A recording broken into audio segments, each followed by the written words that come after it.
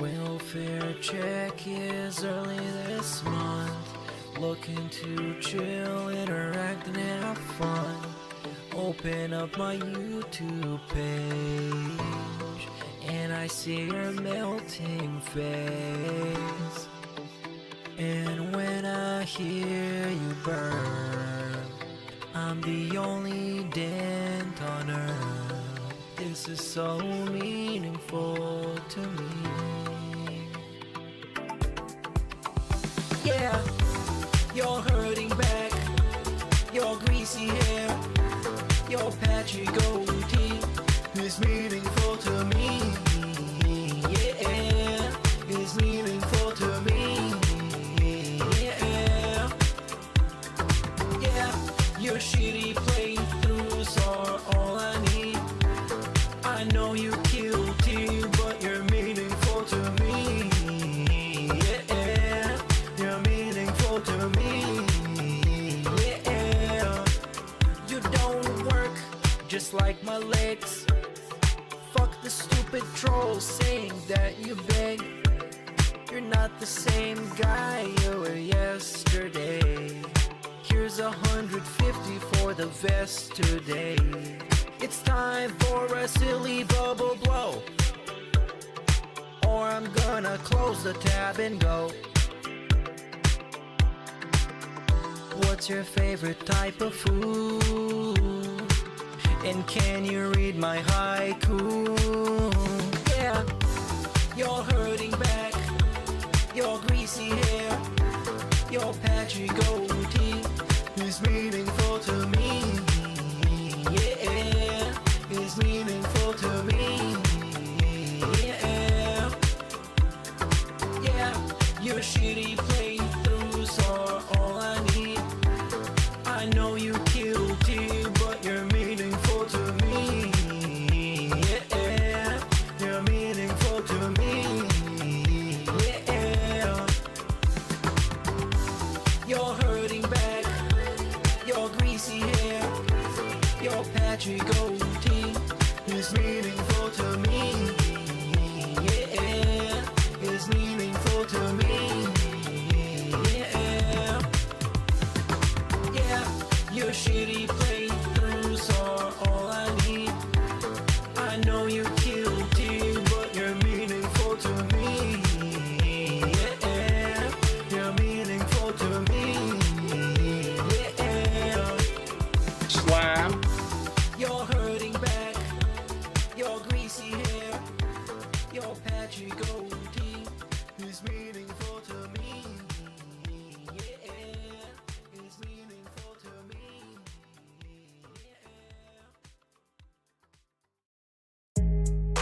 I'm just gonna tell you, there's a little place for you, all right? It's a big white building. If you go inside, what they're gonna do for you, they're gonna put a nice jacket on you. And then get this, they're gonna put you in a nice comfy room where the walls have pillows all over them. So you can't hurt yourself, you can literally just bounce off the walls in comfort for the rest of your life. 276 on the Vest Street, yeah. Well, tell Jen in my next drink, yeah. Air raid Laura, call me bestie, yeah. Jay, yeah, you broke, hit me next week, yeah. Pig fled drip, got the oops on my wrist. Get a couple pulls by the loops on my tips. Skin tight shirt, big whoops on my chest. Big out, baby, cherry juice on my lips. DoorDash always coming through. Walking around my neighborhood, I'm trying to find my food. Street Fighter 6 always put me in a mood. Master Ranks about to send me back to Street Fighter 2. Got a third channel, about to get my money made. Never hesitated, turned down to 50K. King came through, had to send him on his way. Hair fading faster than the money in my bank. Got my ride going, and they took the tie off it. Pulled up broad day, and then they took it right off it. Called my dad crying, and I told him I can stop it. Pulled up to the dealership with maxed out cars on me. 276 on the Vest Street, yeah. Well, tell Jen in my next drink, yeah. Air raid Laura, call me bestie, yeah. Jay, yeah, you broke, hit me next week, yeah. Pig fled drip, got the oops on my wrist. Get a couple pulls by the loops on my tips. Skin tight shirt, big whoops on my chest. Big out, baby, cherry juice on my lips. Meerkat mob pulling up on the ops. Take a quick shot and I'm cooking up pork chops. Doing pretty fine if you ask me. Fat cat eating Big Macs in the backseat. Half a mil field goes Reeve for the tip. Get a goal hit in time for a sip. Booting up online, nothing is fine, cause he's getting bodied all the time. I'm gonna break his jams with a leg drop. Put him in a figure 4 leg lock. Time to go outside, Phil, cause you getting hit with the dark side drill. 276 on the Vest Street, yeah. Well, tell Jen in my next drink, yeah. Air raid, Laura, call me bestie, yeah. Jay, yeah, you broke, hit me next week, yeah. Big flat drip, got the oops on my wrist. Get a couple pulls by the loops on my tip. Skin tight shirt, big whoops on my chest. Big gout, baby cherry juice on my lips.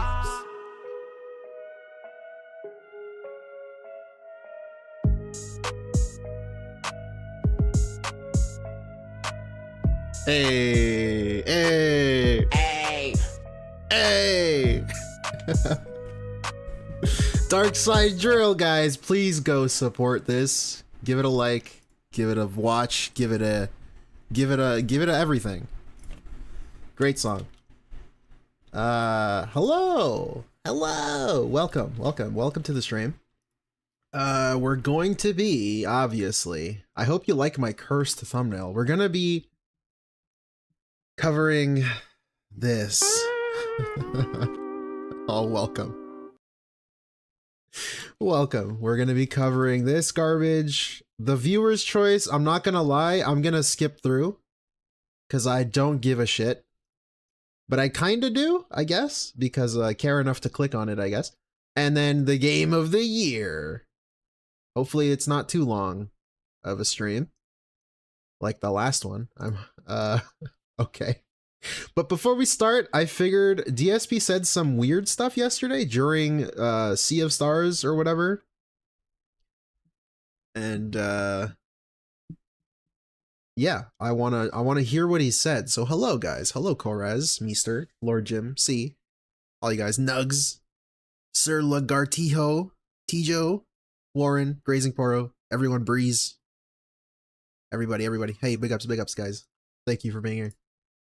Okay, let's start, I guess. My post-nasal drip is bad. For some reason, the last 2 days, my sinuses and my post-nasal drip have been really bad. This morning, my whole left sinus was swollen again. It finally went down, but now the disappointing things. So we'll be covering disappointing of 2023. Oh, this one is so fucking long. Oh my lord.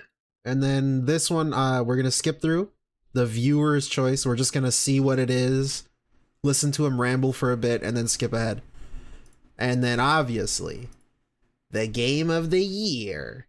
Let's go. That one, yeah. So anyways. the drip hasn't stopped. It's really, really annoying today. Yeah, but before that, we're going to watch this. Because why not? I want to hear what he says. Don't gift him memberships, apparently. Let's see. And I apologize for that. I think it's because it's been so cold recently. The heat in this house is on constantly. Like, it's almost never off. So because of that, the air is so dry and stagnant that it's killing my sinuses, you know? As you see, I rolled out the red carpet on the stream. We've got the red carpet. And yeah, there we go. So anyway, that's what's going on right now. So you guys out. know that's what's going on. Hopefully you'll check out DSP Throwback if you haven't yet. Some of those videos look really good compared to the originals. Like, I'm blown away at how good they look when they've upscaled to 1440p resolution, 60 frames per second. You watch it like, oh my god. Like, this is like significantly better than the originals that looked atrociously bad, you know? Pretty cool. Pretty cool. What is going on, Spidey 5000? Good evening. By the way, by the way, just so everyone else knows, because some people might have been wondering what happened with the whole ongoing here we go member bombs here on this channel. Let's go. Yeah, I'm not going to get credit for those member bombs that happened last week. Remember, there was 400 to 500 of them. Basically, YouTube's answer to me is so bullshit. You don't deserve credit. And then I looked into it further. So here's how YouTube works. When you issue a member bomb on any channel, this one or otherwise, what it'll do is find accounts that have watched your content before. But it doesn't verify if that account is active. It doesn't verify if that account has watched your stuff recently. Oh, so I received a comment in my last stream, the VOD. Someone said gifted memberships just go out to random subscribers. So that's really good to know. I'm gonna shout you out actually, just because you're cool. It just looks for someone who's been in your stream chat essentially. Now those accounts have to be actively ready to accept a membership. If not, Rick Russ 23 gifted subs go to any subscriber because he got one and rejected it or whatever. So yeah, big ups Rick Russ. I like the name. That person goes and logs into that account or Shout out to whatever, Pairs. they have to actively accept it. If someone doesn't do that, you don't get credit for the membership, despite the fact that the channel claims you have it and it announces it in the chat. So remember that day? Oh boy, speaking of gifted memberships, holy crap. Dude, Grazing Poro with 10 gifted. The bomb! I'm him. I've been him. I will continue to be him. Let's go. Thank you, Grazing Poro. Thank you so much. Enjoy, guys. There those days when I got those hundreds of gifted memberships and it was like ding, ding, ding, ding for like Ding, an ding, hour, ding. 2 hours. Grazing Pro hit me with the ding, ding, ding, ding. There you go. The gifted ding, ding, ding. That meant nothing. Those people didn't necessarily get those memberships. It shows on my channel, but I didn't get paid for it, and I'm not going to get paid for it. Okay? I don't know why he's so upset by this. Because obviously, if somebody buys memberships and then nobody gets the membership, they didn't really buy any memberships. I don't get it. Also, it could be the case that they literally did accept it, but they bought it in like some weird funny money, like some weird currency that's like really cheap. That it costs like 5 cents. Literally Argentinian pesos. It costs like 5 cents for a DSP membership. Like less than 5 cents or something. So they could have just done that. It doesn't necessarily mean they're not complete nonsense. So I'm just gonna say it's this simple. It's this simple. Right now, I wouldn't even recommend gifting memberships to my channel. I would say if you want to support the channel, please do a super chat or a tip. Because right now, if you gift memberships to the channel, I might not get anything from them at all. They might say, oh, there's no one to give them to or whatever, and then you get refunded and I get nothing. So how stupid is that? Yeah, he's now, making this up. No exaggeration, someone last week, whoever this Nikita person was, wanted to gift 400 memberships to this channel. 400. You know what that is? That's over $1,000 of revenue for me. Not necessarily, DSP. Not necessarily. Also, he's straight up saying the number amount. What? He's straight up saying the cost of the membership, which is weird because if you would have asked him like on Twitch, DSP, why are you begging? You have like 500 subscriptions on Twitch. You don't know how much fucking money I make on the subscriptions, okay? That's what he would used to do. Which, by rights, I should have. I'm not going to get it because of the way YouTube works. That's pretty messed up. You know, we never actually had that happen before. Hart says that they have to log in or enable it. The thing is, if they've never gotten a gifted membership before, they've probably never enabled it. You know what I mean? Probably never did it. Welcome. So they'd have to log in and actively see they have the gifted membership and accept it the first time, and then they could set it up to say, oh, auto accept from now on. But without doing that step, they don't get it, and I get no credit for it. So yeah, I mean, there's no exaggeration. About 300 to 400 members last week that I'm never getting paid for. I think that's bullshit. I don't know how YouTube could take a payment. You know what? And then because of the way that their coding works, decide arbitrarily that you don't get it and take it away from you when it says it's on your channel. Okay, somehow if you purchase a membership, but no one is there to receive a membership, and you get refunded, that's like bullshit coding. Somehow that's bullshit coding. Bro, if I buy like a banana and I don't get a banana, then I should get my money back because I didn't actually buy a banana. That's literally what's happening. If in your logic. But I don't even think this happened. Again, I think the key distinction here is that I think his memberships were accepted by default, like automatically, to subscribers. But it was just done in like Argentinian money or some fucking weird currency, some other weird currency. And it was worth like nothing. And so he got the money for it, but it was not a lot of money. I think that's what happened. But we don't really know, I guess. So like right now it shows I have 1,147 members. But he's basically saying like I'm tapped out. I'm capped out at the member max. I don't have enough fans to justify giving me more members. Like what? Hey, Grazing Poro, thank you for the bomb. I'm him. I've been him. I will continue to be him. Thank you. I'm him. Thank you, dude. Thank you so much. Your sound didn't play, but the alert played. I don't know why. Big ups, man. Members, but out of that, no exaggeration, 300 to 400 members aren't real. They're not real. What kind of a business is that? Wait, what? Like right now, it shows I have 1,147 members, but out of that, no exaggeration, 300 to 400 members aren't real. Oh, well, it's probably more than that, DSP. I'm like, if you really want to talk about real memberships, how many real memberships do you think he has? What is a real membership?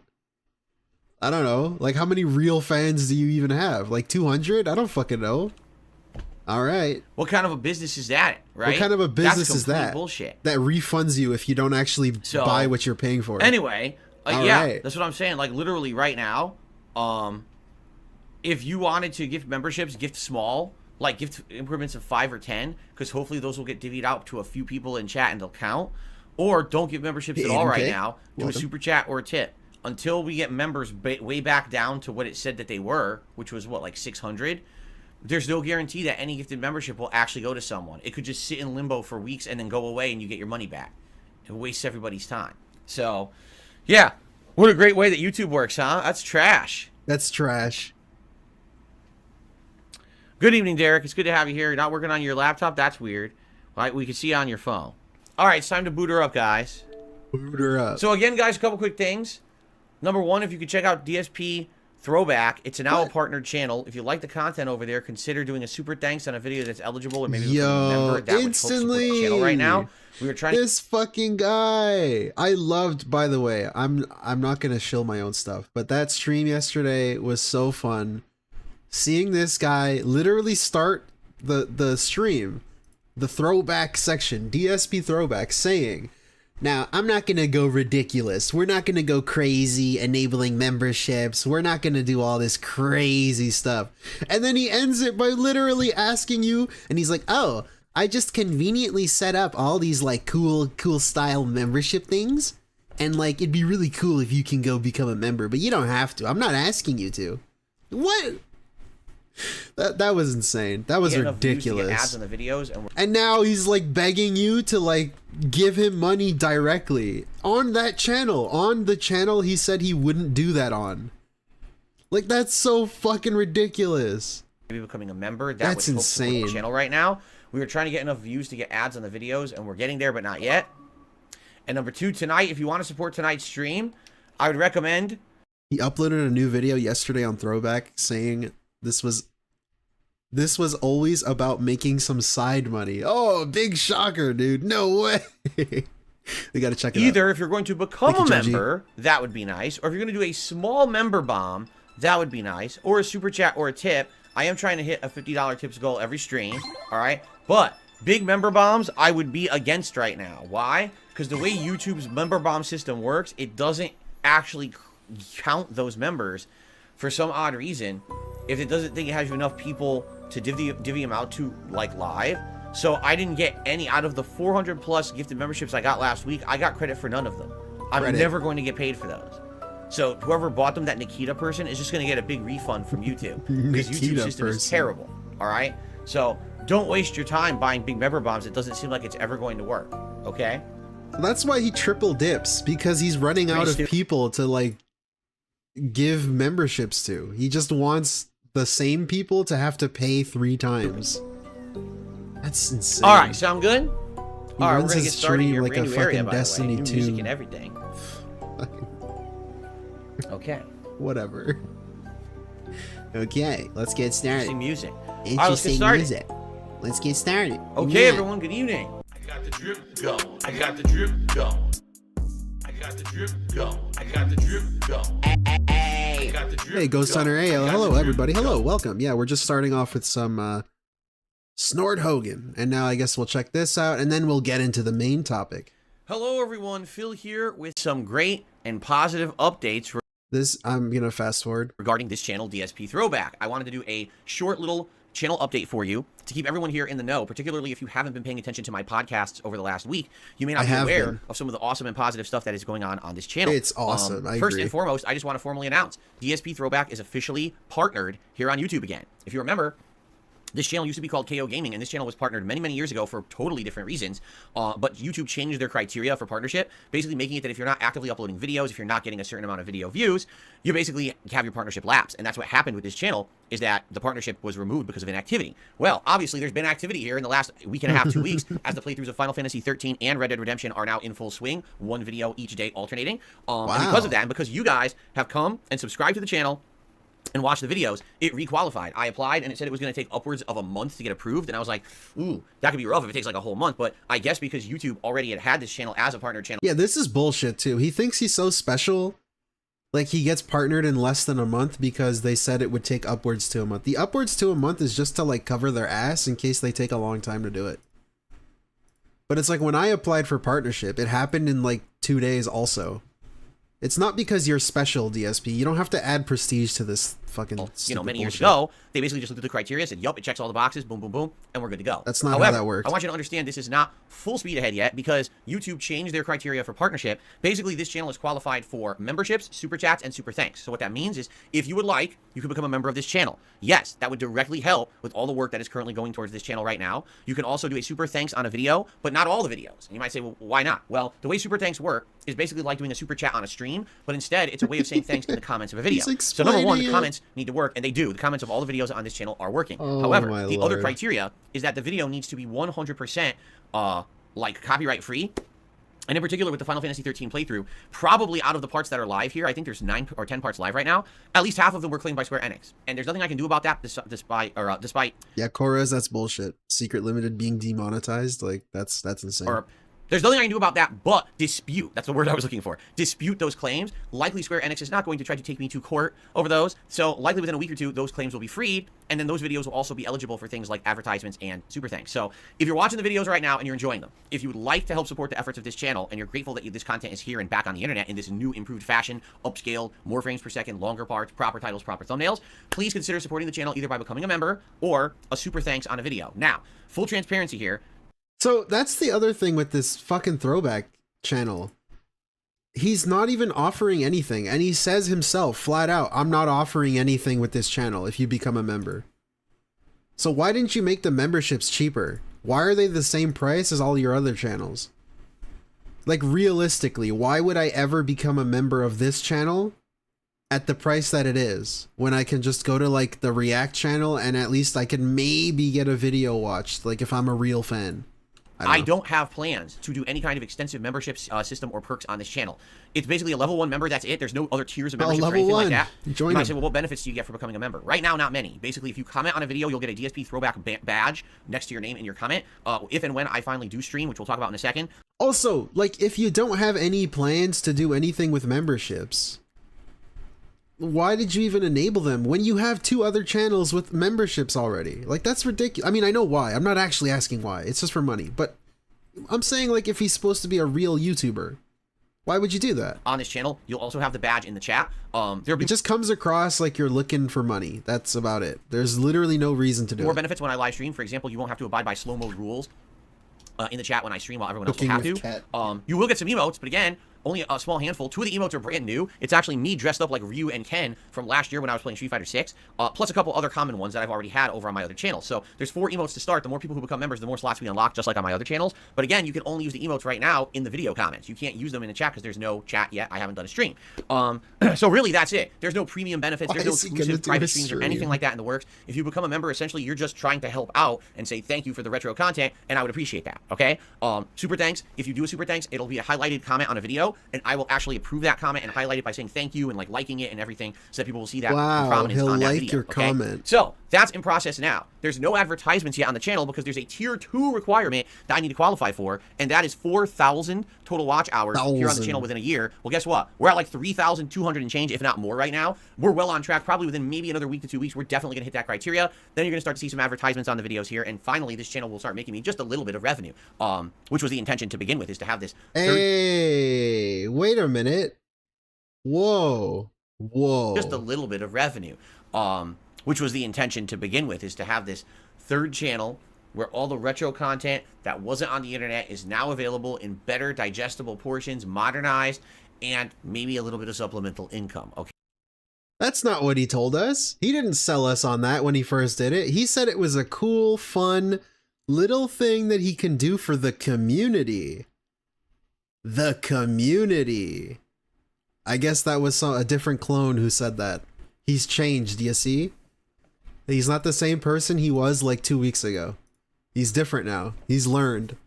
But now it was always about making money. What? Okay. Now, because all this has happened so fast. Like, there's nothing wrong. If you want to say, if like, let's assume he's a normal guy, by the way, nice pause. He's a normal YouTuber, and he's making a new channel to like maybe just get some extra income. why is he talking about it? Like, he shouldn't even mention anything. And also, like, if you want to make money, sure. But don't, like, pretend it's for one thing and then you're really just, your actions prove otherwise. Like, straight up, you're so fucking two-faced and disingenuous. You're telling us it's all for the community, it's a fun little thing. And the whole time you're doing that, you're talking about wanting to get partnered, wanting to put ads on it, wanting to do streams, wanting to do no, then you say you don't want to do memberships, but then you enable all the memberships and all the ways you can make money. It's like, what the fuck are you doing? Why are you so disingenuous to people? Assuming you're like a real, honest YouTuber. What am I supposed to think with you, man? Past, which I wasn't really It's planning ridiculous. on. You know, people are already asking, well, what are you going to do? Are you going to do any streams or anything on the channel? And the answer is, I think yes. I think next week, not this week, but probably next streaming week. So probably maybe either one night over the weekend or maybe like Monday, Tuesday of next week. For a night stream, I think I'm actually going to stream on this channel. And I think what I'm going to do is one of two things. Either a throwback night where basically we kind of go down memory lane and hang out together. You know, it'll be our first time to have a stream on this channel. Terrible. And see how it goes, because I've never streamed on this channel before, actually, ever. What I would be able to do is see, hey, what would happen if, you know, I stream on this channel and we do a random night where basically we all kind of hang out together. And what would happen on the channel is it would be talking about the old days of YouTube. You know, what was it like being a YouTuber 15 years ago? What were the differences between YouTube back then and now? There were tons of differences. Just the attitude of people, the layout of YouTube, the channel pages, and how interesting and complex the channel pages were back then. And you would rank yourself against other YouTubers on a daily basis in these rewards, accolades, categories, and stuff. It's just fascinating, and I would love... So because he used to do that, every YouTuber used to rank themselves. Maybe people didn't take it that seriously. With you guys on a night and just kind of have open Q&A about the old days of YouTube. Now, if you guys wanted me to do a little bit of gameplay, maybe I could jump on the Switch online program and maybe just play a quick retro game or two from the old days, like a Ninja Gaiden or Legend of Zelda or something that's on there, just for a little bit of throwback gameplay that probably wouldn't fit over on DSP Gaming right now, right? The other idea I have is to do a live stream at night where for a couple of hours we watch back either Final Fantasy 13 or Red Dead Redemption, and for like, you know, the 1 to 2 hours I do a live react to the playthrough, and that way I can basically respond to all the stuff and the commentary I used to do. You know, obviously I know there's a lot of language in there and kind of stuff I wouldn't use anymore, but I'll be able to react directly to it and respond and say, oh man, you know, this is no good. Was that funny? Because that's so annoying too. He just wants to do that so he can prove that he's a better person. I literally think that's the only reason why he wants to react to old playthroughs. Just so he can say like, I used to be like this belligerent guy, now I'm not like that. Like, that's all he's gonna say. Funny stuff in there that I think today it still resonates. It's funny commentary, but then again, some of it's way outdated. So whatever. To see my reactions to my own old style from 14 years ago could be pretty interesting. So here's what I'm gonna do. I'm going to upload this video to the channel, and I'm going to post up a poll on the community tab of this channel. All right. Honestly, I don't care about your poll. What thumbs up? I like this thumbs up. I'm going to screenshot this thumbs up. Qualifying for ads on video sooner rather than later as a result. So, okay, where's that is it. All right, that was pretty good. Let's screenshot qualifying it. for ads on video sooner rather than later as a result. So, I like the depressed face. Thumbs up. Let's get his hands clear. That's pretty good. Let's take that. There we go. Okay. So let's get to the... Oh, before we continue, if you guys weren't here from the beginning, please go support this. It's a banger. Pig Flare Drip, a parody of Ric Flair Drip. Dark Side Drill, great song. Very funny, very clever. Please go listen to it. Okay. Let's start with this, because I can easily skip through this and I don't care. And I've got something fresh and new for you this year. Every single year, I do my year-end series on an annual basis where we count down the most disappointing games as well as my personal picks for the best games of a particular year. But in 2023, we did things a little differently. I wanted to add something new and fresh. And so, what people have been doing, both my viewers and my haters, I'm sure, over the last month, is nominating and then voting on the most nominated playthroughs. Dude, I think my chat's busted. I can't pin my own comment. I can only pin other comments. What the fuck is up with that? Can someone explain to me why that is? For what they I wanted to pin the link, but I can't. Picked as the best playthroughs that I put out over the course of 2023. Now, to clarify the difference, because there is a distinct difference between a best playthrough or a Game of the Year award style countdown, this means any game that I played in 2023. All right, I'm already bored. Look how long this fucking intro is. 5 minutes of fucking rambling. Come on. Let's begin. So, out of all the playthroughs, all the games that I played in 2023, of which there were dozens and dozens, the number 10 game that you, the viewers, select, yeah, if you can believe it, the number 10 game you selected was Starfield. Of all the games you could have selected, I never thought you would have picked Starfield to be in my top 10 playthroughs of 2023. I don't know if this is a troll entry. It very well could be. As I said, it was an open nomination. This wasn't like members only. What? So perhaps some troll accounts got in there and said, haha. But here's the deal. But this what is the haha? Like, my pick really? For the most disappointing I voted game for of 2023. Starfield. Wow. How it got into Cool, the top 10 I best guess? playthroughs, I'm not sure. Unless, in some cases, What is this? perhaps what it is. Guys. He has his camera barely over the other camera. Dude, are you fucking kidding me?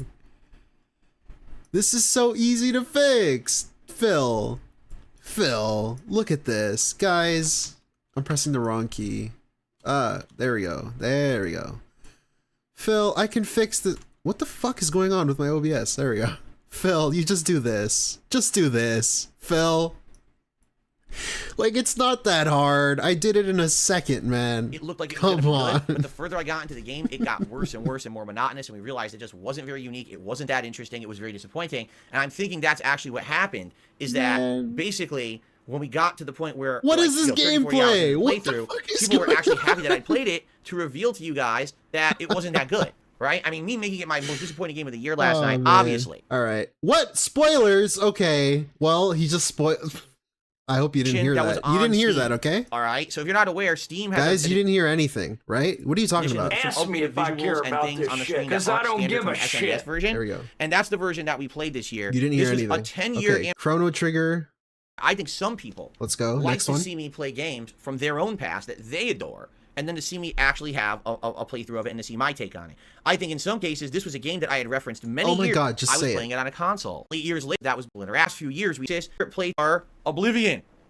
As I said, I did not What have is full this? gameplay footage for you of every game, but I have a nice YouTube short that we had made of this game over the course of the year. And Wait, who made it? Who made it? Who made it, actually? footage for you of every game, but I have a nice YouTube short that we had made Who's we? Who's we? We. of this Is game he over the course French? of the year. And I figured, Is we French? why not feature your absolute favorite Oui, part oui? of the playthrough, my lock-picking skills? Who's Because we? my God, that was definitely the highlighted feature of the of the playthrough, when you got to see me lockpick and just absolutely Hit you with the Dracula flow? I'm him. I'm him. I'm him. I've been him. I will continue to be him. Love it, right? I mean, it was so delightful. So here's the deal. I played Oblivion back in the day on the Xbox 360, all right? But my 360 Red Ring, by the I time don't give a fuck, bro. That's sad life. Everybody's 360 Red Ring. Come on. direct sequel to a game from 2017, which is maybe why I had that in my head. Ladies and gentlemen, The Legend of Zelda. Zelda Tears of the Kingdom. I love now, this game. Once again, you might think maybe there's a troll element to this one. But I'm here to tell you What? something. I like Tears of the Kingdom. I don't get it. If you're gonna do a viewer's choice countdown, like genuinely, right? I always like thinking from the perspective of, I am a real viewer and this is supposed to be a real YouTuber.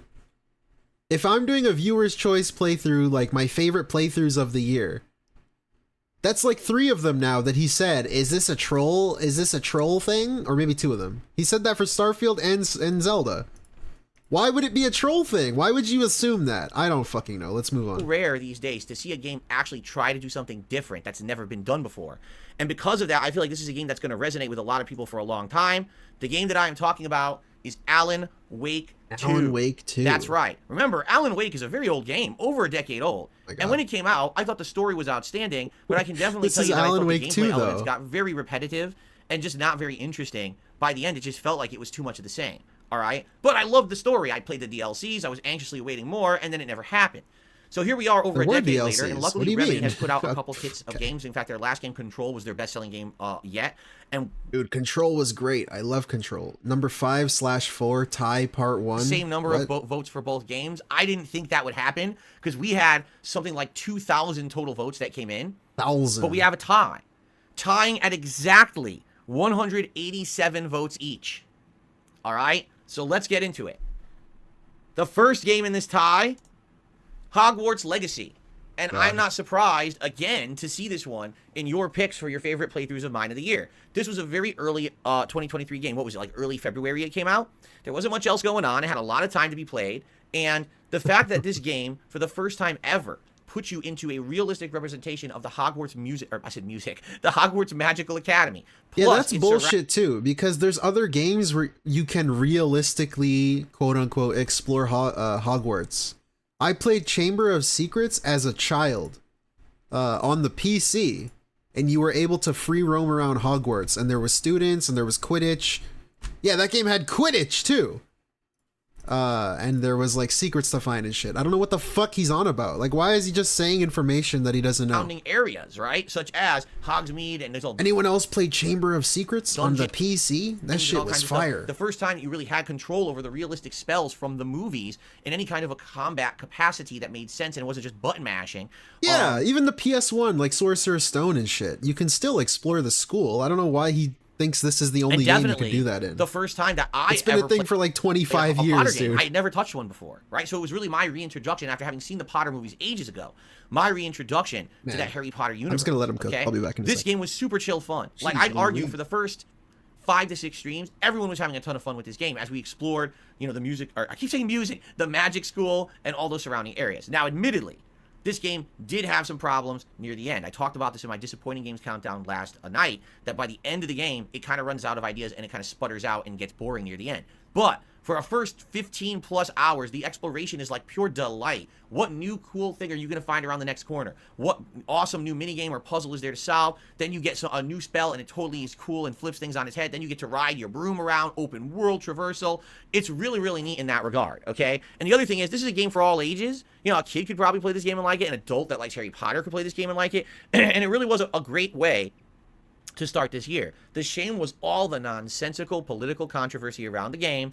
If you want to hear that story, I already talked about it many times, but even in my disappointing games countdown, I don't want to get into it again.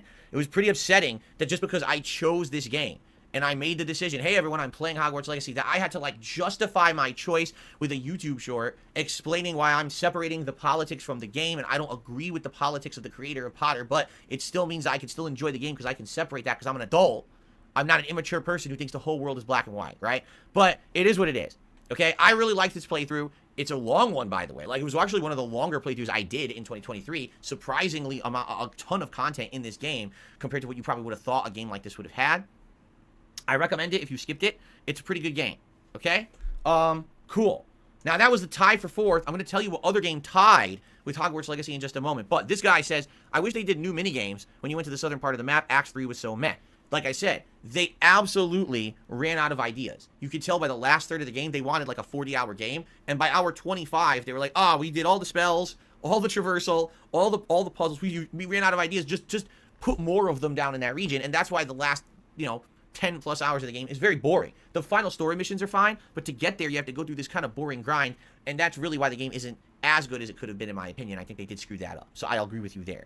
Okay, Gabriel says, this over Alan Wake is a travesty. Well, keep in mind, this is the viewers choosing. This is not me. I get it. It's out of my hands, And if we like this idea, if we do this every year or whatever, right? That's great. And maybe things will be more in line with your personal beliefs next year. I don't know. I'm sure people will be leaving comments on this video. By the way, if you're watching this on demand on YouTube, please, by all means, leave comments. Do you agree with the overall voting results? Do you think they should have went otherwise? Like, what do you think? Obviously, or maybe a playthrough that you loved wasn't even on this list. Let me know in the comments. I'd love to hear it, okay? All right. Ladies and gentlemen, the game that tied for 4th place in the Viewer's Choice Best Playthrough of 2023, the game that had exactly 187 votes as well, tied with Hogwarts Legacy. That game is known by one name, and that name is Lies of P. That's right. The playthrough that also shocked me this year, because I don't think many people had great expectations for this game. We didn't know if it was going to be good or not. And we start playing, we're like, this feels like Bloodborne. And then we play more, and the story gets interesting, and you get new weapons, and you're fighting unique bosses, and there's all this lore in the environment. You're like, this really does feel like Bloodborne. Actually, this feels like Bloodborne Plus, like the sequel to Bloodborne that we've always kind of wanted, but never got. The graphics were outstanding. This game ran beautifully on the Xbox Series X, like smooth 60 frames. Gameplay elements were sound, and the different weapons you changed made the game play differently as well. The story was outstanding. So I think you could probably figure out that I really like this game, and I'm going to talk a lot more about this later on tonight. So I don't want to go too much into detail about Lies of P. Just let you know, if you're someone who likes FromSoft games and you play the FromSoft knockoffs, right? Lords of the Fallen, or Thynesia, or the Remnant or whatever the hell it was called, or, you know, there's like 10 of 20 of these in the last few years, all right? And if you're looking at all the ones that came out in 2023, in my opinion, this is the best one. There was a lot of them that attempted it. You know, there was no real FromSoft entry this year. This was the best of the bunch by droves. Like, it was super duper good. I loved every minute of the playthrough. People were excited that even the ending doesn't fizzle out. The bosses, the end, everything is good. Just a really, really well done game. And by the way, I don't know if you guys heard, it sold really well, and they've already announced they are absolutely making more games now. This is not a one and done. They are going to make more games now because this one did so well. So here's the thing. I'm not surprised to see Lies of P in your picks for the top 10 best playthroughs of the year. I'm just maybe a little shocked that it's at that placing. Some people are like, how the hell did that tie with Hogwarts? You know, I don't know. There's different audiences. I do want to emphasize something. I have very different audiences. I have people who come for relaxing, chill content. I have people who come for more stressful content. People who want to laugh at me raging, but people who want to revel in my victories. There's people who just come for me to talk on the podcast every day, but then there's people who like to see my React content every Sunday. I have all these different audiences who like different things. So just because you particularly didn't like a particular game doesn't mean someone else didn't. And the flip side of that, maybe you really liked the game and you're upset. Some people in chat are literally like, yes, revolt, I'm so upset. Revolt, because Lies of P should have been higher. Well, you know, first of all, you don't know what the top 3 are. Maybe you'll agree that the top 3 playthroughs that were voted. Yeah, also, this is viewer voted, dude. Hello, I'm back. This is viewer voted. Who gives a shit? 6. Street Fighter. And this game gave us so much content over the course of 2023. First of all, it had a very lengthy, detailed World Tour mode, which I'm showcasing right now on stream. Yeah, he didn't finish it, by the way. He didn't finish it. Okay, number 2. Only because of how special it was. First trip to Narnia, which you're seeing right now. You're so funny. Yeah. Yeah. So why do I believe GTA 5, all right, hit my top 2 playthroughs of the year? There's a few different reasons. Let's be honest. GTA, dude. Number 1, GTA games are fan favorites and always have been. Viewers love when I play GTA. It doesn't matter if it's a class. Viewers, dude. Also, he literally plays this short the whole time. He plays this short for like fucking 7 minutes. What? And then finally in 2023, I said, you know what? Really? There's rumors. Remember they had. Oh my lord. How the? Okay. And what's number 1? That the number 1 fan voted or viewers choice playthrough of the year was Oblivion. Okay, no. It was Baldur's Gate 3, which is a playthrough that is currently still in progress. We're about 40 hours in right now, and we haven't finished the game yet. Not even close. We haven't even finished Act 1 of 3 yet. So you can see my point is that when it came out back in, what was it, like September on the PS5? It seems like this shouldn't even be eligible to be voted in, but okay. So it's Baldur's Gate. Cool, I'm moving on because fuck this shit. I don't care. Let's do disappointing games. Hello everyone, Darkside Phil here. Another year has closed. Indeed, it is January 2024, and early on every year, I take the time to reminisce on the year that was in my classic annual year-end series here on DSP Gaming. Right now, we are going to begin with my first one of the year, which is Has he gotten past Act 1? No, he hasn't. Games of 2023 countdown. Now, every year I do this countdown. I believe this is like my 13th or 14th straight year doing this countdown this way. And what I want to do briefly before we begin is explain the premise. Shut up. Super disappointing, but definitely had a level of disappointment for me. Is actually a game that I thought was a very good game. And early on in 2023, it was a front runner for me for possibly my Game of the Year contenders. Ladies and gentlemen, the game I'm talking about is called Hogwarts Legacy. Get the fuck out of here. This was, for me, my first experience ever in an interactive Hogwarts universe. Okay? We're on the right list, right? Disappointing games. This is disappointing. What? All right. The graphics were quite good. To see an interactive Hogwarts Academy and then the town of Hogsmeade and everything around it in this 3D interactive map was amazing. I compared that to, say, the first time when I played South Park: The Stick of Truth, and you could actually see the town of South Park laid out in a big map, and you could spatially see geographically where everything was laid out. Well, that's exactly what this game was. Also, I don't understand that stupid ass fucking thing, because he always brings up South Park because it's the first time. That's like a did you know gaming. Did you know South Park: The Stick of Truth was the first time they mapped out the South Park map? Like, okay, who gives a fuck? I'm not saying I love Did You Know gaming, okay, but I'm not like DSP bringing it up. Like, okay, like, did I ask? Like, who cares? What does that have to do with Harry Potter? You don't even like Harry Potter. Who gives a shit? Magic was quite good. Take a look right now. Look at this. And it's also literally not the first time that you could do this. Again, it's just spreading misinformation. You could explore games like this in other Harry Potter games. The fun stuff that was in the game was very enjoyable. All right. So you may say, well, why on earth, with all these positives that you're saying about this game, right? Why would you say that this was in your most disappointing games of the year countdown? Well, there's a very good reason, all right? Money dropped off. This game is very, very good for about the first 2/3 of the game. Sure. The questing, the character development, the story, the graphics, the gameplay, the spells you learn, the classes you attend. Buzzwords. It feels like you're in an interactive Harry Potter universe. But What? the major problem for me was twofold. The first problem was directly a problem that the game developers, sadly, did not keep the good pacing and the entertainment value at the same level in the final third of the game. Hint, no hint, exaggeration. When you the get to that money final slowed third of down. the game, it's boring. The because money you learn slowed all your down in spells. the final you have all third. your magic unlocked. You know how to fight. There's nothing left. There's actually an entire final third of the map that unlocks at the end of the game. And when you arrive there, you're like, oh, what is there to do? There's going to be all this new activity. No, it's the same exact activities you've done for the last 20-some hours, just again in order to beat the game. And that's incredibly disappointing. Like, ultra disappointing, because you're thinking there's more cool. Incredibly disappointing. Like what? Like, ultra disappointing. Like ultimate disappointing. What the fuck what does that mean? Is he trying to say ultimate? Because even that doesn't make sense. Like ultimate disappointing. I don't know. Game. And that's incredibly disappointing. Ultra disappointing. Like, ultra disappointing, because you're thinking there's more cool finale, and there really isn't a very good finale. I don't fucking know. And so for me, this game was disappointing because it didn't ultra? stay at that same level of pacing.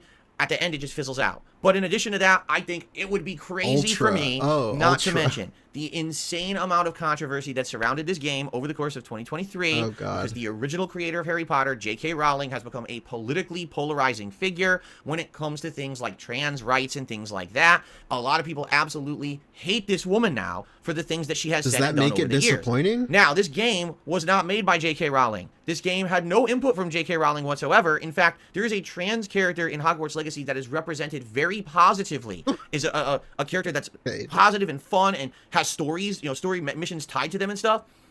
Positive if anyone had actually played fun. the game, they would know that. But there was this giant controversy all year about, oh, this game is bad because it's J.K. Rowling. And I'm sorry, I don't like politics in my video games. If I'm going to play a game, I want to enjoy it on its own merits. I don't want to have to hear a bunch of angry mobs. I also want to point out, I don't think anyone actually really cared. Like, to be honest, if this was the highest selling game, I think people actually did not give a fuck. Because I think Twitter is not real life, DSP. The guy who loves to say how much of a real life he has. Like, bro, Twitter is not real life. I think most people just don't give a shit. People on the internet that's my take about on that. this or that about a game. And that's all I think heard. the sales numbers reflect that. For several months when I played this game, I had to make. make a YouTube short explaining up front why I was playing Hogwarts It's like Legacy. he's fighting fucking demons, man, in his head. I don't know. He's fighting Twitter. Like, oh, I don't good think luck I've with ever that, had man. to make a video explaining why I chose a video game ever in my 15-year You history. didn't have to do but anything. I had to do You're it super to cover my fucking ass, cringe because about God it. forbid I play Hogwarts Legacy and someone accused me of being a bigot because I'm somehow supporting J.K. Man, Rowling he's by so buying the game. cringe. He's so Absolutely fucking ludicrous. cringe, So man. not only do we have a game that's absolutely amazing but then fizzles out in the last third, but then you have to put up with all the bullshit around you on social media and all the politics Like nonsense. bullshit. It just makes What bullshit? Again, I don't think anybody that's like a normal person actually gives a fuck what the creator says. No offense to anybody, right? Correct, but I'm just saying, like, the sales numbers show that nobody really cares. You would have been fine playing the game. I don't think anybody would have perfect storm cared. of annoyance. So that's why, for me, Hogwarts Legacy is one of the most disappointing games of the year, but that's also Like, why if you're gonna be so specifically cringe about it that you get worked up over it, like, that's your own fault, man. Just play whatever the fuck you want, honestly. ranked very, very low on the list. It's still a great game. And by the way, if you skipped Hogwarts Legacy because of all that nonsense, I strongly recommend you check it out. Did you know It's a it was mid just game. announced? It is the best selling game Oh of my God. 2023. Over 22 million copies sold. Over 2 million alone were sold in December People got their channel struck down by playing the game. on Did the they really? Switch. So I like your name. obviously, the game's not the devil. It's quite good. The game's media probably didn't tell you that because they didn't cover the game because they felt they had to boycott it because they don't like J.K. Rowling for political reasons. That doesn't mean the game is bad. I strongly recommend you give it a look. It's a good time, especially if you're a big Harry Potter fan. I think you're going to enjoy this game. Okay? Yeah, my girlfriend is All a right. big Harry Potter fan, and she did not enjoy the game. It's a mid game. It's not great. It's not terrible. It's whatever. Thank God it's so whatever that I don't like it. Got out of the political discourse, because already I can see in the chat people are arguing about it, and I don't want to fucking talk about that for the rest of tonight. We're done with that. Please say the clip where he said Your mouth drooling fucking retard. I shouldn't have said that. I really shouldn't have said that. I'm sorry. Okay? We can move on now. Let's move on to my number 9 most disappointing game of the year, and some people will be absolutely shocked by this choice, but don't worry, I'm going to justify it. All right? Not a Harry Potter fan? Yeah, fair enough. Oh, by the way, DC says, Hogwarts Legacy reminded me of the Harry Potter movies. I like the movies and the games. Also not awesome. a great I'll game. definitely give it a look. I And then think Haseo says, I think ultimately it's just not a great game. I loved playing Hogwarts so much. It. I replayed the game twice after. Wow. There you go. Like, It's a great game. It's it really fine. is. Okay. It's fine, but Moving it's on. not good. The number 9 game, I don't think anyone would have guessed this would have been on the list, but I gotta be honest. The game that is the number 9 most disappointing in 2023, the Dead Space remake. How the fuck are you disappointed? Yes. First of all, a lot of people forgot this game was 2023. In a remake. They get it confused with the Callisto Protocol game that came out in December 2022. Okay. And a lot of people really loved the game. All right. I'm not saying I didn't love the game. In fact, it was one of my most solid first playthroughs of the new year. But there's a few problems with this game that ultimately, when I was done with my playthrough, all right, they just didn't. You're seeing one right now. You're literally seeing one on screen right now. Did you see that? Look. What? The cursed pants. There are bugs and glitches in this remake. This is supposed to be a full remake of the game from ground up. DSP, what about your throwback channel? This is supposed to be a remaster of the original playthrough. Bro, that shit looked like ass. The first like 6 parts looked like fucking shit. You're really gonna sit here and talk about remakes having bugs? Bruv, you, out of everybody. Then why are these ridiculous glitches like the invisible unkillable pants in the game? Okay? And this is just one example of the many things that I ran into in this game that's supposed to be a polished AAA release. If you don't remember, there's a lot of controversy around this game. Why? Because the original creators of Dead Space don't work for EA anymore. They went off and made their own company, and then they made that game, Callisto Protocol. Well, a lot of people didn't like it, so when this game came out, they all acted like, oh, this game's the most flawless game ever. This game had tons of bugs. Invisible, glitched enemies, game crashes, graphical problems, soft locks where you have to reload a save to go back through because the game won't make progress. Was it really that bad? I played this like around when it came out. It wasn't that bad. Showing them to you in a lot of ways here in this video. Okay? I don't think I saw a single bug. Now, that's just me, did Dead Space remake have anything new in it? It did. There was a couple of segments that were added to the game that weren't present in the original. For example, there was no anti-grav gameplay in the original Dead Space 1. Okay? In this game, there is. There's free-moving anti-grav gameplay. That was an element that was actually introduced in Dead Space. I did play it on PC. I guess that's wrong. I don't know. And so the fact that that was in Dead Space 1 made it feel a little bit new and refreshing. All right? And yes, I would say 1 or 2 of the boss fights was kind of remixed. But ultimately, this game, which is supposed to be a remake, by the way, here's another invisible enemy that I'm fighting. Isn't this delightful? Here's another one. This game that's supposed to be a remake, sadly doesn't hold up to the other remakes that have been coming out recently into the survival horror genre. For example, we had Resident Evil 2, 3, and 4 remakes, all of which I would argue are kind of better than the Dead Space remake. I would argue they're kind of better. You can't even commit to the argument he's making. You may say, well, really? maybe Resident Evil 3 remake isn't. Okay, arguably you're right. But Resident Evil 2 remake, still to this day, is like the textbook case of an amazing modern survival horror game. Resident Evil 4 remake... I mean, I would say Dead Space is on that level. I like the original Dead Space more. Maybe I'm weird, I don't know. But I really like the original a lot better than the remake. But I would say Dead Space remake is on the level of that.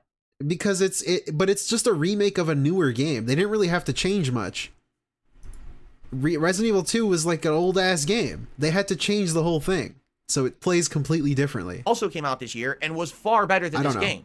This game, in my opinion, followed the original Dead Space far too closely and reused way too many gameplay elements, too many enemies. A lot of these rooms are absolutely identical. In fact, if you actually play Dead Space 1 and Dead Space Remake, only, I would argue, 10%, maybe 15% of the game is anything new. Most of it is exactly the same as the original. So if you never played the original, great. But if you did, should you really be paying $60 for this game? Actually, wasn't this $70 at launch? I can't remember the exact price point. But they were charging you premium dollar for a game that you've already played. They didn't add enough in. In fact, one of the things they added, get this, you can walk throughout... Okay, if this motherfucker has I'm not going to spoil it, but if this guy has Resident Evil 4 on his Game of the Year list, I'm going to fucking shit my pants with fucking fury, dude. The entire Ishimura shit. Because Resident Evil 4, I can argue the same thing. The original game is perfectly fine the way it is. Some people prefer it, like me. And you don't need to pay $60... Now it's $70 to play the remake. Like, dude, you can just play the original for like $5. Original game, you had to do traveling on the remake's fine. You ain't seen monorail. 10 bands in your life, Jit. Dude, Vaporware with the 20? DSP is bad at video games and I would not donate 500 memberships to him because he is not very nice and smells bad. Here's 20 for the eventual MK1 and Sonic segments. Boy. Have a Costco pizza and like 5 hot dogs on All right, Vaporware 336 with the $20, dude. Let's go. I'm him. I'm him. Young out. Young out. Thank you so much. That's thank you. Very, very generous of you. You get from place to I really appreciate place. In this one, you could just walk from place to place. Wow, that really changed the experience. Not at all. You know what I mean? Like, not at all. What? It's just sad because so many people praised the crap out of this game, then said Callisto Protocol was bad. It was. In reality, I don't think that's the case at all. This is just Dead Space 1 with a facelift. So if you like this, you're basically, What? you know, you love a game that's like... But again, I don't think that's a bad thing. It's a testament to how good Dead Space 1 was. And don't even get me started on Dead Space 2. I don't even want them to remake Dead Space 2. That's like the perfect... It's like one of the most perfect games I've ever played is Dead Space 2.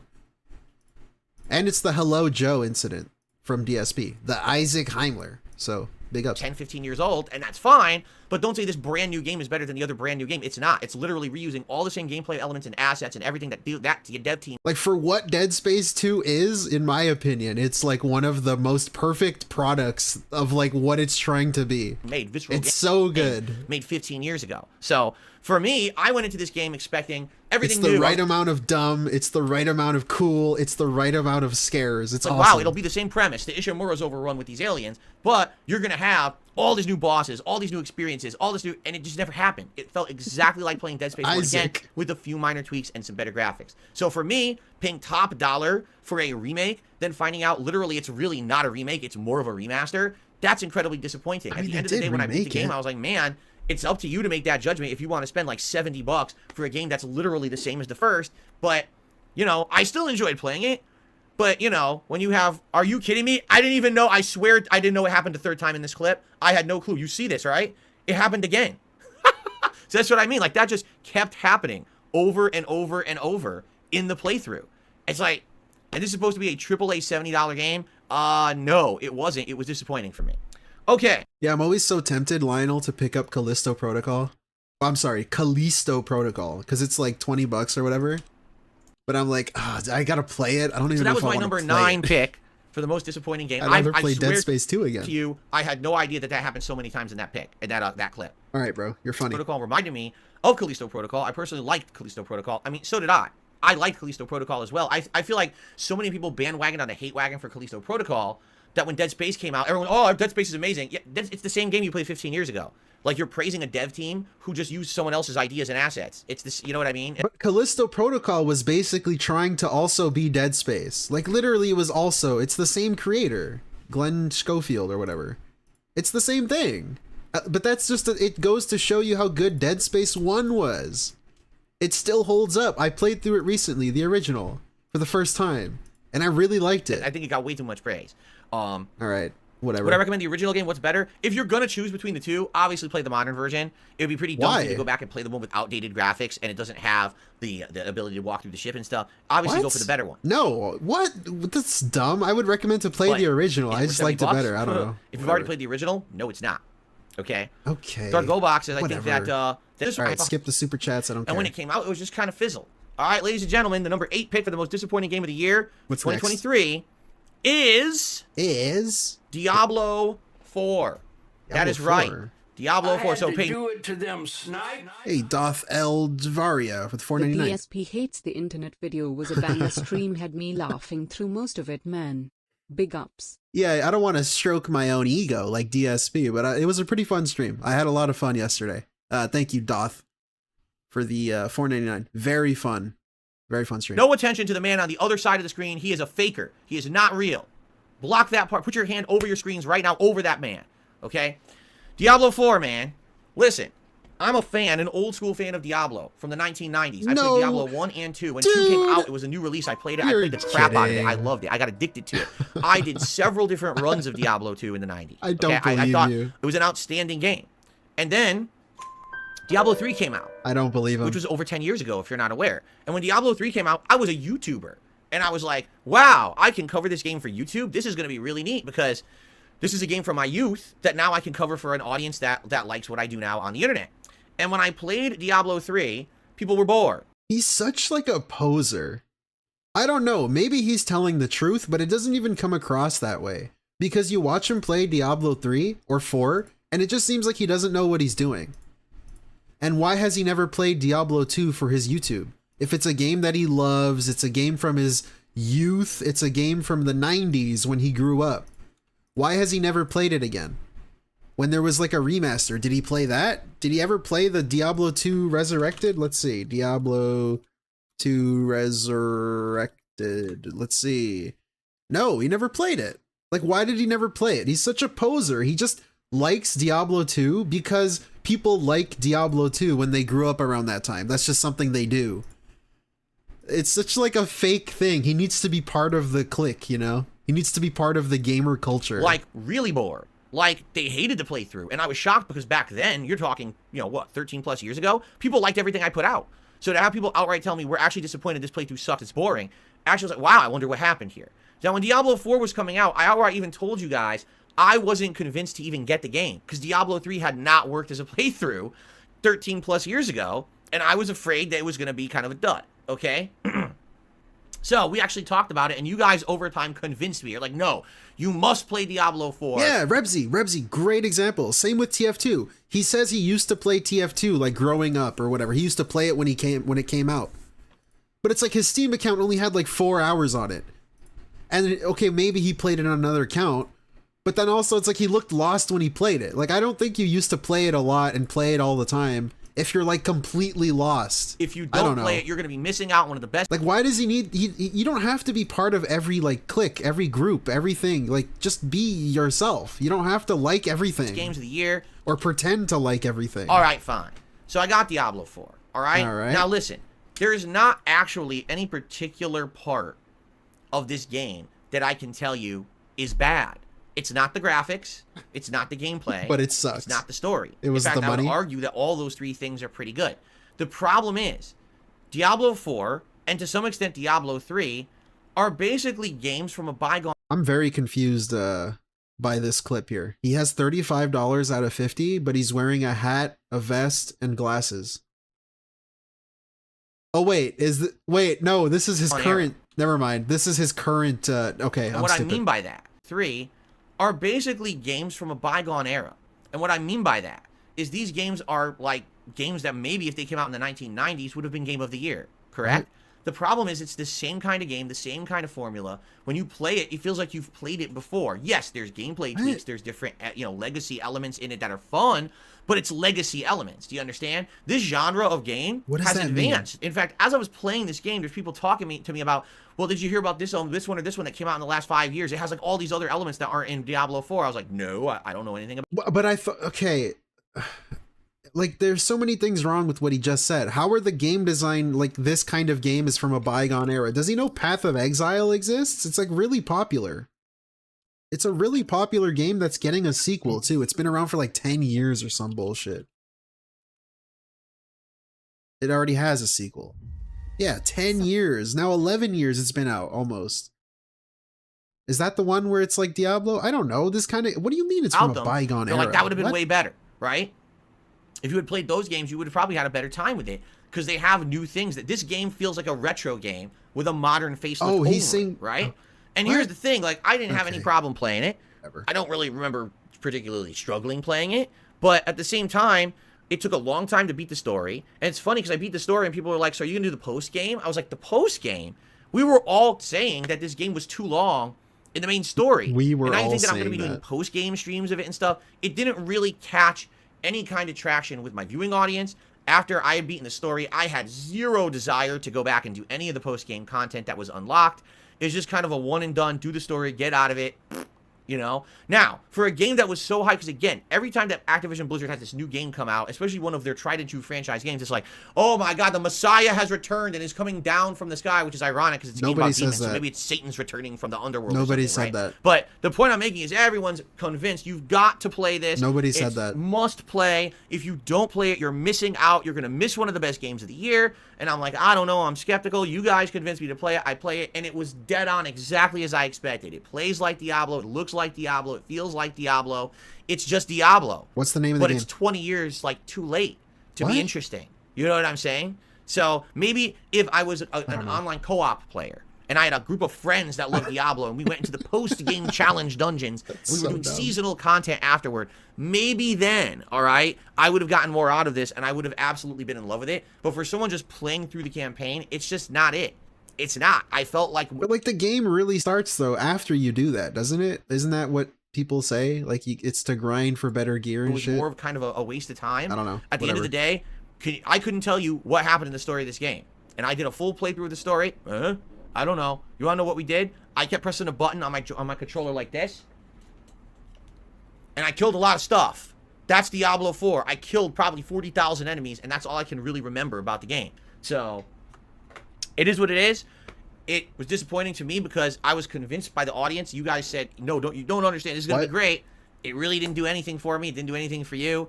It should have been better, especially if you're a flagship title from Activision Blizzard. They got to do better. There was no innovation. Nothing to write home about. Just kind of meh.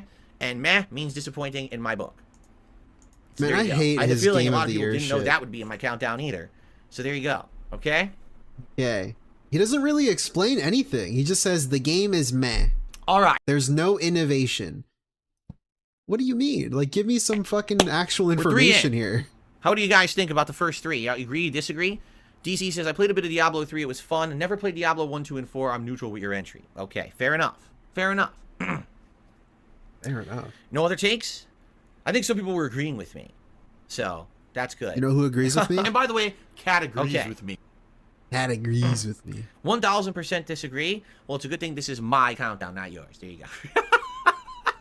You have the right to disagree. That's personally fine. It's absolutely personally fine. You know, everyone, it's different strokes for different folks. Everyone has different personal preferences. If you love Diablo 4, good for you. This is your list. You feel like you got your money. Shut up. Right? This is your list. Why are you asking me? Shall we move on? He's trying to be interactive. I agree with you. It was just mid. And Carlos says, I'm actually surprised it's this low. For me, it was like the 5th most disappointing game of the year. Wow. No, what I heard is that for hardcore Diablo fans, they were more disappointed than me. Because they played the post-game content. They didn't like that either. And then apparently they rebalanced the game right after that. They hated that. It was like everything that came out was disappointing to Diablo fans. How is Diablo 4 now? I don't hear anything about it. It came to Steam. That's how you know they were fucking desperate. Bringing Overwatch and shit to Steam? Like, bruh, what are you guys doing? Things are looking rough over there, eh? Maybe I actually didn't even dislike it as much as most others. Who knows, right? Yeah, the Steam reviews aren't great. Uh-oh, okay. Mixed. Let's continue on. For the record, no contributions that I can see. If you guys do contribute and I'm not shouting it out, let me know that I missed it. I've been having some issues with PayPal notifications. Okay. Positively confirmed to you. Ladies and gentlemen, number 7 on the list is the most rage-inducing playthrough that I did in 2023. I was screaming my head off every moment that I was playing this game. Street Fighter? I was getting so upset. Street Fighter? And I actually wanted to quit. The game that I'm speaking of, ladies and gentlemen, of course, is Wolong Fallen Dynasty. Pay no attention to the jackass on the other side of the screen. So Wolong... That gets funnier each time he says it. Fallen Dynasty, everybody. Let me tell you guys something. Yo, Grazing Poro with the 5. The bomb, dude. I'll hit you with a panda. Uh-oh. Uh-oh. What was that noise? What was that noise? Thank you. Something about this game. All right? This is a game with an identity crisis. It doesn't want to be Dark Souls. Does it want to be Neo? Does it want to be Dynasty Warriors? Called Wolong. It's hard to tell, all right? It looks nice, except as you can see just right now, you can see that there's some fluctuation in the frame rate and choppiness in the graphics of this game, correct? This game is difficult. It's actually quite difficult, which is fine if you play this style of FromSoft knockoff type game. What? The problem with Wolong is twofold. twofold. Knockoff. Number 1, the game design forces you to explore every nook and cranny of every single map because the way that you level up in the game is to actually hit these little flag outposts, and when you hit them, you put your flag up, and you actually gain, like, in-game experience for that level. Okay. If you don't hit every little flag in a level, Is that a you're bad too thing? weak to beat it. You get to the boss, and you'll be so weak you can't kill the boss. So the game artificially, by design, forces you to do over-exploration, grinding, and leveling that in any other game of this style you wouldn't have to do. Maybe you say, I don't need to fight everything over here. I'll just skip that segment. I'll go over here. In this game, no, you're absolutely positively forced to explore every nook and cranny of every map, and it just feels like a big waste of your time. Okay, I played this game a little bit. I maybe beat like 5 bosses or some shit. I didn't feel that way at all, but I don't remember it that all right? much. It really doesn't respect your time at all in that regard. It's on Game Now, Pass, dude. For me, and this is going to be a subjective thing based on my experience, I played Wolong Fallen Dynasty on the Xbox Series X, okay? I don't know about anyone else's experience playing this on any other platform, but it was an Xbox Game Pass game, so that's why I played it on there. Let me tell you, this Did he quit it? Yeah, did he quit this game? I don't know. Did he beat this game? Performs very poorly on the Series X, at least it did back, what was it, March or April when it came out at launch. There were entire boss fights where the frame rate would dip into the 20s, not even 30 frames per second, the 20s. And the game actually expected you, as part of the gameplay mechanics, to be able to parry perfectly the attacks the enemy was doing with a frame rate that would go 60, 40, 20, 30, 20, 60, 20, 40, 20, 60. How the hell am I supposed to time my parry? Are you out of your mind? Yeah, I don't Every believe time him. that the frame rate dipped, Yeah, I don't believe it was him. impossible to play the game. And this would happen. Why is he naming specific frame rates? Like, you can't tell what the frame rate is. This guy, I'm supposed to trust this guy with seeing the frame rate and telling me the number of it. Over and over and over in the playthrough, making it artificially way more difficult. Like, I'm not saying the game ran perfectly, but than it like, should come have on. been. This all guy? right? If they just found a way to make the game run worth a shit on the Xbox, then this would have been a much better game and a much better playthrough. And it's funny because when the game looks good, as you're seeing right now, it actually looks pretty darn beautiful, does it not? But then when that frame rate tanks at a critical moment, when you're in a boss fight or a big, you ran halfway across the stage and you're about to unlock that next flag and get a checkpoint, and then you die because the frame rate went do-do-do-do-do. You want to rip your hair out. You want to punch the screen. You want to take your controller and snap it in half, because that's the kind of game it is, okay? So, for me... Yeah, also, like, he's showing footage, and in the footage, the frame rate is not dropping at all. This game... Like, why don't you show me footage where it is dropping to show your example? It wasn't a badly designed game in the combat. It wasn't badly designed in the visuals. The problem was they wanted you to act like it was a flawless game and play it as if it was some kind of an amazing experience when it wasn't. Having a frame rate that's dipping makes it not fun to play. And then on top of that, having to go to every flag post, like you just saw there, in every stage in order to even make proper progress, it made me so infuriated. So you knew a game that pissed me off. Thank you. Really, thank you. 60-40-20, 60-40, 30-20, 60-40-20. Help! Thank you, Gracie Poro, for the 2.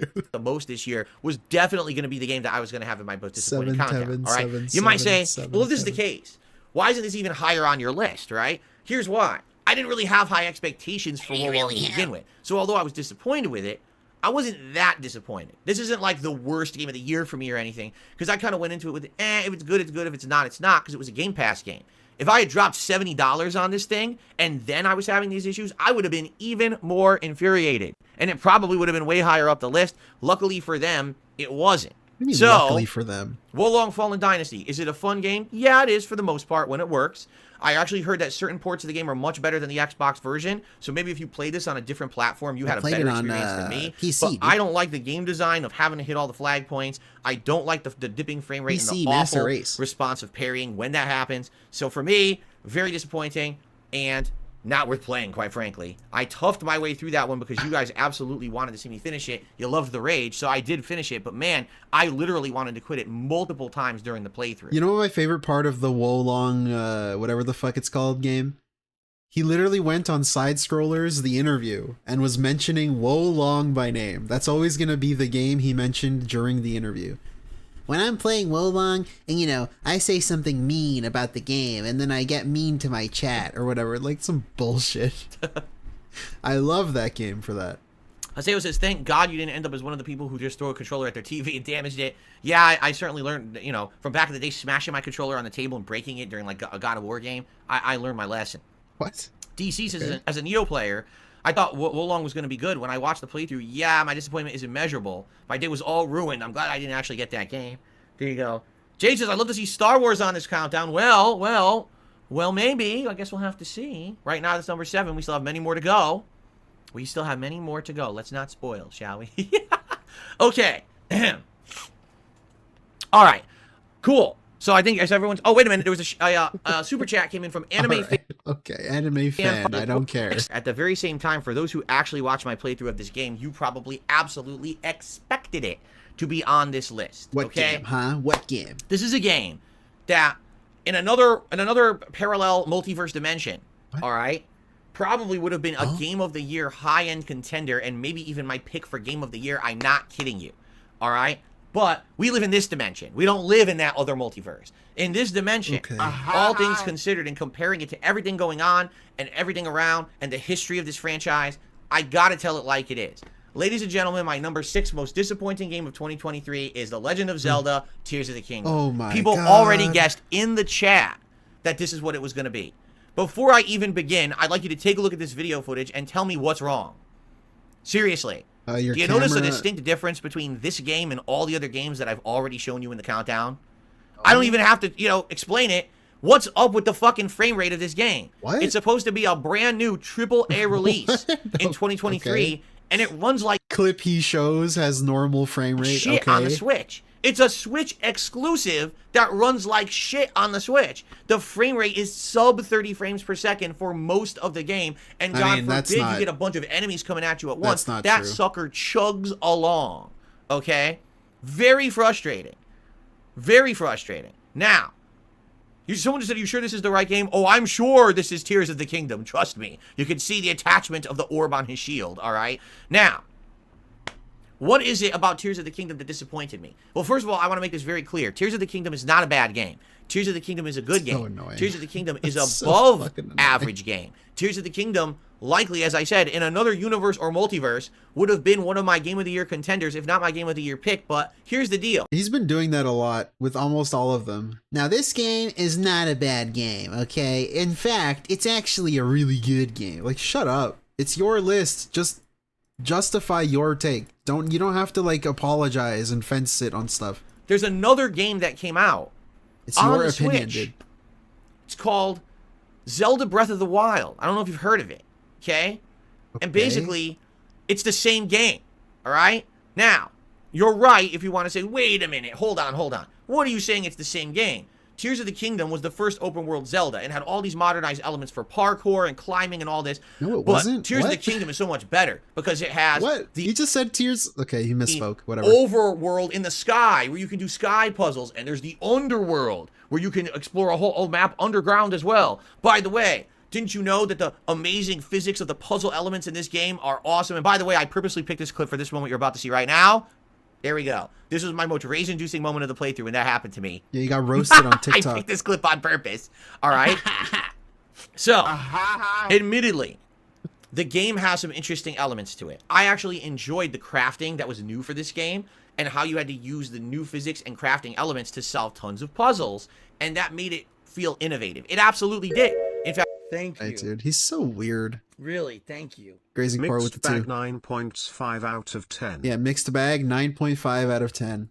That's every game that's disappointing. That's why this is mixed only bag. number 6 on this countdown and not like number 1 most disappointing, because there were some really good positives about this game, okay? But I'm sorry, the negatives of this game absolutely outweighed the positives for me. Here's why. I thought you said it was a good game. How? Okay, real quick. If the negatives outweigh the positive of a game, how the fuck does that make it a good game? Like, are you serious? That's how much he fence sits. He fence sits so much that he doesn't even know what side of the fence he's sitting on.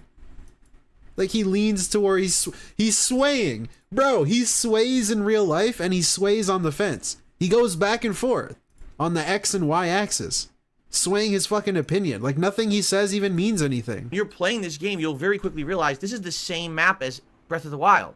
The entire overworld's identical. Yeah, they didn't hide that. Here or there. That was one of the selling points. But it's the same map. You've already done it. Okay. Sometimes you go to a previous area from Breath of the Wild and there's not anything going on there anymore because they didn't even bother to populate it with anything interesting in the sequel.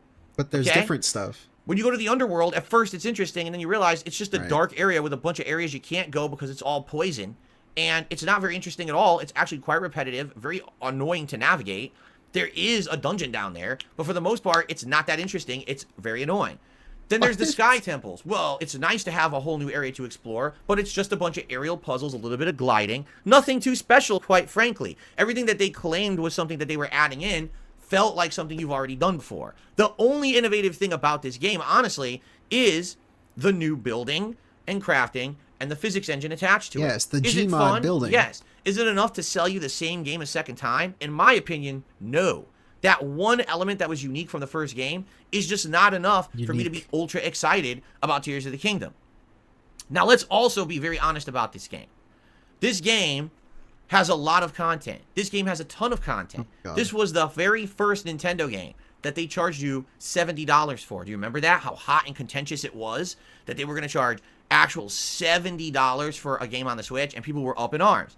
And then the game came out, wild. and you're like, well, you don't understand. See, there's the sky world, the ground level, the underworld, all this exploration and content. To which I was playing the game, and I was like, all right, so fair enough. I can kind of see where they're coming from when it comes to the amount of content. But the more that I played in the game, I realized something very, very important. The vast majority of the content of this game has absolutely no meaning. It's just there to say there's more content, but you don't have to do any of it. Okay? Okay. For me, playing through the main story, getting all of the glyphs that were on the hillsides and things like that to get the full story of Zelda and her time travel mechanics and stuff like that, getting the Master Sword, and then basically beating the game, explained everything in the game that I needed to know. I'm aware there was other things I could have been doing, but I didn't really need to do them. There's giant dragon bosses that are optionally in the map you never need to fight and add nothing to the game, but they're there. There's underworld It's like an adventure game. It's if you choose to go there and explore, you kind of get what you put into it, don't you? Bosses. They're there. You don't ever have to touch them. You can skip the vast majority of content of the game, still enjoy it, and still get the story. That's a problem. Is that there a was bad one thing? description that I gave this game when it was out, and a lot of people had issue with. I said it was called bloat. This game suffers from bloat. Oh, so do the you. game designers wanted to put so much in it to claim it was worth $70, but on actual face value, most of the content in the game doesn't have value. It's just there to say it's there. You can go do it if you want, but it's not meaningful. If you can get the entire story just by doing the main dungeons, the glyphs, getting the Master Sword, and you can skip all the optional stuff, then what's the value of it? Zero. All there is this padding to say the game has content that's worthless. It's equivalent to fetch quests or other boring repetitive stuff in other styles of RPG. Just that this time, it was a Nintendo game, so I guess we're all supposed to just give it a pass, right? I don't know. It seems like just because it's a Nintendo game, you hate it. That seems like what is actually happening here. It's frustrating to me because Breath of the Wild, I enjoyed way more than Tears of the Kingdom. And in a world where Breath of the Wild didn't exist, this game would have been amazing. But they directly made the decision to make a sequel to Breath of the Wild so they could pump out another Zelda game on the same console generation, and reuse the same assets to make the game. They cut corners. I mean, the game took like, what, 6 years, 7 years to develop? I don't really think they just pumped out another sequel. Because if they were pumping out another sequel, they would have released it like a year or two after it came out. If it takes you like 6 years, are you really pumping something out for like quick cash? That doesn't seem like quick cash to me. To make money. And it shows when you're playing this game and the frame rate is absolutely terrible and the game's response in combat is not great and you have all these repetitive tasks to do that mean absolutely nothing. That shows. They actually got lazy making this game, and that's sad. Nintendo usually is the polar opposite of being lazy. But I feel like this game shows they just wanted to push out another game before this console gen ended, and that's incredibly disappointing to me. Oh, by the way, did I mention that they retconned the entire story of Breath of the Wild? What? You literally could have never played Breath of the Wild, played this one, and you missed nothing, even though it's a sequel. They retconned it all, as if it never happened. And people are like, well, no, they didn't. Yes, they did, because they never mentioned it. In the game, they never mentioned the plot of the first game at all. I mean, like, Majora's Mask did something similar, so what the fuck? Who gives a shit? You don't need to know anything about it. Okay. So it's just like, wow. Now, here's the thing. Like, you could play Majora's Mask, and it's a direct sequel to Ocarina of Time, and you could, like, not even know that. Who cares? What the fuck do you mean? Who gives a shit? I compare this to, for example, Assassin's Creed Origins and Assassin's Creed Odyssey and Valhalla. How is that a retcon? Yeah, somehow it's a retcon if you don't mention the previous game. And he's gonna mention Assassin's Creed. For example, Assassin's Creed Origins and Assassin's Creed Odyssey and Valhalla. Okay. Odyssey and Valhalla, people are like, it's too much of the same. But the truth is that Odyssey and Valhalla did have new content and refined the formula of Origins. The problem was it was too many of the same game back to back, so it feels like they just pumped out the same. No. I'm gonna say Tears of the Kingdom to Breath of the Wild is way more of a difference than Odyssey was to fucking Valhalla. If anything, Valhalla was maybe worse, depending on what you think. I like the Viking stuff, but whatever. Game 3 times. If only Valhalla had come out and not Origins or Odyssey, everyone would have said, oh my god, Valhalla is such an insanely groundbreaking game. That's exactly the problem with Tears of the Kingdom. If Breath of the Wild never existed, this game would be absolutely knock you on your butt insanely good. But sadly, Breath of the Wild came out, was an outstanding, amazing Game of the Year contender game, and now this game just felt like more of the same with a few things thrown at you. So sadly... Yeah, I'm also going to point out the fact that there's not a lot of copies. So if you want a game like Zelda, that's perhaps better because maybe you don't like it, there's nothing else really quite like it at all. Nobody else has tried to copy it except for Ubisoft with Immortals Phoenix Rising. What a terrible name. But that's the only thing that's kind of like it, but it's not even the same. So I think a 6-year gap between the games with nothing else to even compete in that space is pretty fine. Like, I think that's enough time to play the first one and then play the second one and have it still be fresh. I don't know. I did not like Tears. Unless you play them back to back or something. I don't know. As much as most. It is one of my most disappointing games of the year because of that. Maybe you guys disagree, and if you do, more power to you. You absolutely have the abilities to disagree. Thank you. I have your permission. But that's Thank my you. take. Cool. All right. We are now halfway through And that's the other thing. He doesn't really have a take. He's just kind of saying things and saying that it retcons the story. How? Because they don't mention the first game? Okay. How does that retcon the story though? That it still happened. Did you still play it? I don't know. Countdown. Whatever. Nikita has arrived and is gifting bombs of 50 memberships each. We just received 2 different membership bombs of 50 memberships. Oh, on the Genshin, right? I forgot Genshin was a game. Tonight. So right. Everyone who's here is apparently going to get a membership because we just got 100. All right. That's absolutely insane. And what I'm going to do is I'm going to wait because they take a while on YouTube to get applied. So right now 37 have been applied. All right. Cool. They're 50. Carlos says the game runs 3 times better in emulators. I really hope Nintendo comes with a decent console next gen, or people I know will go with emulators. Yeah. You're right. Zelda ran much better on an emulator than on the Switch. On the Switch, it was pathetic. It really was pathetic. So, that's very sad. And I do hope that... Dude, I hope their next console's a banger, man. Get some, like, good shit out, you know? The number 5 game on this countdown, honestly... I'm so sick of their consoles being, like, underpowered compared to the rest. I really wish they released, like, a good one. I'm more sad about this one than not that the Switch is bad. Any other game on the countdown. I'm actually, like, legitimately sad about this game. And the reason I'm sad about this game is because it's a good game. You're not sad. It's a damn good game. Yet another one that's I would good. actually argue the game I'm about to talk about is better than the game it's a sequel of. Hey, Hate Army, what's up? I'm him. I'm him. I've been him. I will continue to be him. Shoutouts to Hate. Big ups, man. All right. It's better than the original. But this game had such a problem at launch that was not properly addressed that this game ended up being one of the most frustrating game experiences that I had all year long. Ladies and gentlemen, my number 5 pick for most disappointing game of 2023 How did Tevin send you here? Is Star Wars Jedi Survivor. And you might say, really? Yeah. You might not remember because this is one of the releases that came out relatively... Now, this guy puts Zelda because it's too similar to the last game, but isn't this one pretty similar to the one before it? I played this game a little bit. I'm sure there's new stuff in it, but it just kind of feels like a sequel. Like it's the first game with more shit in it. You could argue Zelda is also that. I don't know. What was it, like March or April? I think maybe April-ish. And it's pretty similar. Basically, this game is a direct sequel to Star Wars Fallen Order from a few years ago. It's awesome. Open world exploration. A tougher style of... Also, this game runs like shit. Dude, I tried to play this shit on PC. It's fucking broken. And I played it like a few months ago. Star Wars game. I refunded that shit. Thank you. Hey, big ups. Really, thank you. Just know, pointing finger, we out cheer. We out superhero. cheer. Yo, what's up, Determined? Thank you for the 2, man. Big ups. Thank you. Soft. I don't think it's quite that We tough, out here, but it's got gangs all cool here. parkour, optional puzzles, great story elements, and sadly, it's a really solid game. You can even see when the visuals they still didn't fix it. Working It's fucked up. beautifully. This game is amazing. Okay. The problem is, and by the way, I apologize because I tried to find the clip and I did not save it. This particular one.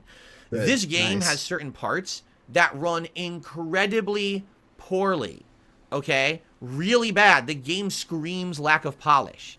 But I'm not. When I say that, here's what I mean: tanking frame rates to the point where, similar to Wolong Fallen Dynasty, this game is fully playable, and all of a sudden you go to fight a certain group of enemies in a room, and your frame rate goes from what was supposed to be 60 down to like 10, 20, and you can't react to anything going on in the game.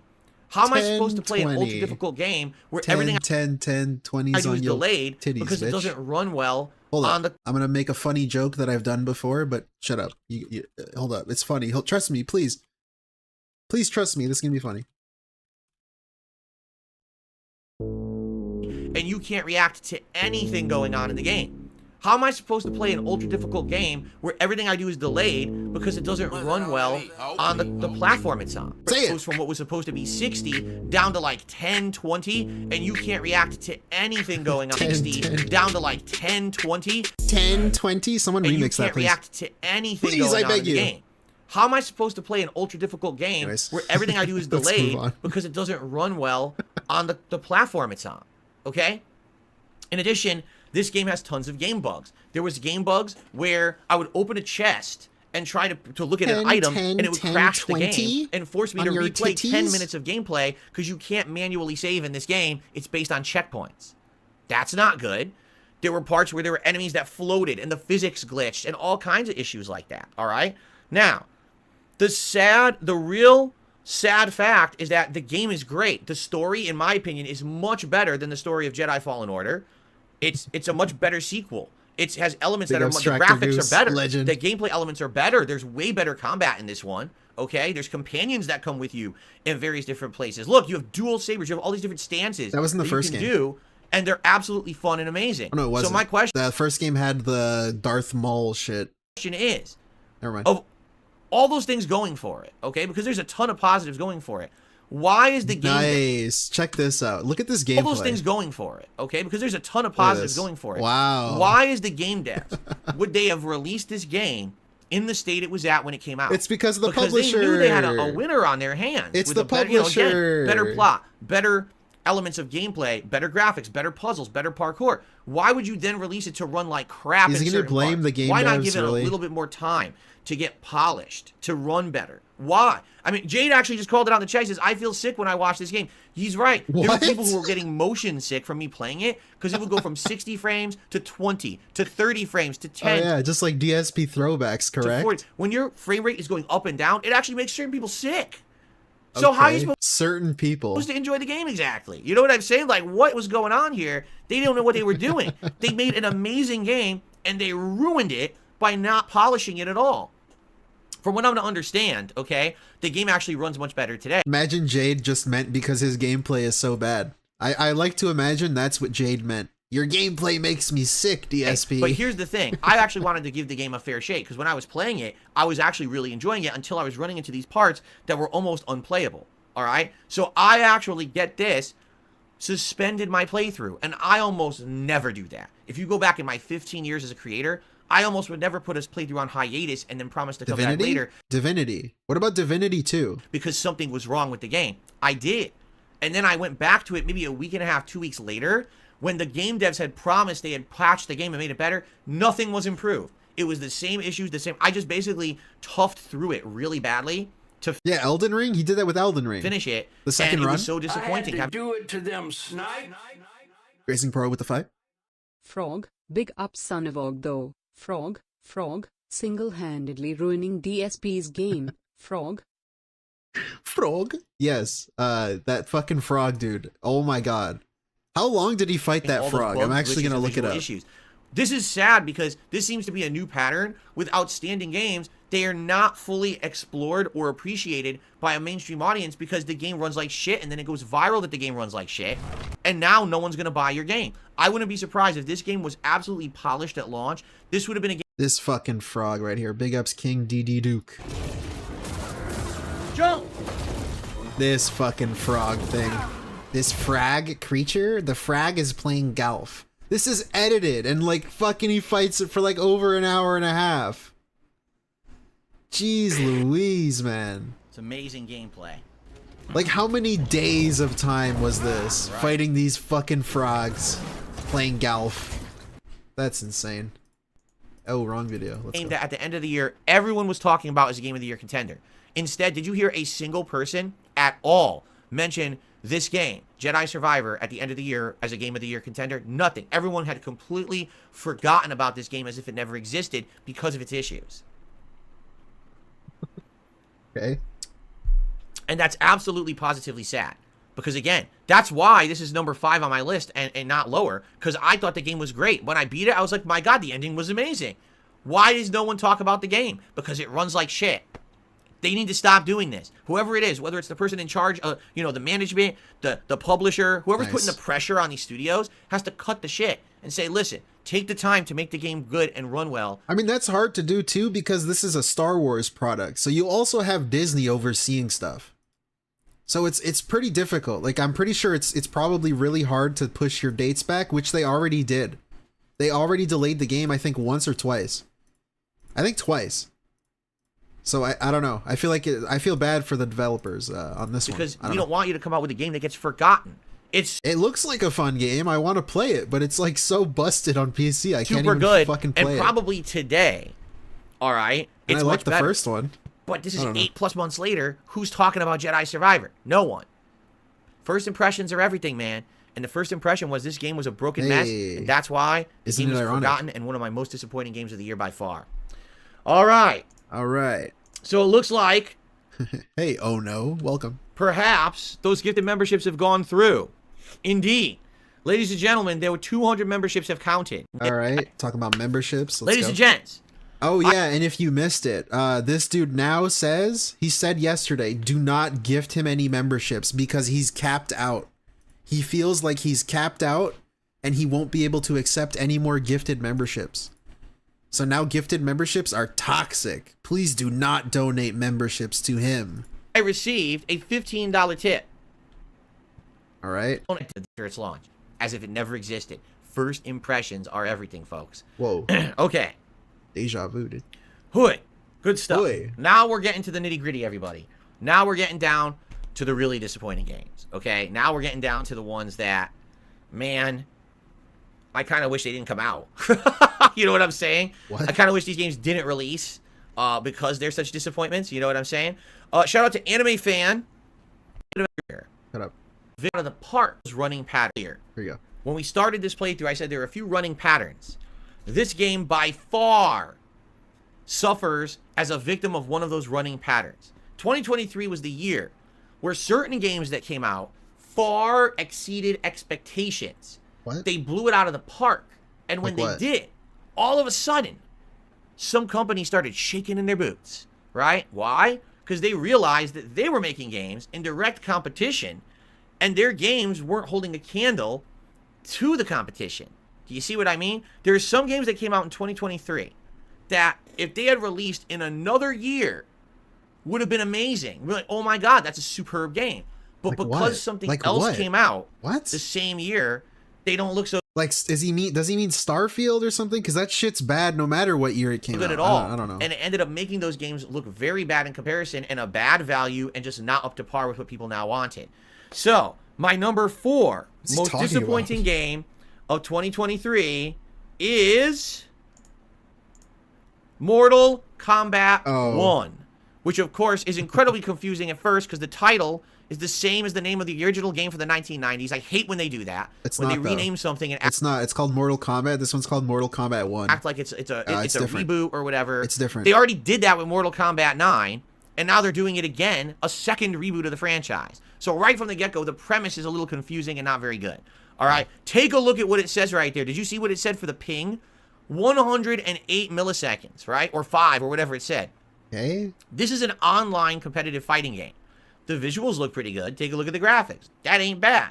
But the problem is, look at it now. When you start playing this game online, you immediately Mortal notice Kombat. a huge problem. The connections are laggy.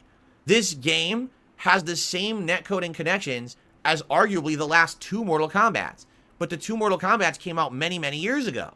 In addition, wait, say that again? we notice a huge problem. The connections are laggy. This game has the same netcode and connections as arguably the last 2 Mortal Kombats. What the fuck does that mean? This game, so he's making a definitive statement? Like definitive, he's for sure. It has the same netcode, and then he backpedals as arguably the last 2. What do you mean arguably? How the fuck do I argue if it has the same netcode? The fuck does that mean? Either it does or it doesn't. What the fuck do you mean by that? Also, with this logic, every fighting game is disappointing because every fighting game has shitty connections. You say Street Fighter has bad connections. You say when the lower the ping is in Street Fighter, the harder the game is. That's a literal thing that he said. What the fuck does that mean, dude? Arguably. Has the same netcode and connections as arguably the last 2 Mortal Kombats. But the 2 Mortal Kombats came out many, many years ago. In addition, this game has a very basic gameplay setup. For those who don't know competitive fighting games, you're going to have no idea what I'm talking about. Doesn't Capcom own the netcode? I think like every fighting game has rollback netcode. I don't know if this one does, but he's saying this game has the same netcode as arguably the last 2.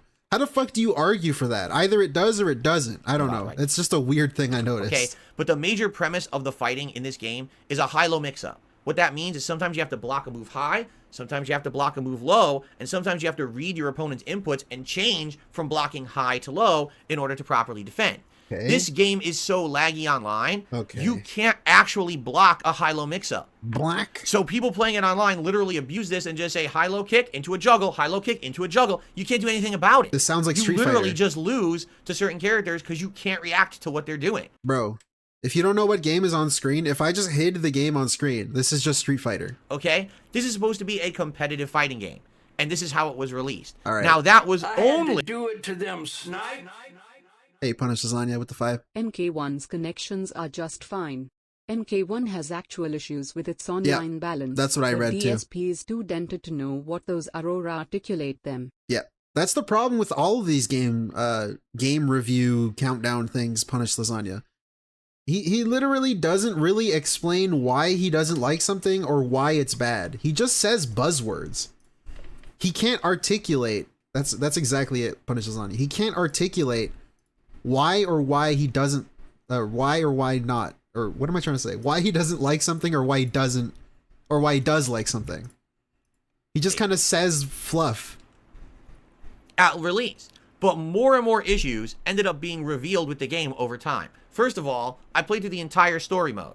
And I actually like the narrative modes of these NetherRealm games. NetherRealm is the game developer. I think they do an outstanding job with their story modes, okay? However, I will tell you this. What ended up... Yeah, like, okay, great point. Chef D303. He's gonna be mad at Tekken. Yeah, for sure! Like, take these complaints about the netcode. Take those complaints, close your eyes, and you could just picture him saying it about Tekken. In like a month from now, he's gonna be saying it about Tekken. It's the same shit. It's whatever fighting game is new has the same issues. Happening with Mortal Kombat 1 is they... In his logic. They decided to do a story mode that copied the Marvel Universe. What do I mean? A multiverse concept.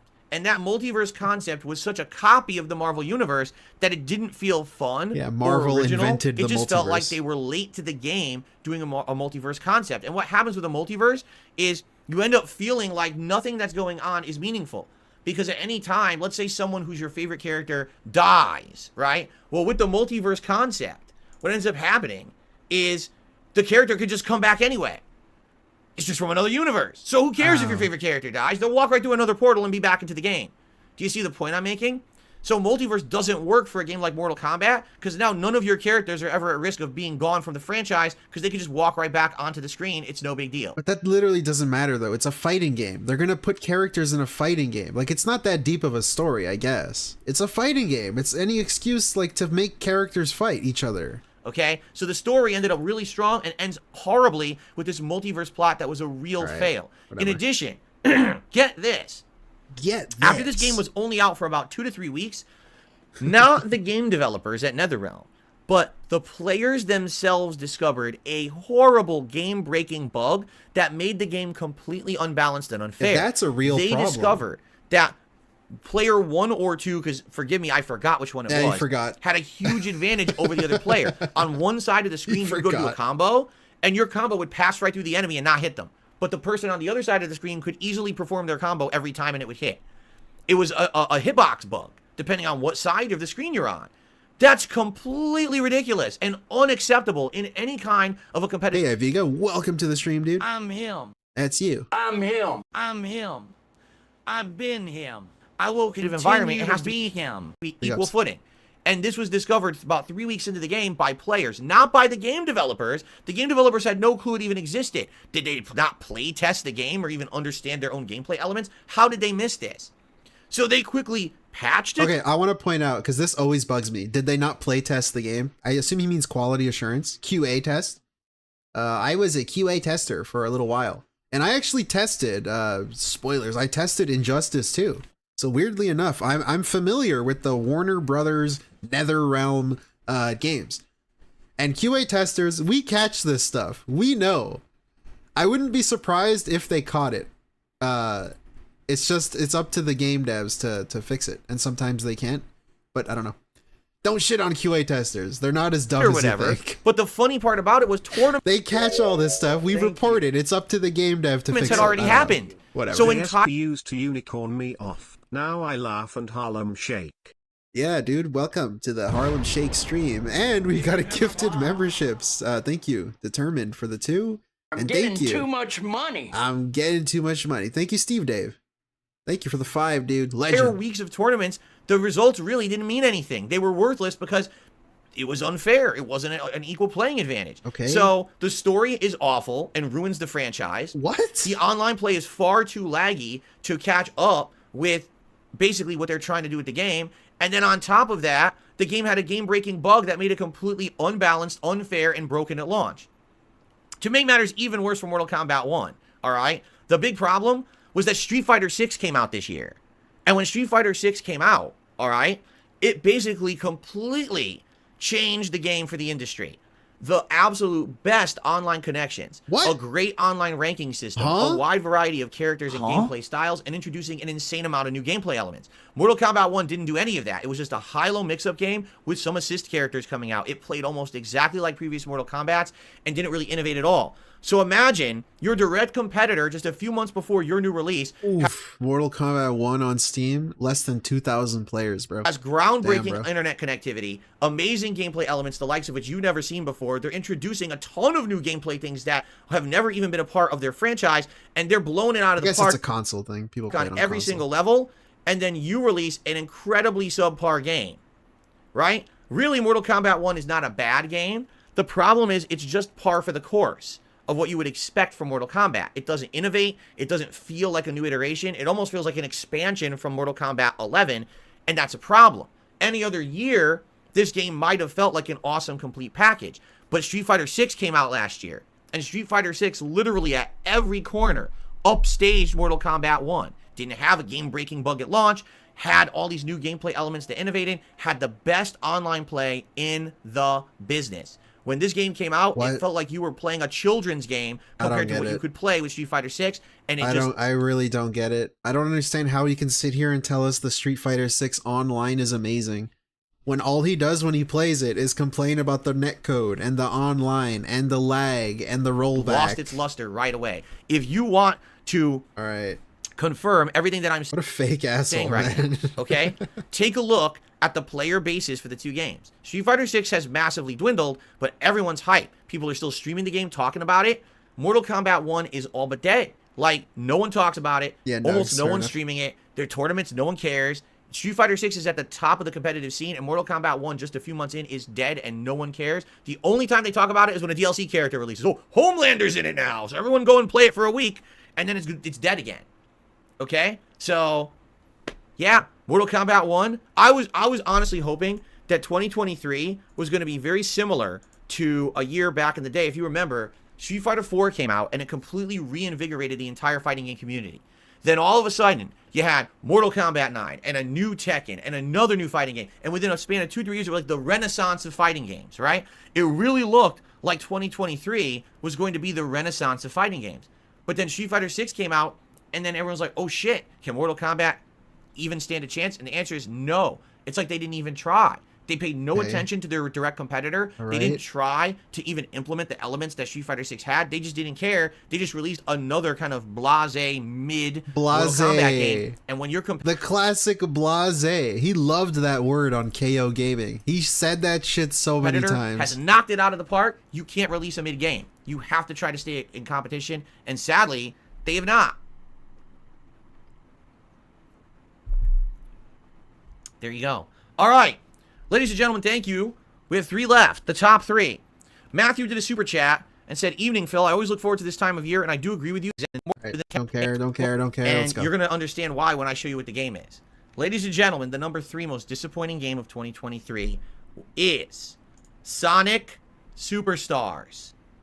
Why Sonic Superstars? Sonic? Well, Sonic the Hedgehog had not seen a mainstream... Okay.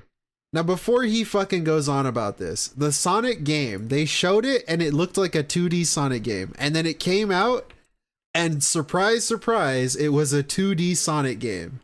How the fuck can you be disappointed in that? Like, really? If you're disappointed in that, like, what? 2D game actually come out since Sonic Mania. I don't like Sonic, and so Sonic Mania was absolutely insanely good. It was everything retro that you would have wanted from Sonic the Hedgehog, okay? Even had the retro graphics, a discounted price because it played like an older game. So there you have it. Sonic Superstars attempted to basically take the formula of Sonic Mania and put it into a full 3D engine, as you can see right here. And I'll be honest, some of the stages in Sonic Superstars are very innovative. You're seeing one of them right now. This is actually one of my favorite stages of the game, where it has this whole 8-bit aesthetic, only done with modern graphics, and it actually has great gameplay elements and really cool visuals, and I like that stage of the game. I wanted to showcase the fact that this game is not atrociously bad, all right? The problem with Sonic Superstars is twofold, okay? Number 1, it came out in 2023 when its direct competitor, Super Mario Wonder, also came out only like a week or 2 weeks after. Number 2, this game sold for full retail price. Unlike Sonic Mania that had come out years before that was sold at a discount. This game was selling for a full $70 at launch. Or was it 60? It was either 60 or 70. Okay, ladies and gentlemen, I have to tell you, I'm going to be honest here. I'm not going to sugarcoat it. This game is 5 hours long. Okay. 5 hours long. Now, once you beat it, there's a little bit of optional content that opens up at the end if you want to go back and do like these master run stages. Oh, so it's longer than 5 hours. So maybe you'll get another extra hour or 2 out of it. All right. But 5 hours of gameplay in 2023, charging full retail price is completely and utterly unacceptable. To make matters worse, on top of that, okay, sadly, some of the stages aren't good. Some of the stages are way uninspired and not that interesting. I've made an effort to try to show you one of the best in the game. But actually, I'd argue that half the stages just aren't that fun. What is fun? Well, you could change characters. You could play as Sonic, Tails, Knuckles, or Amy, and each of them have a different gameplay mechanic. However, if you play as Tails, the game is incredibly busted and super easy. It's Tails. So you probably don't want to play as Tails because it makes the entire game so dang easy. Okay? What? And a game like this, again, it would have been great if it was a $40 release. I probably wouldn't even have had it on this countdown if it was like a $30 or $40 release. But for them to have the balls to try to charge $60 to $70 for this game is ludicrous. Again, why? Because of the year. 2 weeks after this game came out, or maybe even a week, Super Mario Wonder came out. Do you want to know how much content Super Mario Wonder How much money did that game cost? has? 17 hours. No, it doesn't. Shut the fuck up. Does it really? I don't know. I haven't beaten it. For exactly the same price. 5 hours of Sonic, 17 Bro, on how long to beat? It says 10 hours. Get the fuck out of here. hours of Mario, same price. 17 Do you see the difference? hours. You can't even try to justify the price tag of this game. It is absolutely ridiculously overpriced. So, if you're talking value... I don't know. To me, it's a little weird complaining about the money of a game when you're talking about the disappointing / game of the year. Like, I feel like that should be held for a review of the game, and then this kind of stuff, it's just like, well, you just judge the game, like, on the merits of the game itself. I don't know. Maybe that's just me. Maybe if you got this game for free, you think it's amazing. But anyone who had like, to pay... no shit, if I got any game for free, it would be amazing. Like, what the fuck does that mean? Maybe that's why people think Fortnite is amazing, because it's free. I don't get it. Like, what does that even mean? For it, there's no way to do it to them, snipe. Hey, big ups. Logan he K. loves to say, this game is disappointing because another game came out at the same time. That is such a cop-out. Phil has no opinion. Exactly. Logan K with the 5. Exactly. He's been saying that. He said that about Mortal Kombat, and he said that about this game now. And he also said that about Tears of the Kingdom, kind of, because he's like, well, the last game exists, therefore this one is disappointing. Like, what? How about you talk about the game? Like, why is this game this way? He doesn't really give any opinion. You can justify the value. And even, wow, Darth Goldbach says he just looked it up. They're still charging $60 for this. The price hasn't even dropped yet.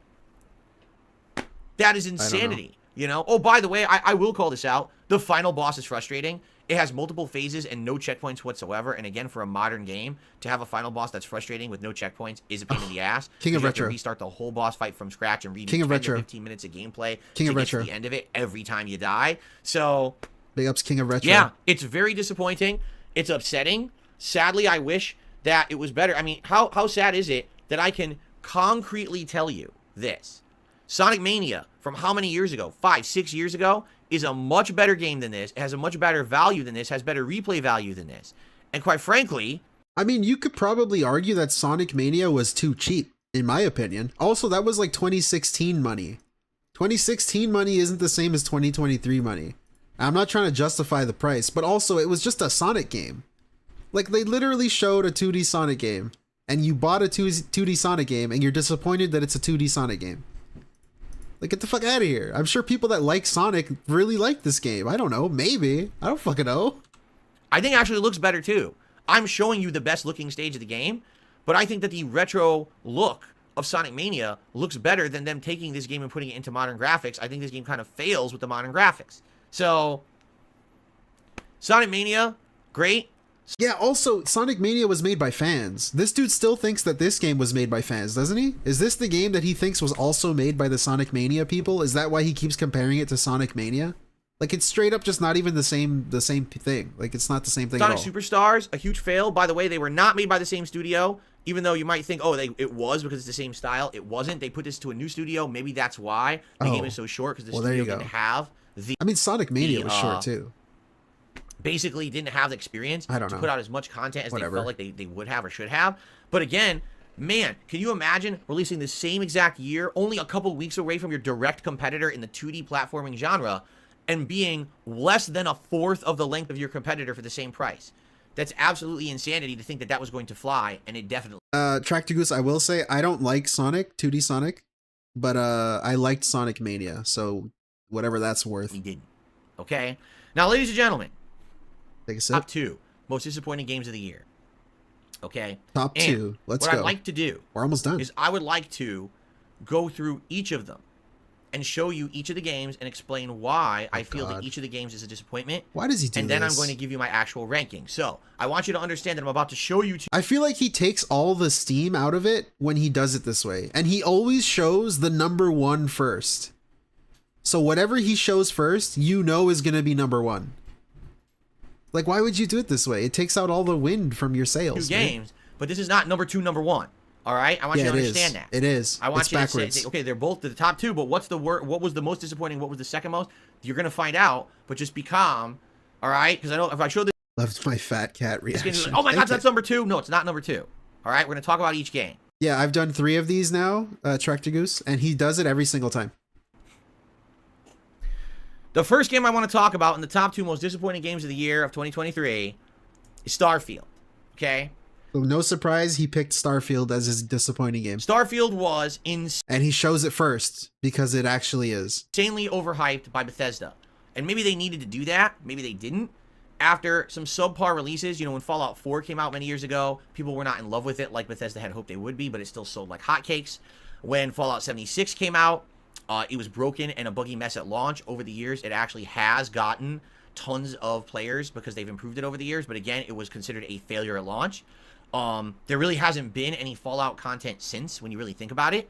Elder Scrolls, well, to be honest, we've all been waiting for Elder Scrolls content, and what do we get? Elder Scrolls Online and 17 re-releases of Skyrim. We haven't gotten any new Elder Scrolls content either that we've been craving. The worst thing about Starfield is that it's delayed the next Elder Scrolls by like who knows how many years. So thanks, Starfield. Now I hate you more. So when we found out the reason for this is because they were working on Starfield, everyone says, well, I guess they're really... I have no faith in Elder Scrolls putting all their eggs in one basket. But hey, it's Bethesda. And Bethesda, you always tend to give the benefit of the doubt. All right? Ladies and gentlemen, there's nothing wrong with Starfield. I just want to make this abundantly clear.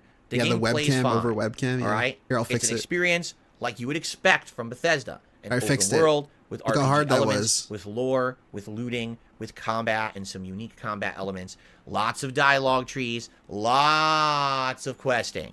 If you look around this game and you explore it fully, you're going to find tons upon tons of quests and things to do. It's definitely not a game that you can say, I got ripped off when I bought Starfield because it didn't have enough content. I don't think anyone can justify it. Yeah, I can justify it. The problem was, once again, Mr. Todd Howard overpromised and underdelivered. When they were showing this game off earlier in 2023 and even 2022, oh, there's going to be open world exploration. There's going to be the ability to go to all these worlds and to put down little bases and mining camps and to colonize on them. And you're going to have all this unique stuff in the universe you're going to be able to find. And you're going to have this, and you're going to have this, and you're going to have this. And he was promise after promise after promise after promise. And almost none of those promises are satisfactorily lived up to in Starfield. First of all, look at the game. This is not me showing you a subpar stream. This is how the game runs on.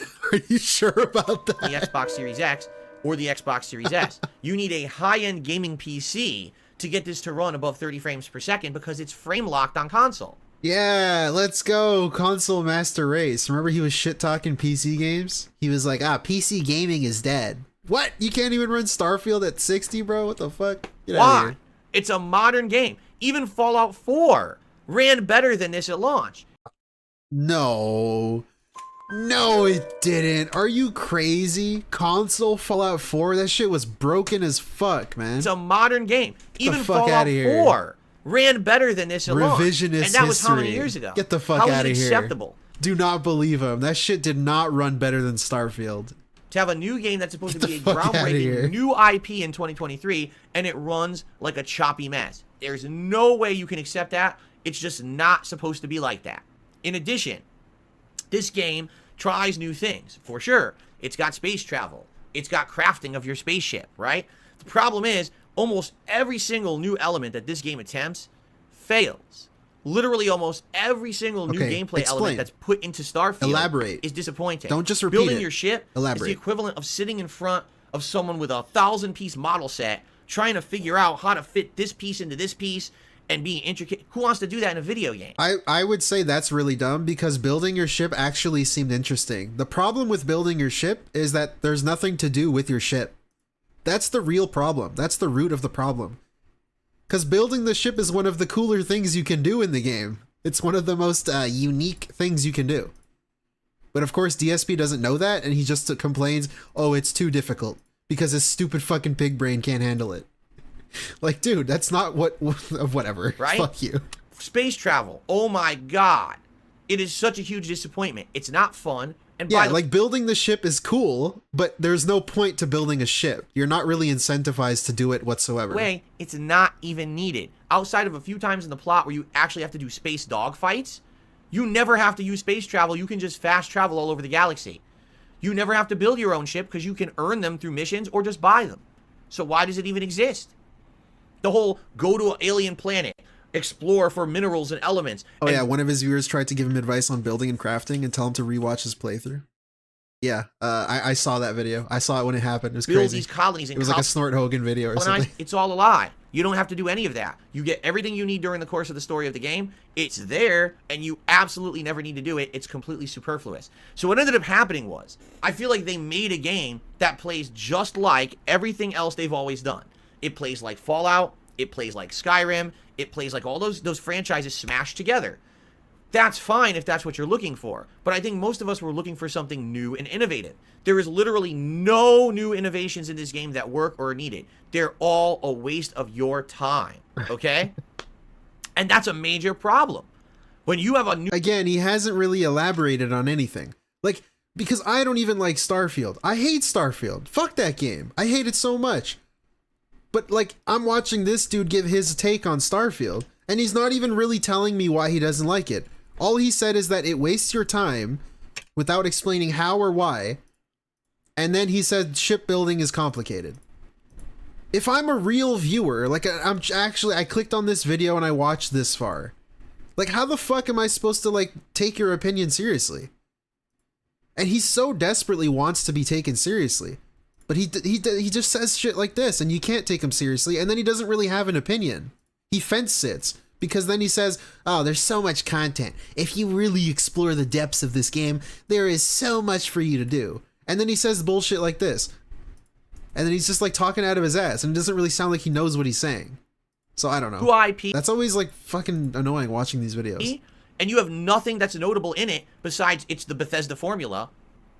How are you supposed to get people excited about that? And so many people were excited for the game, started playing it, and when they got like 20, 30 hours in, realized it's really, damn, it feels just like Fallout. It feels just like Elder Scrolls. It feels like everything else I've played from Bethesda, just with a little bit of a skin over it because we're in space. But outside of that, it's the same game again. And you just mixed bag sitter. Hey, what's up, Blackie? Your excitement for it. I had a hard time going back to the game and actually finishing it. You hate his use of the word innovative. He can't even define what innovation would mean in this context. Exactly. Like, what would innovative even mean to him? Does it have factions? Sure. Does it have a main story with companions who you get to know and you do quests for them and then you get your builder affinity? Yeah, like every other Bethesda game. They didn't try to innovate. So I have to ask the question, what took... I mean, they didn't try to innovate is, in my opinion, factually, like, untrue. That's just not even true. I think they did try. I think the problem is they're not good enough. I think trying to innovate was them using procedural generation planets and being able to land. Like, that's them trying to innovate. I just don't think it was good enough. And I think the industry, quote unquote, has passed them by. And they're like stuck in the past. Their tech hasn't caught up yet. So to say it didn't try to innovate, I don't even think is true. I think they did try. So damn long. But I don't know. What? DSP apparently doesn't think so. But I would like to see the other argument, but the problem is he doesn't really argue for his opinion. He doesn't really say anything. I would be so interested in hearing his like actual opinion for why he says something. He needs to say something and then ask himself why he thinks that. But he doesn't do that. He just says something and feels like that's good enough to say. I don't know. Whatever. It took them so long to make Starfield. It's literally the same formula, the same elements, the same thing you've done a million times. Every time they tried to add something new like gun crafting, you never need it. It's completely worthless. I thought they didn't try to innovate. And also he says they tried to add something new like gun crafting. Gun crafting was in Fallout 4. Brother, you played that game. It was a 9.5 out of 10 mixed bag. You loved that game. Crafting was in that game. It's not even new. An entire research tree. And like, there's so much wrong with what he just said. He says they didn't try to innovate. And then he mentions something like gun crafting, which is something they tried to innovate, apparently, according to him. But then it's not even something that's innovative because it was in their last game. Like, what the fuck? Upgrades in the game? There's like 3 contradictions in that sentence. Worthless. Don't add to the experience. They're just a time waste, and they make you think like they're important. Come to find out, you wasted all your time and efforts gathering those resources, building, or getting... Yeah, he skipped Leanna's brother's wedding for Fallout 4. That's a classic DSP moment. Skills to do them. Completely wasted. You could have been doing things better with your time. So it really is sad. Yeah, we covered this yesterday. I'm cutting straight to the bricks. Ha ha. Ain't nothing to me, man. Chanel Optics got me seeing shit. I need fentanyl slime. Slime! I just popped a old garbanzo bean. Fuck you mean. I smoke real Imrani, rapscallion ghost nuggets. Anyways, you can't fuck with me. Because I feel like this is a universe that you can get immersed in completely, but it's just not very fun to do it. Thank you, Nugs. It feels blah. Like I've been saying this whole countdown. It feels blah. Mid. It's not... Yeah, that's the problem. That's actually a problem. You shouldn't be saying this the whole countdown, that every game feels blah, it feels mid. That's not really like an opinion. It feels blah. Like I've been saying this whole countdown. Mid. It's not oh my god, terrible. Like, it's fine if you want to think that, but if you're gonna try to articulate your thoughts in a video and try to get people to take you seriously and try to share your opinions, it would help if you actually explained why. And I guess that's the last time I'll say that, because he's never gonna do that. So, but whatever. it's not innovative and fun. It's just kind of meh. If I want to kill time, I'll play Starfield, but I'm not expecting much, right? In fact, I'm showing you one of the more innovative missions in the entire plot, where there's a dimensional shift. You could go between two versions of the same base. This is one of the more unique things in the entirety of the game. Everything else just feels exactly like you've played it before in a Bethesda game. On top of that, without spoiling, the plot's terrible. When you get to the end of the game and you see the plot, it's absolutely god-awful, to the point where everything you've done in the plot up to that point doesn't matter. That's all I'm going to say. I don't want to spoil the plot for those who haven't played it, but it's just like, you will spend 40, 50, 60 hours in this game, get to the end of the plot. Well, sorry you wasted all your time. Oh, well, that makes me feel like I really, you know, am valued and cherished by Bethesda as a company. What? You want to be coddled in a okay, whatever. So, shut up. Not only does it not do innovate, does it fail at all its promises, overpromised, underdelivered, runs like crap on Xbox, then the ending also sucks. So it's like crap after crap after crap. I mean, it's kind of hard to top a game like that. Like, he said failed on all their promises. Failed on what promises? I don't even think they made any bold claims, really. Other than maybe, like, you're going to be able to truly go, like, freely explore, which I guess is not even technically wrong, because you can do that, I guess. Failed on, like, promises. I don't really know what he means by that. Honestly, when you think about it, it's so disappointing. And again, I hate that game, but it's like, just listening to him talk about it is, like, mind-numbing. That it's actually very, very hard Whatever. to top that game and say something else was as disappointing or maybe even more disappointing than that game in 2023. But 2023 was the year that really this line just kept continuing, because there's another game that I feel was just as disappointing as Starfield. Who says it's No Man's Sky, but it's from a AAA studio. That's the only difference. Wow. Well, thank you, Anime Fan, again for another super chat. Yeah. I'm one of those weirdos that liked No Man's Sky when it was bad. That a lot of eyes were on. I don't like No Man's Sky now, but I liked it when it was shit, like when it first came out. Because the last iteration I'm a weird guy. This long-storied, well-beloved gaming franchise, when it released, was well-recognized as being an unfinished and jumbled mess. Okay? So now we were told, this is good, because this game franchise has now been handed over to a group that knows what they're doing. We're given the time, given the resources, allowed to properly do everything the way that they should have. You absolutely will be getting fix your game, Sean. Oh, that's a good quote. When you buy it. All right? So, oh, okay. Look at your game, Sean. Well, thank God we're not buying an unfinished jumbled mess, because this is such a beloved franchise that's been going for so long. To see it get kind of fumbled, right? And come out. Dude, I don't think it's a hot take. I think it's my dumb opinion. Unfinished. I'm aware the game was bad. I know No Man's Sky was shit when it came out, but I liked it. I liked it. I hate the way it is now. And I don't like grinding for money and building farms. Really, I just wanted to explore. Disappointing is just that. So when we heard all this information about the game and you started seeing all the visuals of it and everything. At least I'm aware how shit it was, but I could acknowledge it and still like it. Wow. And I don't just say everyone who talked shit about it is stupid. Wow, the story. The game was good. Like, no, man, that game sucked ass. It's a different take. But I liked it a lot. It's a different take on this franchise that we've never really seen before. Anyways, we'll move on. Can we just say it? Like, why are you teasing me like this? Then it came out. Fuck out of here. What game is it? And then I started playing it. All right? And again, I have to say, maybe my opinion is different than yours. No Man's Sky VR, yeah, that's the one cool thing. Like, dude, No Man's Sky VR, that's awesome. I tried it, and it's really cool. Fine if it is. I appreciate the fact that people have different opinions. But I'm going to justify everything I'm about to say. Ladies and gentlemen, Okay, he prefaced this by saying he's going to justify everything he's saying. Let's actually see if he does that, because I'm going to doubt on that one. The most disappointing game of the year for me was Final Fantasy 16. By no stretch of the imagination. I'm waiting for the PC release. First of all, a PlayStation 5 console exclusive, right? Can't get it on Xbox. Well, it's coming. And as a console exclusive, you expect it's going to perform well. It does not. This game struggles to maintain a good frame rate. All right? Sometimes it's a smooth 60 and it's gorgeous. Sometimes it's 40 and it's okay. Sometimes it's below 30 and you don't want to play it anymore. All right. Especially if you're in mid-combat, 60, bunch of enemies, 40, 30, you don't want a frame 20. rate that's going like this the entire time you're playing the game. Oh, it's like his depression. Oh, no. Mid-combat, a bunch of enemies. You don't want a frame rate that's going like this. Oh, you know what else goes like that? His income. And by extension, his depression. It goes like this. No, it goes like this. Entire time you're playing the game. So if you're going to make it console exclusive, you have to get it to run well on the console it's exclusive to. They did a poor job of that. Okay? I mean, he didn't mention that Starfield was an Xbox exclusive. There is a saying. That also, he didn't say that with Starfield. Right? And that saying is, if it ain't broke, don't fix it. I feel like for the last maybe 3-4 iterations of Final Fantasy, they've really tried hard to change what Final Fantasy is, which is sad because I feel like Final Fantasy has one of the biggest, most dedicated fan bases of any game franchise because they've been around for so long, right? You don't need to reinvent the wheel when you make a new Final Fantasy. All you got to do is give us an interesting story with some great graphics, some pretty interesting RPG gameplay, toss in all the enemies that we're used to from the past games, but give them more modern versions and iterations, and then you've got a hit on your hands, right?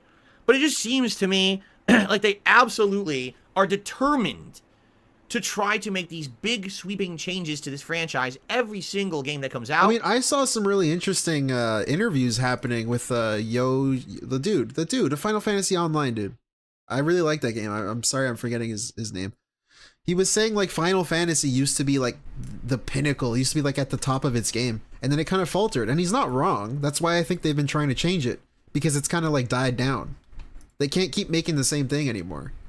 They have to do different things. And they're trying. I mean, they're trying. I really like their games. I think they're good. And make it so far removed. I don't know. From what the original games were. It's like after 13, it's kind of just like, you know.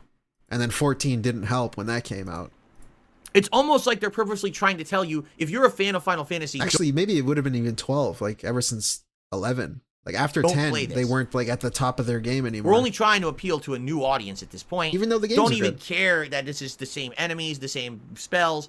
Screw all that, because it's not going to play like that, right? This game, they absolutely, positively went out of their way to make it not be like modern Final Fantasy, or excuse me, classic Final Fantasy in any way, shape, or form. Good. Okay, how? Let's talk. Number one. All right, let's go. A new adult tone to the game. Why is that bad? Like, we know why, right? Because there is like a sex scene where you don't even see anything. But like, is that really bad, DSP? Like, why is that bad? Why is an adult tone bad? This game drops the F-bomb constantly. So? And thinks that somehow that's a creative decision that's going to change the game's audience or improve it. It does not. All right? Previous Final Fantasy games almost never had that kind of language. This one does. This one has sexual content in it. There's actual sexual actions and things between characters. Sexual actions. Let me hear that again. Has sexual content in it. There's actual sexual actions and things between characters. The game thinks it's funny. A lot of people said, "Oh, what? The game thinks it's funny? What? Nobody thinks it's funny. What?" We're trying to do, we'll go for a more mature tone, like Game of Thrones. Like the game really, at the plot of the game, when it's a bunch of kingdoms all trying to usurp power in this giant map or whatever, that it feels like Game of Thrones, okay? So if you like Game of Thrones, you might like Final Fantasy. The only problem is, number one, Game of Thrones ended like 5 years ago. What? No one liked how it ended. So there hasn't been anything really like it that much since. Oh my god. It's not. He's pretending like a new show didn't come out that people liked, by the way, in the Game of Thrones universe. Popular anymore. It's not popular anymore. Right. That's why the new show was like really like watched a lot. Whatever the fuck. Maybe if this game had come out 10 years ago. What? Again with this argument. If this game came out a long time ago, people would really like it. At the height of its popularity, someone might have said, "Oh, look, edgy Final Fantasy." What? But instead, it just feels like it's ancient. It feels like it's outdated. It feels like they're trying. I don't understand how like adult fantasy would be outdated. How the fuck is that outdated? That seems like always in date. I love fantasy and I like adult stuff. Like, no offense to like Lord of the Rings or whatever, but I really like A Song of Ice and Fire. The mature adult fantasy stuff. How is that ever out of date? What the fuck does that mean? Trying really too hard and it comes out as cringy rather than innovative. What? I don't think the director understands that because there's such a fan base of people who kiss this guy's butt that he doesn't know. Okay. Really? Determined with the two. Thank you. FF14 Online has plenty of adult themes, Jays. Just saying. Yeah, determined. Thank you. Exactly. I like that game a lot too because I like Final Fantasy. That his game is cringy as shit. He actually thinks he made the right decision making it as edgy as he did. Okay? The story, all right, is good on paper and actually in parts has really good character development and some really interesting scenes and plots. And sometimes you actually feel emotional. Wait, he just... Oh my god. Oh my god. He just said that the story feels outdated, and it feels like if it was made 10 years ago, it would be amazing. And now he's complimenting the story. Did he just forget what he said? Straight up? Like, did he actually just forget? But at the end of the day, a lot of it is very forgettable, and that's sad. For example, I can't even tell you, what's this guy's name? Is his name Clive? I don't even know. I don't. What's his name? Says his name. Remember. And I played the whole game. Yeah. And I couldn't tell you. I mean, that sounds like a you issue, though. You forget everything. That's a you issue, though. Like, what? Clive, Clark. I really don't know. All right. But I played the whole thing, you know? Okay, but that's a you now, problem. I will admit, some of the plot was interesting. In fact, I would tell you the one reason I kept playing this game was the plot. Why? Because let me tell you something about the combat of Final Fantasy 16. Ladies and gentlemen, I am dead serious when I'm about to say this on camera to the internet world in public. In my opinion, Final Fantasy 16 has the worst combat of any Final Fantasy game I've ever played in my entire life. There is not a single Final Fantasy game that plays worse than Final Fantasy 16. That's not This true. game is a button-mashing mess. That's not true. Okay? This game, once you get farther into it and you unlock all the elemental spells, literally becomes like you're playing Kingdom Hearts 3. Mash the button, do another ability. Mash the button, do another ability. Mash the button. Oh, I got an ultimate. Do it. Oh, now my other elemental thing is charged. Switch over to that element. Mash the button, do an attack. Mash the button, do an attack. That's the entire game. I wish I was joking, but if you actually check out my playthrough, I beat entire bosses not looking at the screen. I was talking to chat and I was like, guys, I'm just going to do this. I'm just going to talk with you guys for this boss. And I beat the whole goddamn game. I don't know, because if he plays other games and he complains the boss is too hard, like, it seems like that's actually what he wants, is to just be able to spam the button to beat a fight. Like that. I don't know. And whatever. I didn't play it on easy. You played on normal, though. It's the easiest, most dumbed down, really simple mode. It's like Final Fantasy for play school. It's like, you know how you got Legos, but then you got, what are the double-O blocks? This is the double-O blocks. I gotta clip that. You know how you got Legos, but then you got, what are the double-O blocks? This is the double-O blocks.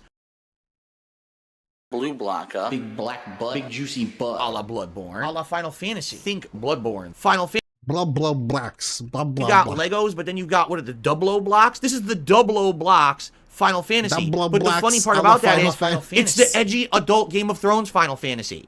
You combine the dumbest, easiest gameplay with the adult content. How does that make any sense? It makes no sense at all. I mean, I could make it make sense if you really want me to answer that. It's probably so people can get through the game. People that don't really play games can see Final Fantasy and be interested in the story and still get through the game. I'm not saying it's a good decision, but that could be that makes it make sense. Dumbfoundingly stupid. There's also tons of problems. It's like Sony with God of War, how they make the fucking puzzles be like, oh, all the characters are just going to tell you what to do. It's because these games are made for people that don't really play games. So they're just trying to get you through it to at least play through the game, you know? I don't know. With the pacing of the game. Just play on hard or some bullshit. I don't fucking know. Okay? As you are playing this game, it becomes abundantly clear that it's not streamlined in any way because they want to extend the length of the game. The actual story of Final Fantasy 16 is not that bad. The problem is the story of Final Fantasy 16 is only about 20 hours long, but the game is around 40 to 50 hours long. So you might say, well, I don't understand. Why is the game so long? Because the game has insane amounts of padding. I'm getting too much money. Hey, big ups. Baladi, thank you for becoming a member. I'm him. Thank you. Thank you, dude. Enjoy. Upon pointless side mission that opens up, and if you do it, you'll get a menial reward that you don't need and doesn't add anything so to the I don't game. get it. If you can skip the side missions, right? They're just side missions. That doesn't mean they're padding because you can skip them. Padding would be if they roadblocked you and just like made you do them to pad the game length. But if you don't have to do it, then you don't have to do it. You can just play the story. I don't get it. Experience. There's fetch quests. There's kill a bunch of generic enemies quests. Everything that you've seen in traditional RPGs. The problem is this isn't a traditional RPG. It's a button masher. What? So because it's a button masher, none of it's fun to do. It's not relaxing. It's not chill. It's just what? boring. In addition, you'll be in the midst of some crazy fun story missions, and then the game will say, oh, by the way, you can't continue with the story until you do these 2... I mean, that's so dumb, though, because it's pretty much just like the turn-based thing. If you want to say that you just push the button over and over, that's kind of what you do in the turn-based ones. Like, I can play Final Fantasy VI and just press A to do my moves, and I move the D-pad every once in a while. Like, it's not... I don't know. Like, if you want to argue that this is just the modern day of that, like, okay, so what? You're playing on normal. Like, fuck off. Annual missions that are required. They're mandatory. Go collect some items. Go do a bunch of generic talking with characters for 3 hours in a town. Go, kill some enemies in the environment. It completely destroys any momentum the game has. So not only is the story too short and too short-lived, it's too cringy because they tried too hard to be adult for this game. Then if you even want to just keep going with the story, you're not allowed to. You hit roadblocks of boring padded content that make the game not fun to continuously play. It feels like a chore to get through Final Fantasy 16. And that's not a good thing. You should want to continue to play. Instead, you want to go to sleep half the time. And then you gotta fight, and every time you fight, like, here we go again. Press the button, super simple. It is so disappointing. Who's this? Press the button, super simple.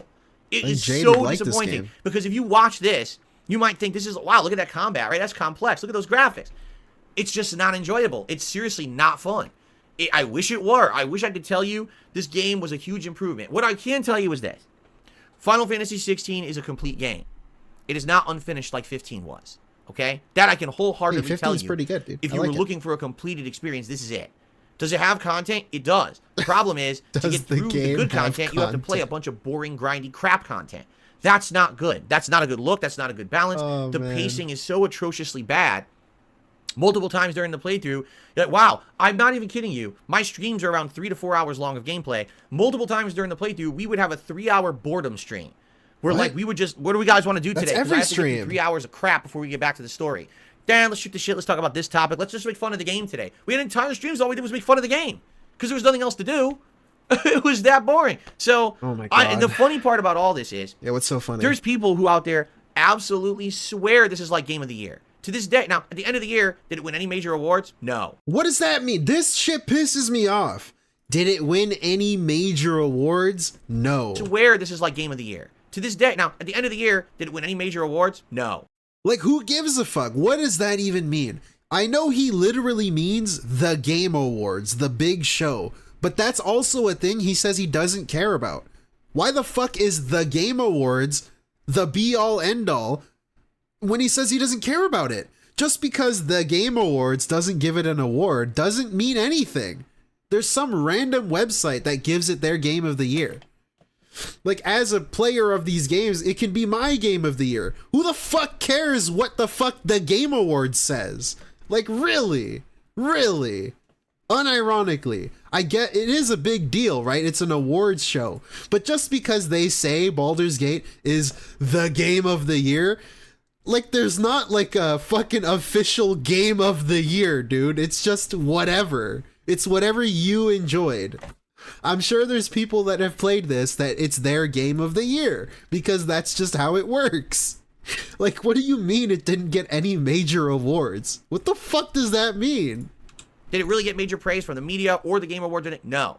But it's Game of the Year, my opinion. Like, what did you like about this game particularly? I can't hear a single person who actually has said to me exactly what it is that's so good about this game. That you don't talk to anybody. You don't fucking talk to anybody.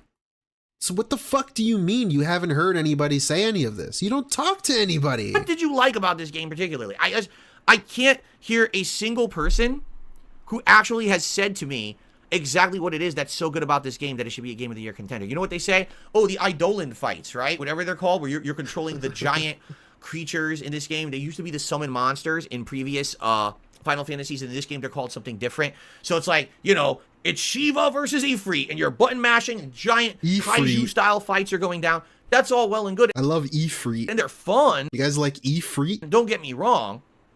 They're called icons in this one, I'm told. Not Eidolons, icons. See, I even forgot the name of that because, again, it's so not memorable. Yeah, because you're gin brain. I can tell you, yeah, a few of those fights were fun.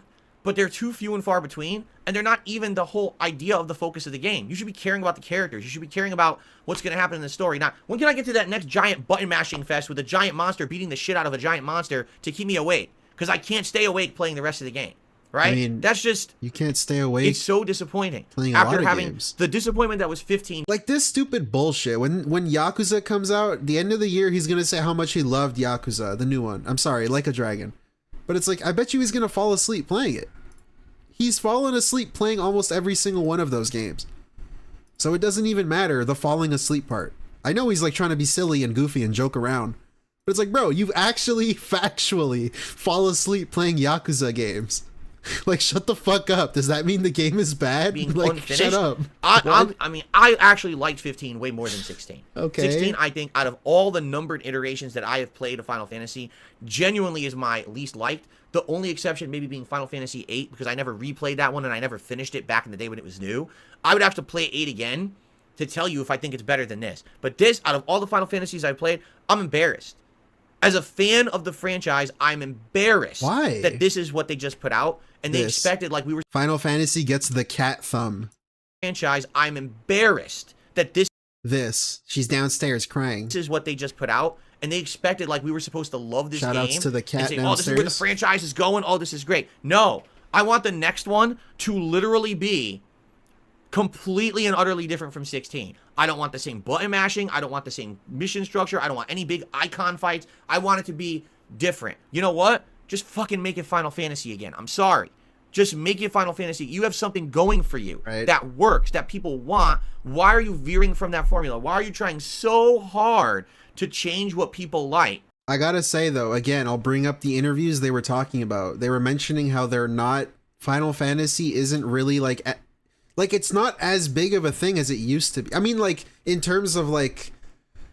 in the industry, I know people love it, right? I love Final Fantasy, but it's just like it's not on the level of like a big game. Like it's not on that level anymore. It's not like pushing the boundaries like it used to, like in graphics or like in cutscenes that looked amazing and shit. Like it's not on that level anymore. So they're trying to make it on that level. I don't think they can just make the same thing again. I don't know. I don't think it would work. To be different. Final Fantasy VII Remake though. Seems like it could be. If you want to be different, do that. I'm excited for that. And you know what you should do? Make this game and don't call it Final Fantasy 16. Call it... Should Cat Sims be called Stable Boys? Clive's Epic Journey, Icon Kingdom Battle. And then everyone would have no issue with it. Because the game's not bad, it's just not Final Fantasy. It ruins the franchise by changing it too much and not making it feel like what people really, really want. Give the people what they want, and they will like it. I've never seen a game that's veered more from what people seem to want from a franchise, and then be like so shocked that so many people don't like it. I just don't get it. Yeah, he says shit like this too, and you go on Steam, and you can find games that are literally like old Final Fantasies. You can find so many. There's so many like $20 games that are really good, that are like Final Fantasy. And he'll never play them. Even though he's complaining about all this bullshit. Okay. He's so fake. Ladies and gentlemen, you now know he doesn't all of my actually disappointing care. games of the year. But you want to know which one's the most disappointing so we can end this countdown, right? Yeah. Well, all Spoilers, right. You have to weigh and balance Starfield. a couple key factors here. All right? Both Bethesda and Square Enix are great game developers. Square Enix. Both of them know how to make great games because they've done this in the past, correct? Both of them have long-running franchises that are tried and true games that resonate with their audiences. Right? They have these long-running fan bases. They have all this stuff going for them. Starfield's a new IP, but okay. They know better than to make the mistakes King. that they make. Honestly, they do. And I think what it is they think that they can get away with it because of who they are. Well, I think what's happening is in the modern day, we're starting to see that gamers aren't putting up with it anymore. For example, Starfield, which everyone thought might have ended up being a Game of the Year contender, was not talked about. Everyone thought. Did everyone think it? Or did you think it? Did you think it or did everyone think it? Because I distinctly remember you were the one saying that Starfield would be a Game of the Year contender no matter what. This is what a lot of people still don't understand. Right now, Baldur's Gate 3 is all the rage. And it's all the rage for good reason. Everyone who's playing it on PC is saying it's one of the best RPGs ever made. Yes, I like my own video. Shut up. However, it's a PC-centric RPG. PC-centric. Where does it say? Baldur's Gate 3 could literally be the best game of the decade. Here you go. And it's still not going to get as much attention as a game like Starfield. Oh yeah, really? Huh? Everyone thought that? Everyone thought that dumb take was everybody? The Game huh? Awards at all, outside of maybe one quick thing. Okay, Same thing with Final Fantasy 16. These were games that when they came out, all of the fans were like, these are going to be Game of the Year. And then afterward, like, oh shit, right? It's crazy. I would have told you I thought these games would have been shoe-in for Game of the Year. But they just fizzled out and died out. I don't hear anyone talking about 16 had an expansion. Within the circles of people who love 16, they talked about it. And then within a week, no one mentioned it ever again. That's so dumb. This shit is so fucking dumb. Within the circles of people who love 16, they talked about it. Nobody talked about it except for the people that talked about it. Then that means nobody talked about it. What the fuck does that mean? And then within a week, no one mentioned it ever again, as if it never existed, you know. And I feel like that's the fate of these games if they keep making the same mistakes over and over, all right? But I do have to say, apples to apples comparison, all right?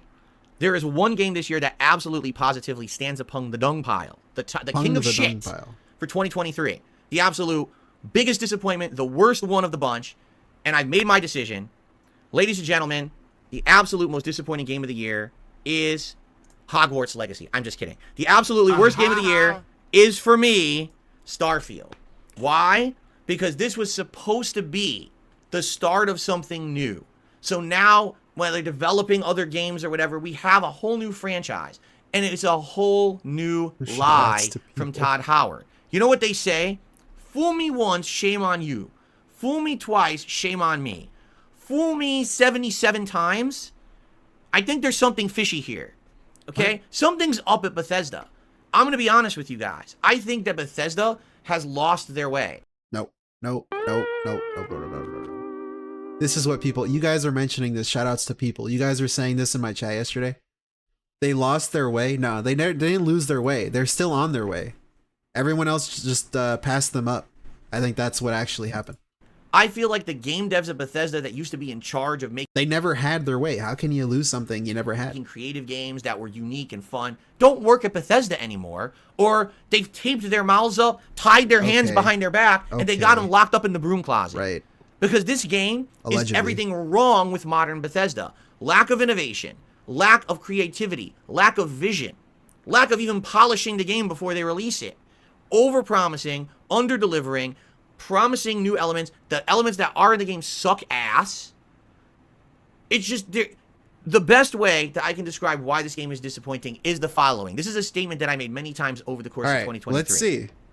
Justify When you think of the Elder Scrolls, okay, what do you think of? What are the iconic things about the Elder Scrolls universe?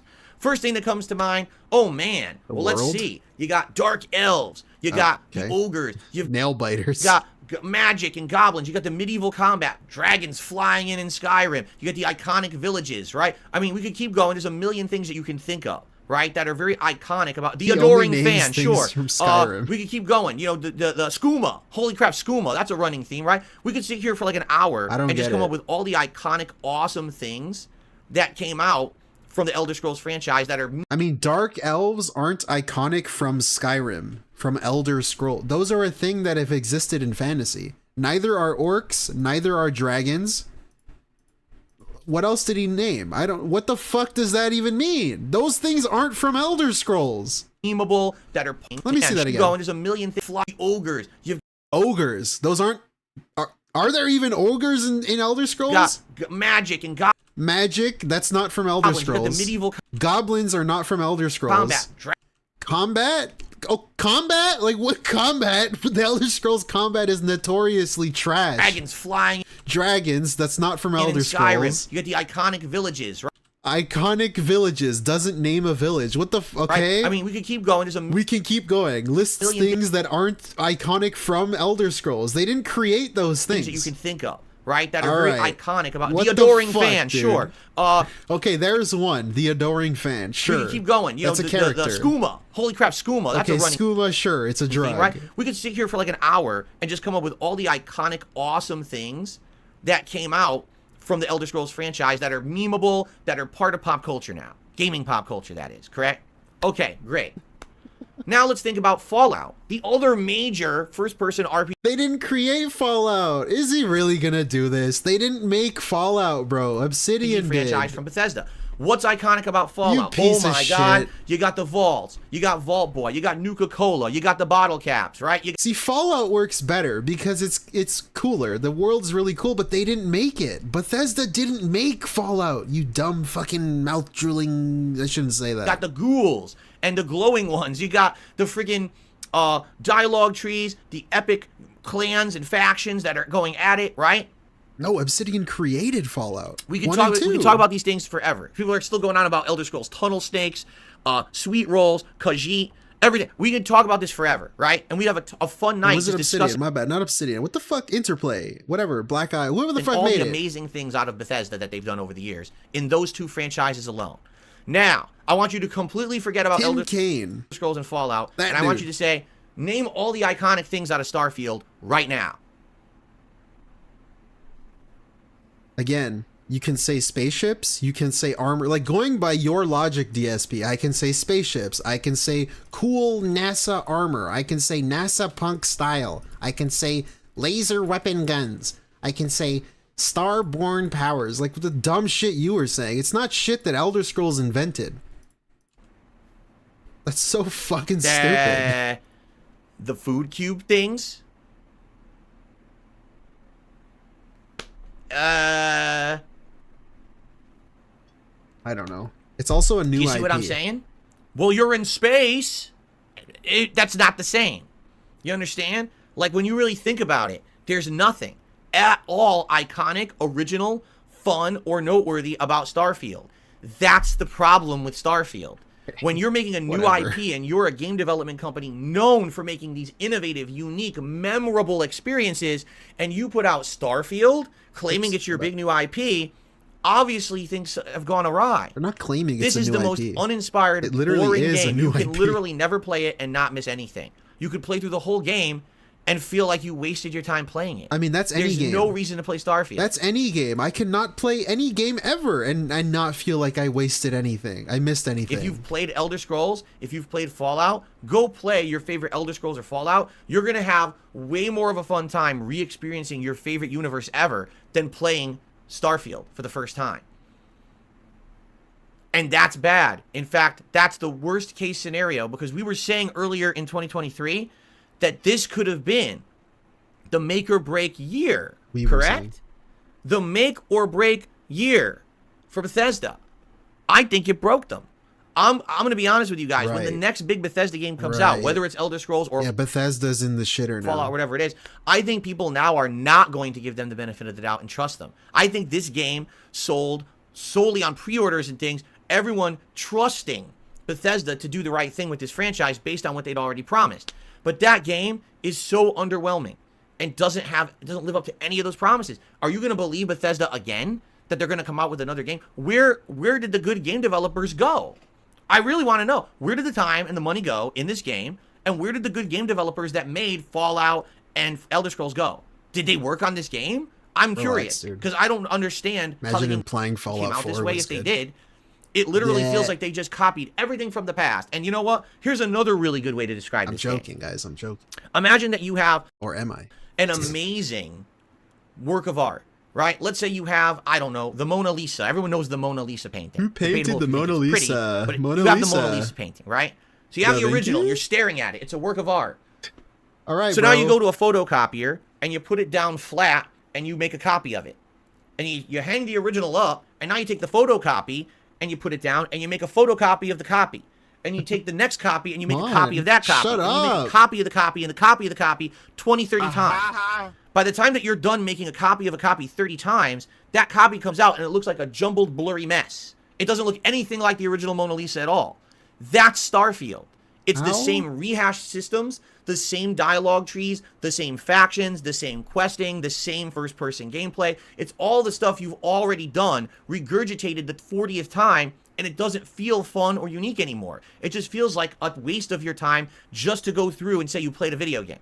Every game is a waste of time. That's the problem with Starfield, okay? Like, let's be honest here. Every game is a waste of time. I never knew what he meant by that. And my ruin just said, well, if it ain't broke, don't fix it. That's the Bethesda way. Well, you can only do the same thing as much ad nauseum over and over until you just stop having fun doing it, okay? I didn't have fun with Starfield. I started at first with this hopefulness that it was going to be original and different. And once I got about halfway into the game, I realized nothing about this game is original and different. Let's just advance the story. And when I did, and I got to the story end, I was like, you've got to be kidding me. That's the best they could come up with? That's pathetic.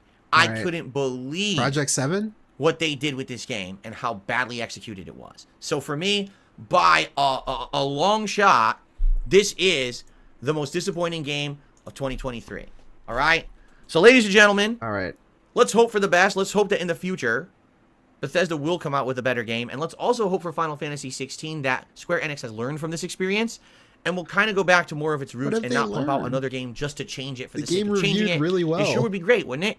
Now, I would like to hear your takes. If you're watching this on demand, please leave some comments on this video. Dude, the game's got really good reviews, Final Fantasy. What are they going to learn? My takes, do you not? What games did you find disappointing that maybe I left out of my countdown? Or are there any games that I just listed that you're staunchly against being listed in the disappointing games? Tell me why. I'd love to have that discussion. I'd love. All right, we're done here.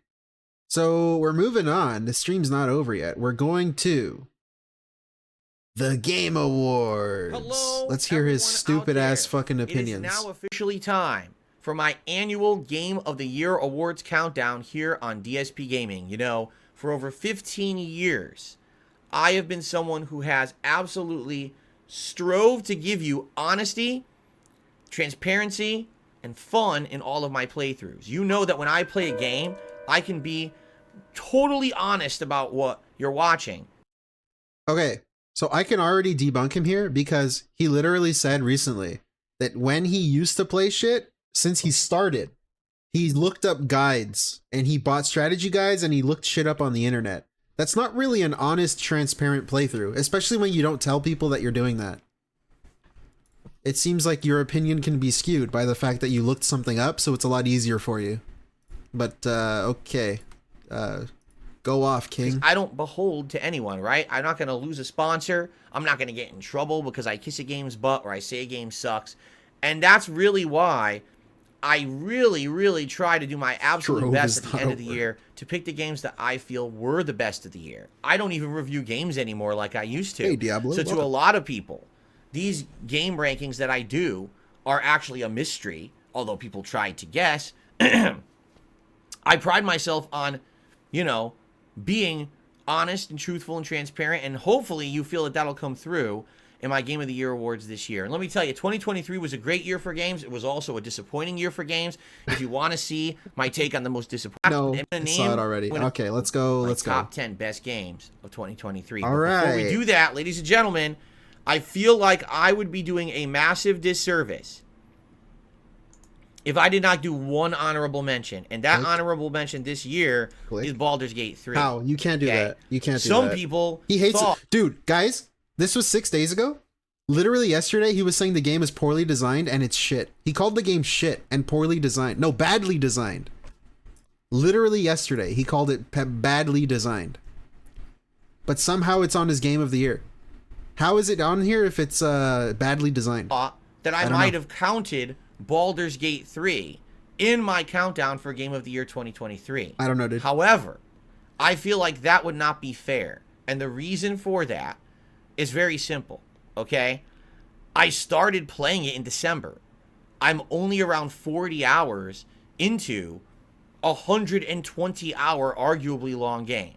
Arguably. So if I ranked this in my Game of the Year awards, I feel like that would be unfair. Right now, I don't want to rank it. I like it. You guys know that. Yeah. You know that I'm really enjoying this playthrough. He's only putting it here because people would say, Phil, why didn't you put Baldur's Gate in your Game of the Year playthrough, Game of the Year ranking? Correct. But I don't want to formally rank it when I don't know what the rest of the game is. What if this game is really strong in the first third and fizzles out in the last third like a couple other games that happened to this year? Then maybe I wouldn't think of it as great, right? So I'm not going to rank this at all in my top 10 games of the year, but I will say this. I'm going to continue to play this game in 2024. And when I finish it in 2024, I will consider it for my Game of the Year awards for next year. How fucking dumb is that? How stupid is that? That's right. Man? Even though technically it's not from 2024, I'm going to consider it for next year's countdown. Dumb. And you may very well see it, at least if it stays at the good pacing and the good quality that it's in right now for Act 1. Perhaps you will see this in my Game of the Year awards next year. Oh my god. K Dunn 77. This is the same argument that the Game Awards makes for games with ones that come out of the end and not in December. Dude, but DSP complains about that. DSP is the guy that says, just because a game came out in December, it's not going to qualify for Game of the Year? Huh? That's so stupid. He was literally saying that. So why isn't Baldur's Gate 3 going to qualify for your 2023 Game of the Year awards? Why is it going to be moved to next year? That's really dumb. Okay, so now that we've got that out of the way, and I can actually focus on the games that I did play fully in 2023, let's get started. 2024. All right, and there goes half my viewership. They're out. They're gone. They're like, nah, we wanted to see Baldur's Gate. Oh, well. He's him. Yeah, he is. Tune in tomorrow. I'm playing it on stream. All right, so. This is DSP. I'm him. I've been him. I will continue to be him. The number 10. Can we get on with this? Fast Best game of 2023 is going to shock you all. Because the truth is that some people just see things as black and white. And so if I criticize a game, a lot of people, a lot of the time say things like, I can't believe he would criticize the game but then like it. So they just think I hate it. But that's not the truth. There's games out there that I criticize strongly because I wish they were better, but that doesn't mean that they're not great games. And in fact, when I was narrowing it down to like my top games of the year, this one shocked me, but I wanted it in the countdown. I was like, I totally want this game to get recognition because you know what? Everyone forgot it. Ladies and gentlemen, the game we're about to talk about. What? I put the wrong clip. I put the wrong clip. Let's try that again. It was another Baldur's Gate 3 clip. Oops. All right. The game I wanted to talk about, where is it? Hold on. That was totally the wrong clip. Oh, crap. I don't have it. Oh, you got to be kidding me. I don't have it. Oh, well, guys, I don't have the clip. This really sucks. God. I have the wrong clip for you. I put an honorable mention clip twice because when I did honorable mention, I wanted to talk about this and say Baldur's Gate 3, but I accidentally didn't put the Star Wars clip in. Ladies and gentlemen, the game I wanted to talk about was Star Wars Jedi Survivor, and I don't have a clip of it for you tonight. I'm sorry, okay? So Star Wars Jedi Survivor, maybe I can do it really fast. Hold on. Maybe I can grab a clip really fast, but it's probably going to play the audio, and then I'm going to have to mute it. Let's see. What? I might have one. Get it. Mute it, and it's going to be loud. Hold on, I got to mute it. Once I play, I got to mute it. Oh, it's muted. Oh, cool. All right. I pulled it off. Star Wars Jedi Survivor is my number 10 best game of 2023. And you're going to say, what? You're like, what? No way. Phil, you slammed this game. Why would I say that? Just last night, it was actually featured in my most disappointing games of the year countdown. So some people are like, I don't understand. Why would Star Wars Jedi Survivor be in your top 10 best games of the year? Because the game is great. This game is leaps and bounds better than Jedi Fallen Order from a few years ago. The combat's better. Having multiple lightsaber stances is incredibly fun. The platforming and parkour is improved. The sneaking abilities and Jedi abilities are better. The graphics are better. The story is way better. The graphics right? are kind of This the same. game, no lie, if it didn't have the problems that it does have, likely would have been in my top 5 games of 2023. I'm not kidding you. That's how much I liked it. I thought this playthrough was absolutely outstanding. The problem was, when this game came out, all right, both on PC and Xbox, the game ran absolutely gonna repeat this? horribly. It had game bugs, game crashes, save file corruption, tons of frame rate dips that made the game You know who he reminds me of? He reminds me of the irate gamer. Is that the dude?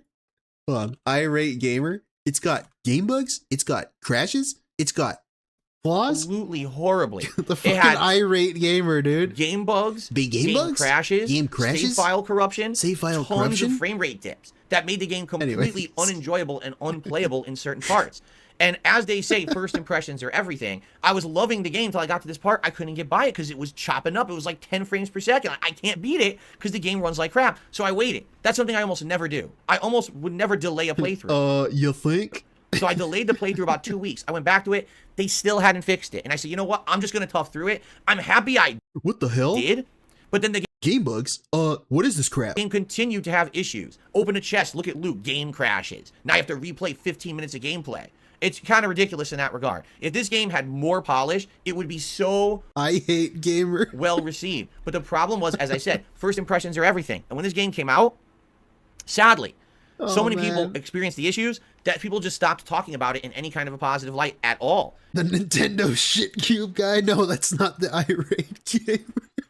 And what ended up happening was people didn't talk about it for the rest of the year, forgot about it. Game Awards came and went. Only the person who even got nominated was the main actor who played the main character. That was it. Like, no one remembered the gameplay mechanics or anything because they're like, that's buggy game, right? And that's a shame. This game was so much better than this first one. And now I'm worried maybe they won't make any more, but the story is unfinished. The story is continuing, and I'm like, man, I want a third game. I hope the third game they take Nintendo shit time and they polish it, because I was so frustrated with how the game performed, and that held it back. So you might disagree with me, and that's okay. But if you actually watch my playthrough of the game, you're going to see genuine joy and enjoyment for this. You know, what is he doing? You're going to see that and be like, wow, I get it. But it's a shame that the game kind of fell apart, right? All right. So it is what it is. If you disagree, that's fine. But for me, Star Wars Jedi Survivor is my number 10 pick for the best games of 2023.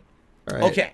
So Hiseo says, hey, when I played Survivor on for getting PS5, me through that I one. only had one glitch. Other than that, I never had a major bug or problem. That's what I heard. I did hear that on PS5, the game performed well. But you shouldn't have to only buy it on one of 3 platforms to get the real game, and that's the problem. Maybe if I played it on PS5, it literally would be a top 5 game for me. I don't know. Golden Nobles did a super chat. He says, a 2023 game can be a Game of the Year contender for 2024. Yes, because it's my countdown. I can do whatever I want. I could say that Gonzo the Great goes to Walmart to shop for kumquats is a game contender for this year. I could literally say that, you know, a 1972 Pinto could be a Game of the Year contender too, because it's my countdown. You see? That's how it works. It's your countdown, but you always tell me what other people think of games and never what you think of games. You never give me any opinions. Even on your countdown. Why do you never do that if it's your countdown? Huh? Okay, so let's continue. Okay. Thank you, Golden Nobles, for that very insightful super chat. I really appreciate that. Do I know the Dreamcast guy? I've seen, like, him around. I don't watch his stuff, though. All right. He reminds you of him, though. Let's continue. Again, this is another one. My number 9 pick for Game of the Year, my number 9 best Game of the Year, I should say, is going to be a game where, again, a lot of people are going to be like, I can't believe it. Because so many people, again, think that it's black and white if a game is good or bad, and that's not true. All right? It's many shades of gray. That's scary when I say that because you know what it makes me think of. But anyway, I can see both sides of a game, and ultimately there was a game this year that I raged at a lot. But AKA he can fence it. When I finally got to the good parts of it and I beat it, I actually really enjoyed it. And that game is The Legend of Zelda, Tears of the Kingdom. And again, people, but you crapped on that game, and you said the frame rate was bad, and you didn't like the elements of it, and blah, blah, blah, blah, blah, right? And listen, okay, I get what you're saying, because I was kind of very critical of the game. That doesn't mean the game is bad, and I can't recognize it for being good, nor does it mean that I dislike the game. In fact, I really liked the game. I did. I just felt it was too bloated. There was too much content to really discern what was important, and it took too long to beat because you were kind of wasting time figuring out what was important to do. But I liked the dungeons. What? I liked the boss fight. Apparently having a big yellow marker telling you where to go is very confusing to know what to do. This dude left the waypoints on and he played with the minimap and he's acting like he didn't know where to go. Like the game literally would tell you where to go. I liked going around and exploring the story and the glyphs.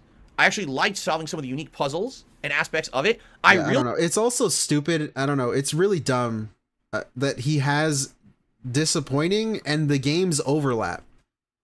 Because the list it just ends up being him repeating the same shit. The non-opinions. He just repeats them over and over. I liked the actual building and physics mechanics that were new to the game. I didn't think I would. Remember early on I said, I don't... And you see how he frames this shit. It's like on the disappointing one, he frames it like the impression he gives off, the vibe he gives off is that it's the worst game ever.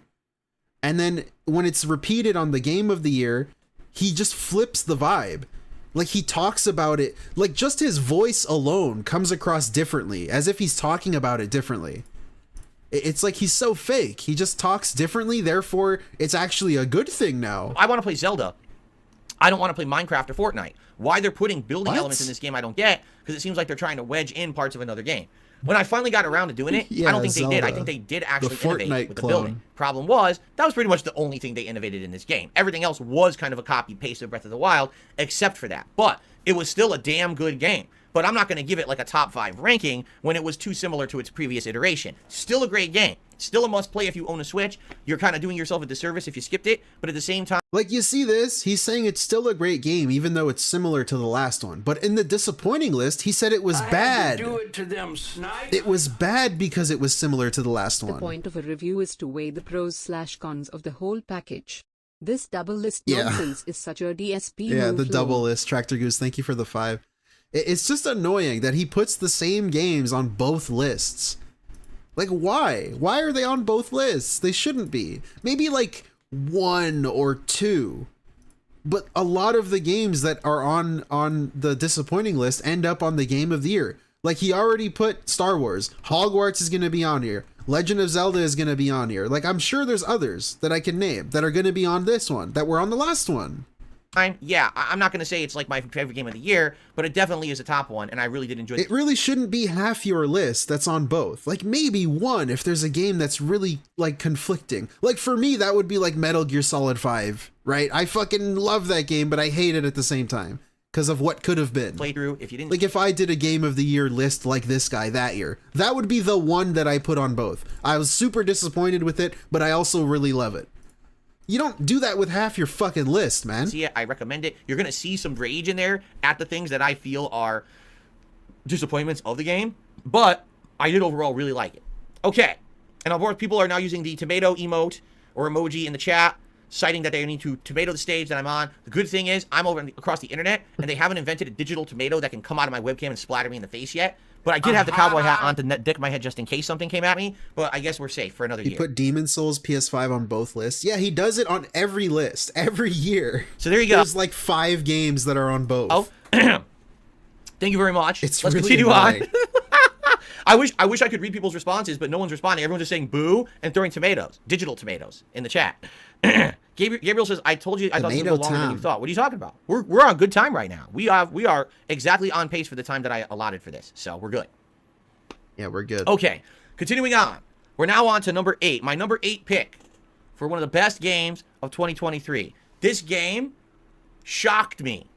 This is a game I almost missed. And I 100% attribute all of the credit to my amazing viewers and community, because you guys told me about it, convinced me to play it, and I am so happy that I checked it out. Ladies and gentlemen, my number 8 pick for best game of the year is RoboCop Rogue City. Yes, a game that I didn't even know existed till you guys told me about it. As a fan of action movies and 1980s stuff, this game resonates with anyone who's an 80s kid. Seriously. As a fan of RoboCop playing this game, this feels like it would have been in line with, like, this should have been RoboCop 3. Because RoboCop 3, the movie, sucks ass. So this is much better than what actually ended up being RoboCop 3, in my opinion. They've got Peter Weller, the actual voice actor and physical actor of RoboCop, to play the voice acting for RoboCop in this game. I don't know. And it actually directly follows the plot line of RoboCop 2. So if you saw RoboCop 1 and 2, you will absolutely love this game. I'm not gonna lie, I don't care about him talking about RoboCop. Ladies and gentlemen, really the number don't. 7. He's just gonna talk about how the movie was good. Best game of the year for me. I really don't care. It's a game that I kind of thought was going to be good. I kind of expected it to be, but that's because it's a sequel. And when you play a sequel, you expect that it should be at least as good as its predecessor. And in this case, I feel this sequel was better than its predecessor. It had improved graphics. It had better gameplay. It had refinedness that the first one didn't have. It actually solved a lot of the problems of the first game that felt very kind of repetitive and grindy. And overall, it actually showed that every once in a while, there can actually still be a good console exclusive in the modern era, because the game I'm talking about is Spider-Man 2. Spider-Man 2 was an exceptionally good outing in the superhero genre. People kept asking me the entire time I played Spider-Man 2, is this better than the Arkham trilogy? To which I answered, you know, for the modern day it is, but you have to kind of compare apples to apples. I don't think it's fair to compare the Batman Arkham series from almost a decade ago to a modern superhero game. But this game had so many improvements over the first. First of all, now why can't you compare the Batman games to the Spider-Man games? What the fuck does off the get-go, you've got all of your abilities and combat powers from the first game, but you get to play as 2 Spider-Man. So one plays a little different than the other, which gives the amount of variety that you want so that the playthrough doesn't feel stale. And that was the problem with Spider-Man 1, is that once you played through halfway through Spider-Man 1, you pretty much saw everything Spider-Man could do. And even though it was fun to swing through New York City, it got kind of boring just doing the same things over and over with the same guy. In this case, each Spider-Man, both Peter and Miles, have their own plot lines, their own individual lives. Look at this dude trying to sell me the game. Like he's a fucking salesman for the game. What is this? Through New York City, it got kind of boring just doing the same things over and over with the same guy. It got boring swinging in the city with the same guy. As if because it's 2 now, it makes it better? In this case, each Spider-Man, both Peter and Miles, have their own plot lines, their own individual lives going on. Like just because I can web swing and do the same shit, but it's 2 different characters, that makes it better? I'm still... But then they also have these team-ups they need to do for certain story-based missions. Okay. They throw in some really cool plot lines here with the Venom symbiote, right? Which everyone knew was in the game. I kind of wish they didn't spoil that, but they did spoil it early to say Venom was in the game. But that was a neat plot line. You had good kind of supporting characters like Norman and Harry Osborn. Some of the classic rogues gallery of Spider-Man are in the game, like Mysterio, Kraven the Hunter, etc. Sandman's in there. I like that a lot. I did. And the graphics were outstanding on the PS2 graphics? as well. Okay, what makes the game good? As well. Going along with how good the Miles Morales expansion looked, the game looks just as good, if not better. What makes the game I will just good, say this, DSP? absolute best open world experience in any kind of a city environment or any kind of a superhero game for sure. Like Shut this, the I will be fuck honest, up, yeah, bro. Have you played Infamous, dog? What the fuck is wrong with you? Than the Arkham games. But again, that's really not a fair fuck comparison. outta There's a 10-year difference there. So they're saying 10 years. If Rocksteady made Arkham now, it probably would be better. You know what I'm saying? But for the time, it was amazing. Man. And he just listed Zelda, and he's saying this is the best open world. Get the fuck out of here. This also is good. The writing, Haseo just reminded me. A few times during the playthrough, I actually like teared up and felt so emotional because the writing was great. It was that good. It wasn't like, oh, we're trying to make you feel cheap. I don't know, Damien. There was like emotional plots. The characters, sadly, from the first game who passed away. Oh, he cried, right? Realizations about themselves, right? It's pretty awesome when you can learn something about the human condition by playing a freaking superhero video game. Who expected that, right? And by the way, to do it to them, snipe. Hey, Logan K, thank you for the 5. Phil should have worked at GameStop. He could have sold so many Sony first-party games to old grandmas at Christmas time looking for gifts. Now, Granny, you know, the first Spider-Man 1 only had 1 Spider-Man. So little Billy is gonna love the 2 Spider-Man. You can do, like, twice the web swinging. It has tons of content. Now, I will admit, by the time you get to the end, there is some of the content that feels grindy. I actually did not platinum now it's Spider-Man grindy. 2. I did platinum Spider-Man 1. I think that a little bit of the side content at the end is too grindy and too time-consuming. Wait, but I thought 2 Spider-Man were better. You don't have to do all of it to enjoy the game at all. But there's enough meaningful side missions, great content, always something to do in the new York City that's fully expanded now instead of just the mainland island of Manhattan. Don't hate me, guys. You've got the other boroughs that are represented across the river, which is great. Again, having the 2 Spider-Men and their own plots is really great. And now we kind of see this game is kind of the passing of the torch. That Peter probably is going to be either a side character or maybe not the focus of the next one. Miles will be, and that's cool. So I really, really enjoyed it. Okay. I hope that you guys did too. One of my favorite games of the year by far. All right, let's just get this next one out of the way at Turbo Speed. Oh my God. Number 6 is Hogwarts Legacy, and everyone's going to get up in arms about this. But I really liked this game earlier on in the year. I really did.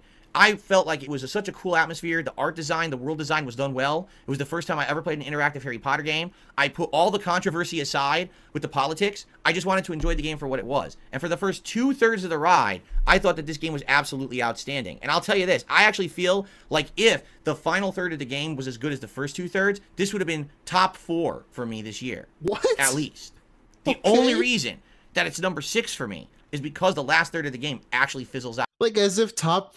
Dude, that reminds me of like when he plays Warzone or something and he's like, well, at least I got top 7. What the fuck? Who gives a shit? I don't care. Like, get the fuck out of here. Boring, repetitive, and kind of sucks. And that's a shame because again, this game was it good. It could have been top 4, man. It felt like it was an amazing first outing. And if they're to make a sequel to it, which it sounds like they're going to, did you know, I got to say this in my Game of the Year awards.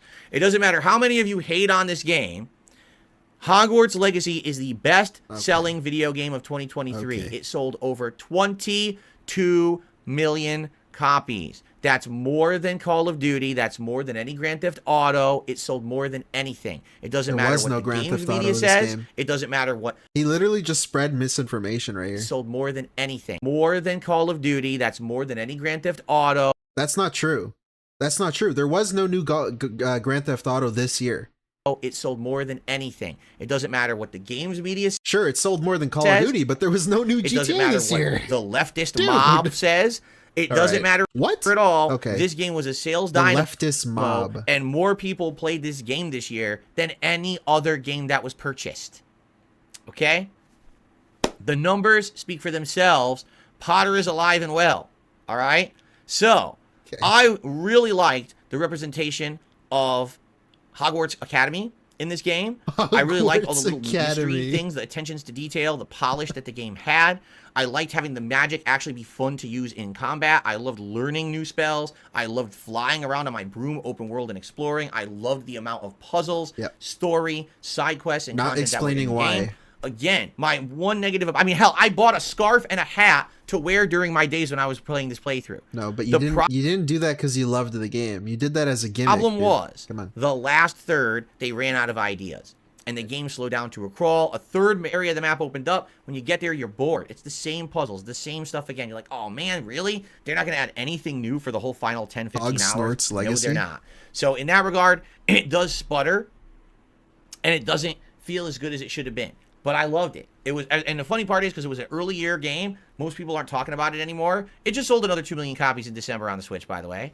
It's still selling. Okay. People are still playing it and liking it. That doesn't mean it's good, bro. Almost a year later, it's still a game that's hot and God people are enjoying. damn, So this dude doesn't sucks. matter how much the media. Oh, Fortnite. Look at Fortnite. How much money is Fortnite bringing in, bitch? Is Fortnite good? You piece of shit. Your mouth drooling fucking retard. I shouldn't have said that. Go tell this fucking guy how much fucking money Fortnite's bringing in. Therefore, it's good.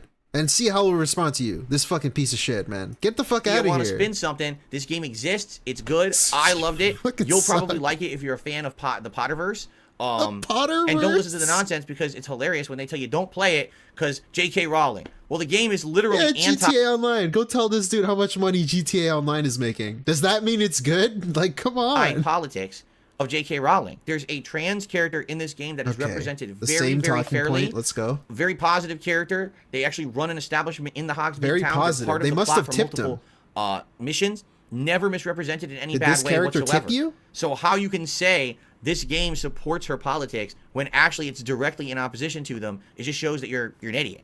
I'm sorry. Anyone who said that didn't play the game, didn't care, just wanted to stand on some kind of a soapbox because they really don't like J.K. Rowling, which is fine, but stop rubbing your politics off. It's fine, but you're stupid. This is a great game. Please give it a look. It's all right. not, I just wanted to get through that before people started getting their pitchchforks and torches ready. Okay. Now we're into the top 5, ladies and gentlemen. Is he afraid? The top 5. All right. With my list, are you disagreeing?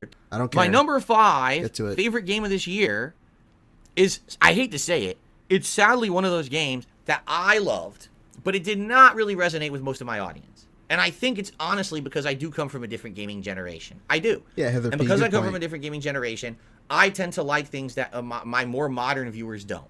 This fucking. I also think it's because of my age. I'm in my 40s. It's Mario Wonder, isn't it? And I tend to have. He's literally gonna imply that because he's old, he likes Mario Wonder. Yes, because nobody that's young, like little kids, play Mario games. Audience, if you're not aware, most of my viewers are. As you know, only adults went to go see the Mario movie. That's the only people that went to go see it. I don't have a teen audience or a young children's audience, right? And so, this game particularly, I loved every moment that I played it. I felt that it innovated. I felt that it performed very well. And unlike its direct competitor, it provided a ton of content. It was a good value for the dollar, okay? The game that I'm talking about at number 5 is Super Mario Brothers Wonder on the Switch. Super Mario Brothers Wonder.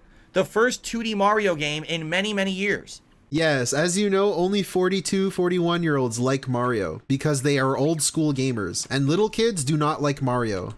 At one point, they were pumping these out like one a year or even more, okay? But after having get kind of burn out on these games for a while, they put them on hiatus. They put them on the shelf. They started focusing on like Mario Odyssey, all different other games. Finally, they decided to bring one back. They're like, man, we're going to bring back 2D Mario. Is it going to be any good? Yeah, this game had so much effort put into it, so much creativity. Bro, that's the irate gamer. The irate gamer came out. You think? Yeah. Yeah. This game what the hell? Had so much effort put into it, so much creativity. Every so much stage effort? So much creativity? Has a unique aspect to it that's unique to that individual stage. This game implemented power-ups we hadn't seen in Mario games for ages. but also introduced a slew of new ones, like the I Hate elephant Gamer. suit, okay? The game had multiple characters. Now, the characters pretty much all play very similarly, but they look different, which is really neat, that you can have a different appearance for the character you're using. And, you know, you want to play as a group, it's always cool to be able to pick a character that you like or maybe relate to a little bit more. Outstanding soundtrack, my God. You know, some really good tunes, but at the same time, I will be honest with you, I don't think that it's as good as previous Mario games in that regard. There was only maybe a few tunes that I really remember at the end of the day, while I could tell you I remember Mario music from other platformers a lot more than this one. Oh my God. But, really great, unique world. You know what this game reminded me of? A hybrid of Super Mario Bros. 3 and Super Mario World. For those who don't know, Super Mario... Yeah, who the fuck you. I don't care. It's fun. Who the like, really, who's not gonna know? For those of you who don't know what that little niche game Mario 3 is and Mario World, like, shut up, man. Because you want to get fuck every outta single here. coin. You want to get every single Why is he so flagpole annoying? at the end of a stage, right? Here's one of the hidden things right there. See those hidden flower coins? Secret worlds. Like I said, each stage has its own hidden part, and then by doing every hidden part of every stage, you could then actually... Why is he just have it watching be the that you can data? unlock What's secret happening? content, hidden content, and stuff like that, okay? Okay. So, I loved Super Mario Brothers Wonder. I thought it was an exceptional return to 2D Mario that was needed. Dude, I'm trying You to know, get through this game had quickly polish, so we can watch him attention to live. detail, tons of content. This And game he's taking is forever. 17 hours long.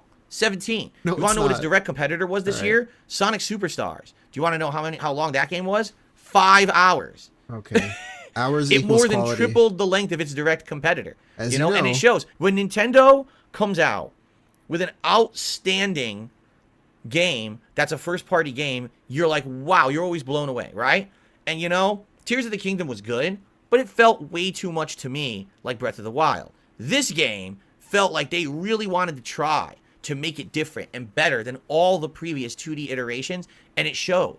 It absolutely did. There was not a single stage I played in this game where I was like, this is just one of those filler stages. It's kind of boring. There's nothing interesting going on. It was the complete and utter opposite, and I loved it. The sad fact is, though, there's so many people in the modern day that don't get it. They think that because it's a 2D platformer, it's outdated and it's not good. Right. Or they'll say, oh, that's a kiddie game because it's a Mario game. It's like... Oh, yeah. Wait, I thought kids didn't like Mario. What?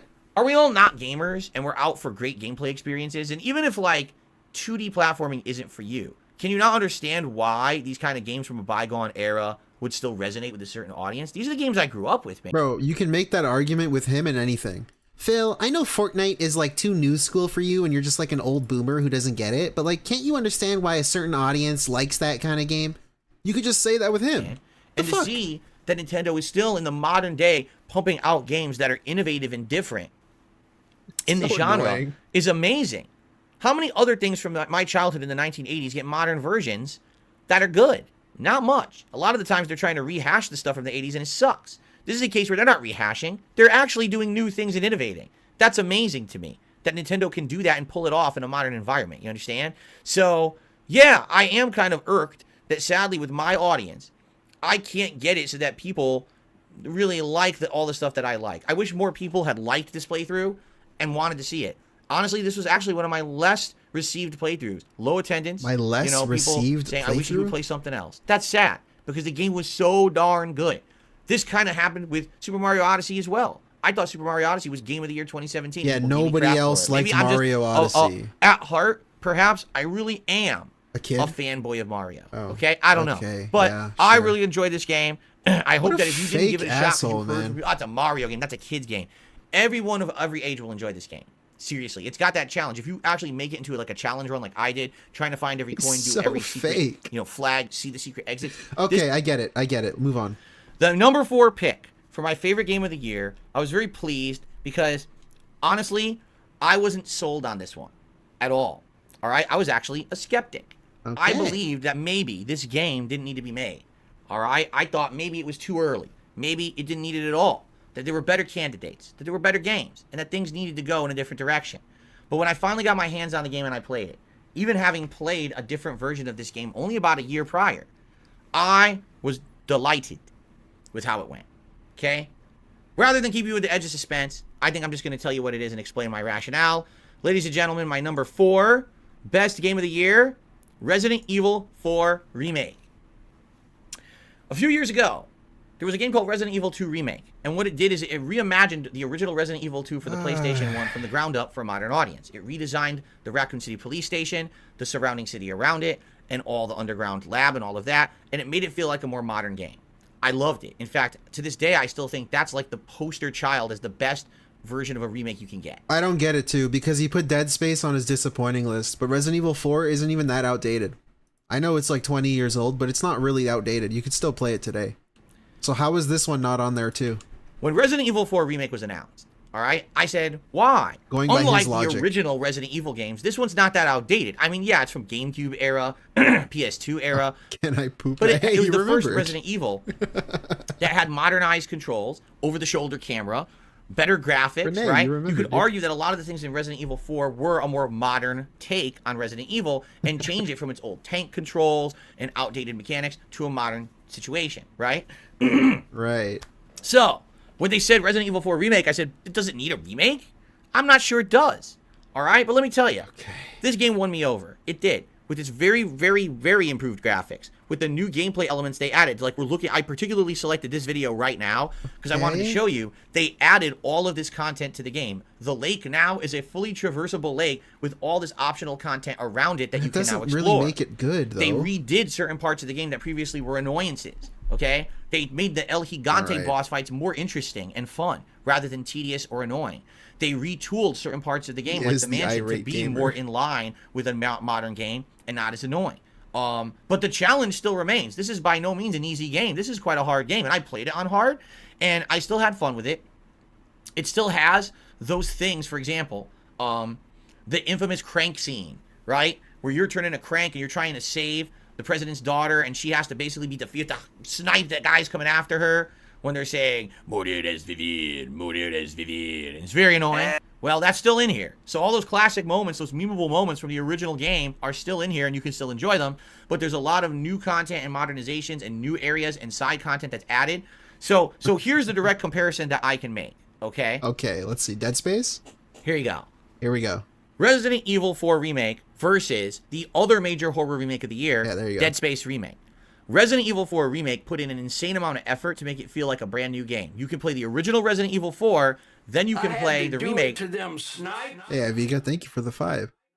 For those of you with dementia, RE2 Remake came out in 2019 and it revolutionized the gaming scene. Gingerly Dead Space Remake, it's too much the same. Yeah, I don't know.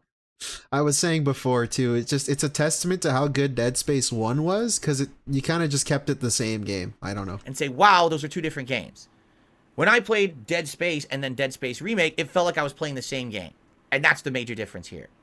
Okay? So that's what I really like the most about this game. Amazing graphics, great responsive controls that were greatly improved, a lot of the annoying parts of the original game. Like, wouldn't you want a remake to feel like the original instead of different? Improved upon, better new areas, open world traversal in certain parts. That was really, really cool. And, of course, it's Resident Evil, man. I love survival horror. You guys know it's that survival horror are always some of my favorite playthroughs of the year, no matter what. And this one really resonated with me. A lot of people loved it. It was actually earlier on in the year, and people loved me doing this playthrough. Actually, if you actually look at views, it might actually be my most viewed playthrough of 2023. Don't quote me on that, but I'm almost positive. It ended up being the one that brought more butts to seats, as they say, than anything else. So, obviously, that says something, right? So, Resident Evil 4 Remake, huge thumbs up from me. Great example of a remake and what it should be, rather than just using the same game and making it look better, actually adding in enough to make it feel like a... All right, you're repeating yourself. So now, top 3 games of the year.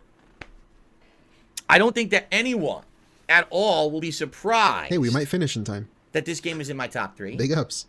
But I think people may be surprised at the placing.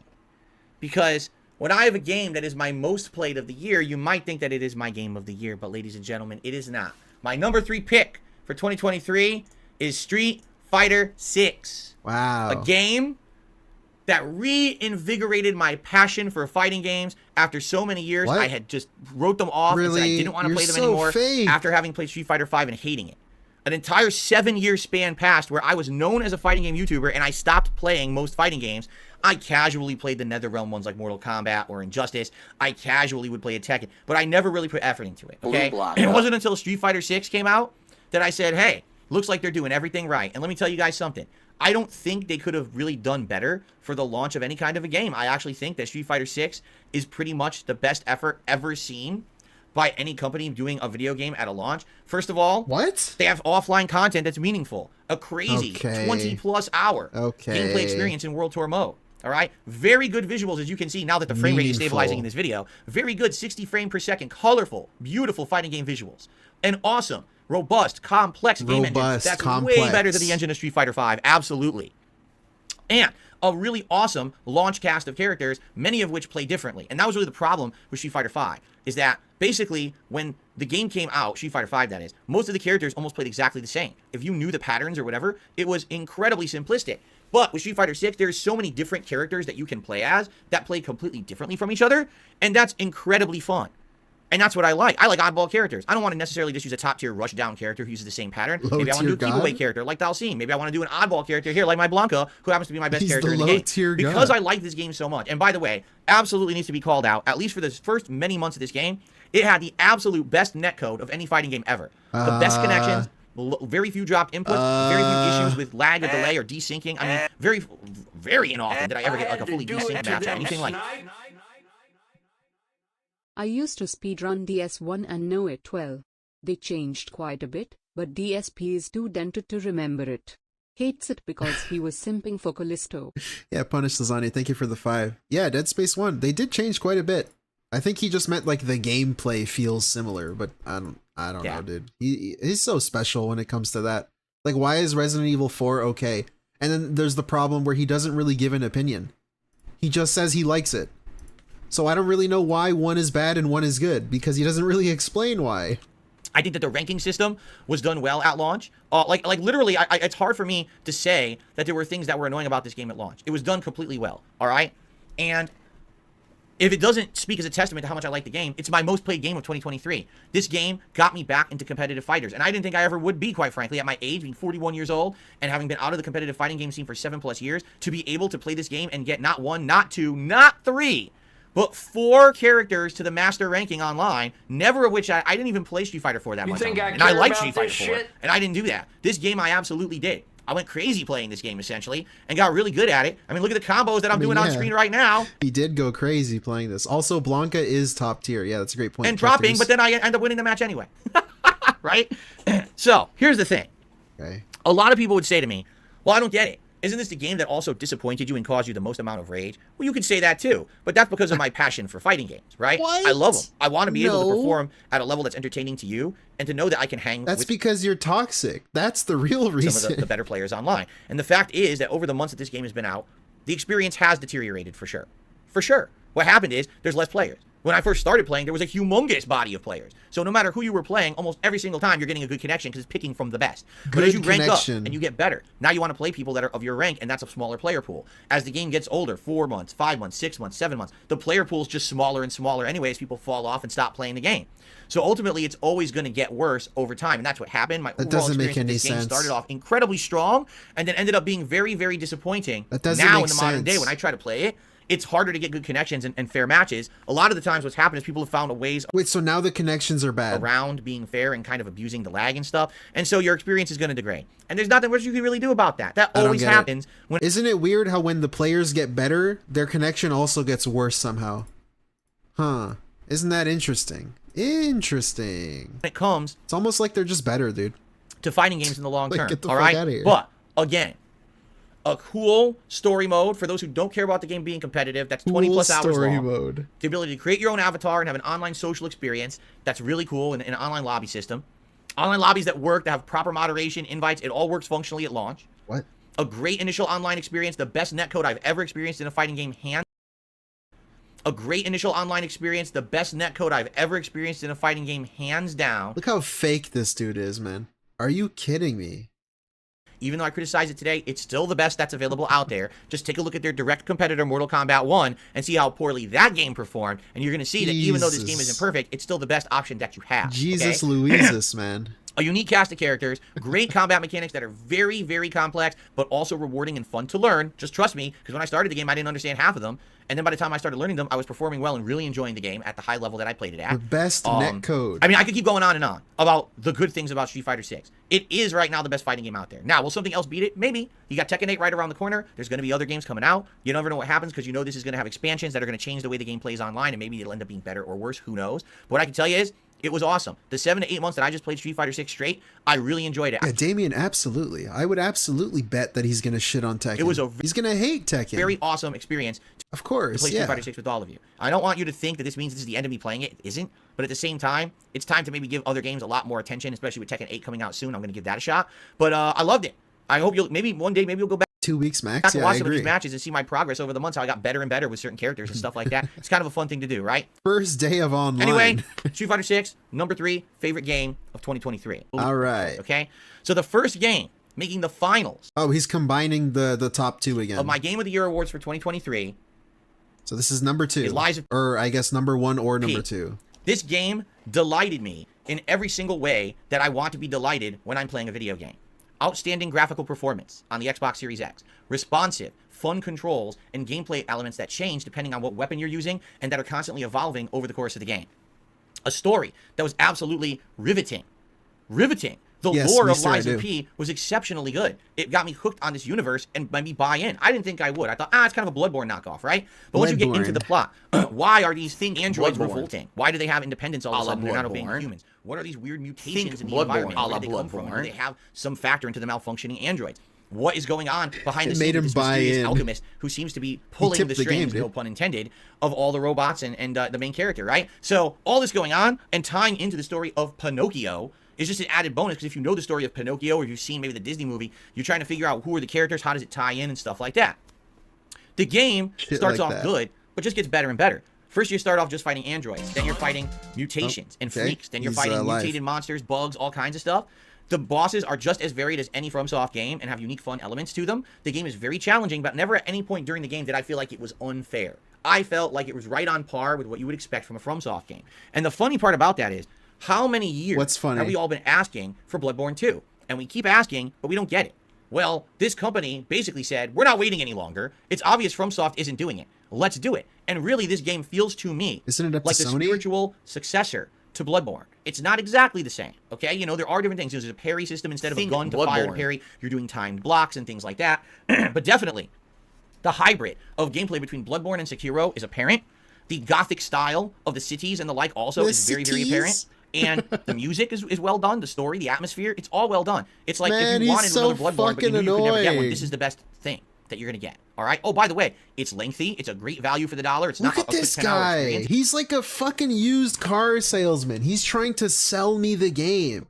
Why are you selling me on the game? Tell me what you like about it and why you like it. Stop trying to sell it to me. That's all this fucker is. He's a shill. This whole fucking countdown is him selling you on shit. Like, I don't have to buy it. Just tell me why you like it. It's very lengthy. Just again, as lengthy very as lengthy, very cool, very robust content, 30-hour campaign. In that franchise. Shut up. They did it right. And I apologize because I feel like I picked a crappy video. I thought that I really thought that I had picked a better video than this. I definitely didn't, as you can see. I accidentally picked a video 15 years of streamer. If he doesn't go do some combat quick, I think I'll play a different video. I thought I definitely picked the wrong video here because this is all story elements. So here's the actual Lies of P. There were rights issues or something like that. It's sad that FromSoft kind of gave up on Bloodborne. I don't know if it was because the rumors are that that game was made in conjunction with Sony and there were rights issues or something like that. I don't know. I wish that this was Bloodborne. I think Sony just owns it, dude. But what the I think fuck we kind are you of on about? accept it now. We're never going to get rights Bloodborne issues? 2. So to see another company actually put in the effort to make a game that's just as good as Bloodborne is well appreciated. And in a year that did have other FromSoft knockoffs like Wolong Fallen Dynasty and Lords of the Fallen and these other games that did not live up to the expectation, this game far exceeded it. When I started playing Lies of P, I didn't expect it was going to be this good at all. Like, I thought it would be maybe decent, but I'm always skeptical when I go to play one of these kind of FromSoft knockoffs. Whoa, DSP in his chat. Nobody cares about Neil Druckmann, including Hollywood. I don't have to say a word. Wait, what's he saying? Just talking about Neil Druckmann for no reason? I was like, maybe I'll check it out, maybe I won't. Then they announced it's on Game Pass, and I was like, okay, now I'm more apropos to check it out. And by the way, we're back to the hotel. I definitely picked the wrong clips. All right, you're funny, you're hilarious. And this game was that. Like, this was the best. Okay, cool. Sell me on it some more. How about that? That is not. The original game was good, but definitely had shortcomings. And finally, to hear that this game was being made. And then, when you start playing it and you're like, wow, this is pretty darn good. It's very similar at first to the original game, but it feels more like a serious thriller-style game this time around with horror elements as opposed to just a game that was kind of like story with some repetitive gameplay. Before I get too ahead of myself, let me just say, it's Alan Wake 2, of course. A game where there's 2 protagonists that you switch between on the fly at a certain point in the game. A game that completely picks up the story of Alan Wake 1 from over a decade ago in a great creative way. Is Alan still stuck in the lake? What's going on around Cauldron Lake? There's now an FBI investigator there to try to figure this out. You've got your investigation of the environments with items. You've got your gunplay against supernatural enemies, but the gunplay is well refined. Am I going to go into Phil Live? Yeah, I might as well. You've got open environments that you can investigate, but you've also got more linear environments inside of confined areas to explore. Okay? The other real cool thing about this game is it ties in with the other games that Remedy has made over the last decade. Did you know that Control, their last very popular game, very much makes appearances in this game and has direct ties to it? It happens in the same universe and has crossovers, which is really cool. I really liked Control. The actor who played the actor who played Max Payne and also is the creator of all these games actually is a main character in this game?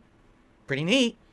This game also does so many unique things that I've never seen in a video game before. A whole element of narrative where, like, you have to use a big investigation board to put clues together to try to piece together the plot, and then once you hit it right, then it kind of explains more of the plot. And what about that absolutely, positively amazing musical number, the likes of which I've never seen in a video game before? It's like you're in the middle of a giant rock opera, but it's part of the game. And another thing a lot of people don't mention because they didn't even realize it, there's also a whole full-length indie film. It's about 22 minutes long that's in this game, and you can watch it and enjoy it, and it's more of the story, but a lot of people don't know it's in there. They walk right by it and miss it, okay? What? Okay, why would I want to stand there for 20 minutes? The transition between the real-life actors and then the in-game representations of the actors. The various different versions of the environments, as you just saw, Alan shifting with light and plot lines between different versions of each room and how they integrate. The quick loading of the graphics between those areas, all right? The creepiness of the plot, always getting you wondering, who's doing what? Is it really an evil presence? Is Alan just crazy? Is Alan controlling the environment? I know, he called Sam Lake an actor. Right? Or like, sure, it's his face, actually but... just mysterious Mr. Scratch he doing that, voice right? The dude. Giant boss fights, awesome epic parts. This game is really well done. This game is more than awesome epic parts, by the way. Twice as good as the original Alan Wake, in my opinion. And I'm happy to see that it got good recognition at the Game Awards and other places because I was nervous. Alan Wake 1 was a good game, but it had a lot of shortcomings. It got very boring by the last half. It was too much repetitive grindiness. The plot was the best part, but the combat was basically a big shortcoming. In this game, there is so much more added to it to make it better, to make it not feel like a repetitive grind. That's why they had those unique scenes in there. By the way, I should bring up the graphical performance of the game was absolutely outstanding, as you can see. Again, he hasn't really said why he liked it. And absolutely beautifully on the Xbox Series X when I played it. No issues there. No big, massive frame rate drops. No crashes. No giant bugs or anything like that. It was a wild ride. Oh, by the way, it's incredibly long, too. Right? Seriously, like, for the value for the dollar, it's a huge game. Right. Alan Wake 1 wasn't nearly as long for as this the one. dollar It almost discussion. feels like this is what they wanted to do with Alan Wake 1 over a decade ago. But because of the limitations How does of it what was feel? possible back Okay, then, they couldn't make the game. They had to go through a decade of making other games like Quantum Break and Control to get to the point where now they could actually like, make... how the hell could you tell this is what they wanted to make a decade ago? Like, what does that even mean? That game they wanted. All and now right. that it's out, this is so much better than the original. And again, blew me away. I liked Alan Wake 1. I loved Alan Wake 2. I cannot wait for the expansions, for the sequel. You know they're making more because the game sold very well, and already they've got all these things lined up, DLC expansions and everything else, and I'm very excited for that, all right? So, when I'm looking at the top 2 games of the year, all right, and it's like, man, how do you determine what's the best game of the year? You got to look at a few factors, right? I mean, both Lies of P as well as Alan Wake 2 are worthy of being Game of the Year 2023, in my opinion. Okay. So I got to kind of start looking at, like, objective versus subjective, you know? I always wanted a sequel to Bloodborne. Well, we got it, and it's exceptionally good. We didn't. Well, I always wanted a sequel to Alan Wake, and we got it, and it's exceptionally good. Both games improve upon the things that they're striving to improve upon, and they give you a unique and fun experience, right? So honestly, it's so hard for me to pick, all right? I'm just going to be a cop-out, and I'm going to say Baldur's Gate 3 is the best game of 2023. That way, everyone will get off my ass and stop bothering me and stop pestering me, okay? I'm done. That's my game of the year. No, I'm not going to do that. Absolutely not. Instead, I'm actually going to be a man about it, and I'm going to select Be a man? an actual winner. Okay? Be a man about it and call Rambo up. Come on. What do you mean be a man? What the fuck does that mean? It's this simple. When you're selecting a game of the year, you have to weigh and balance everything. The length of the game, the quality of the game, the graphics, the performance, everything. All right, There is shut one up, please. shining factor in my game of the year determination for 2023. Oh my lord. Taking chances and being unique. There is one game this year That's that dumb. took creative chances. That's dumb because I already know what he's going to say. It's Alan Wake 2. And did things in a video game that I've absolutely never seen before. That's really dumb because isn't Lies of P made by like an indie studio or some shit? Like for a first attempt at copying a FromSoft game, it gets really fucking close. Like if you didn't know, you could probably think it was a FromSoft game. Okay, maybe not an indie game. They had a publisher, but like that's a really good first attempt. So they strived for something. They set out to create something, and they were really fucking successful at doing it, in my opinion. I really like that game. And had moments that I don't will know. never forget. Whatever. And that game absolutely positively was Alan Wake 2. With that rock opera segment, with the short film that's in there, With the uniqueness FMVs? of the plot, and the investigation techniques of the Mind Palace that are in there, 2 protagonists you can alternate between whenever you feel like. It did so many things that could have not worked. And they all worked. Every single one of those things actually worked. So what wouldn't work? Cutscenes, detective style thing, and more cutscenes. That's what he said? And they all it did so many things that could have not alternate between. 2 characters. That was the other thing. 2 characters. Somehow cutscenes, 2 characters could have not worked. How? What? Outstanding game in my mind right. for years to come. Whatever. I will not forget the Herald of Darkness musical number. I'm gonna remember those lyrics. I'm gonna remember that music. I'm Oh, gonna sure. remember Sing that it now. time Sing it. that I was sitting right here Yeah, with sing all it of right you now. and how much we enjoyed that together on that night stream. That we weren't expecting that to happen, and we were all blown away. We Okay? were all blown so, away. Alan Wake 2, because of the chances it I took, don't even hate Alan and Wake 2. I creatively kind hit of the like home it. run is my But he's pick so for fucking Game of annoying. the Year of 2023. So, I've done it. I ranked them. All right. Per my personal preference. He did it. What do you think? Do you agree? Do you disagree? I can tell you right now, Monty Mole's furious because he just typed about 72 different tomatoes into the stream chat. So he's very upset with me. But I think this was an exceptionally good year for games. You're a huge and I hope Alan that Wake if you hater. have difference of opinion, you'll share it with me by leaving a comment on this video after the fact and let me know. But in the meantime, man, as disappointing as games were in 2023, as you can see via my countdown here, there were just as great positive games. And I'm happy to see that not every game is becoming just a sellout or a game that wants to copy another game and fail miserably, you know? I'm happy for that there's still innovation, that there's still creativity in the gaming community, that they're still trying to make works of art that will resonate and be remembered rather than, how do we print the most money for this game we're about to put out? That's a major problem we're having right now in the gaming industry. Yeah, 4 of his games on this list were on also the disappointing list. 4 of them. That's almost half. In case you don't know math. I just pig-splained to you there. But yeah, that's a lot. It's getting very hard to tackle those issues, okay? Thankfully, not every game dev team has been corrupted or ruined by its own parent company or management team, and we're still getting unique experiences. So, what will we get in 2024? You know, yeah, Hate Army, exactly. He said one of the cutscenes is 22 minutes long, and it was really cool and really awesome. Because you can stand there and watch the cutscene. But it's like how many times would he complain about cutscenes? I'm sure there's clips of him complaining about cutscenes in another game. And Kojima, probably go watch him play Metal Gear Solid 4 or something. He'll complain about it. For some pretty awesome games. Like a Dragon, Infinite Wealth is looking absolutely amazing. Final Fantasy VII Rebirth is looking superb. But I think we're a little early. Being in January, you never know. Because a lot of these games that look good now might actually end up being disappointments, as we saw in my year-end series this year. But if anything, as long as the sparks of Final Fantasy 16, he did, Andvari, he did. creativity stay alive within these artistic people that are making games, Artistic there's hope that there's people. going to be unique experiences Like coming, your and chat, that's what I'm dude. looking for. So, thank you all for hanging out with me in 2023, another superb year for games. Thank you for watching my year-end series. Thank you for all of your love and support of DSP Gaming over the course of this last year. Oh, you're I can promise welcome, you this, brother. 2024 is already off to a great start and is going to be another great one here. So, for my year-end series and for my Game of the Year awards for 2023, this is DSP signing off and saying thank you all so very much. I offer you my gratitude, my thoughts of hopefulness for the new year. Peace out, my friends, and I will see you all on a gaming stream to come soon. Bye-bye for now. Young out.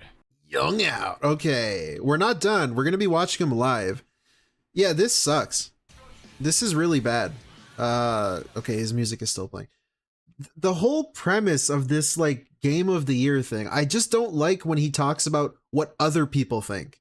Oh, some of you might say, now, why is this game on your list? And some of you might say, Phil, why is this not higher on your list? But it's like, I don't care. I really don't. And then he just goes on to give a summary, and it's like he's trying to sell you the game. He just tries to sell you shit. Like, this Spider-Man one was a great example of that. He's like, now, there's 2 characters instead of 1? Like, what does that make? Does that make it better? Weirdly enough, he talked about Mario the most. That was his longest. Yeah, it's more than Street Fighter. I think. I don't know, roughly. First, top 2. Second, top 2. Oh, are you guys ready for the stream? Hey, perfect timing, dude! DSP, really, has been watching the stream, huh? The perfect timing. I heard him click, by the way. What is going on, everyone? We have a news-filled day for you today on the podcast, including updates on what's been going on with YouTube running so poorly recently. Rockstar is suing Remedy for having a similar logo, and Ubisoft wants you to get used to not owning games. All this and more on today's Level 1 podcast. If I can click the intro. Great. The intro to the intro to the intro. The classic. Okay, well, that's that. Thank you for watching the Game Awards with me. I'm so glad that Alan Wake 2 won. I already forgot which one was first. I don't know. I feel like he only put Street Fighter at 3 because you thought he would put it at 1. I don't know. Today whatever. Is Tuesday the 16th of January 2024, and the big thaw has begun here in Washington State after having almost an entire week of frigid temperatures. Today, we're supposed to start melting off, and it's funny because my wife and I put out like a bowl of nuts, like peanuts, or maybe a bowl of water, or both, every morning for the local wildlife to come by, and we get birds and squirrels. We've had a bowl of water that froze 3 days ago. I just kind of like tossed it out of the bowl, and it has sat in a frozen chunk on the ground for 3 days and has not melted.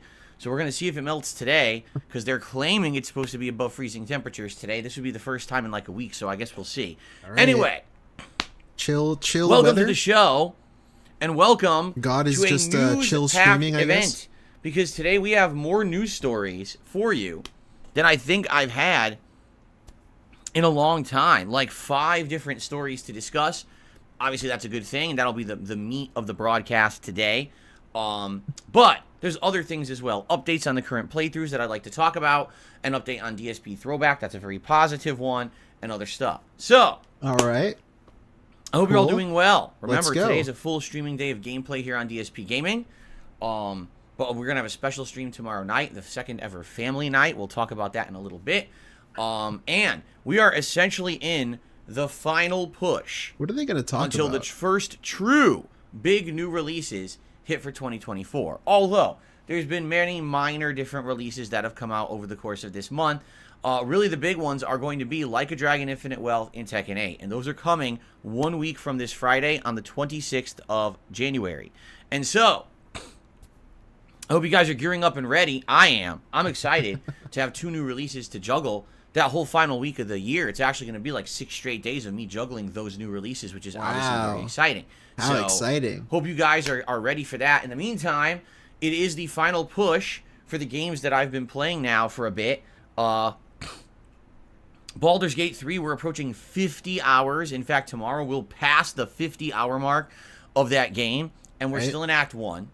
Do you guys understand why I didn't want to play that game in September? I mean, I literally wouldn't have even gotten 50 hours by like December. We would still be in Act 1 after 4 months. That's why I waited. You know, that's the kind of game you really need to dedicate nonstop time to it, and I didn't have that time in the fall. Okay, that doesn't make any sense. Forbidden math. Resident Evil 0 Remake, excuse me. We are pushing towards the end here, right? We are in the end game. We're in the final area, although I checked my original playthrough, and it looks like we've got about maybe 4 to 4.5 hours left.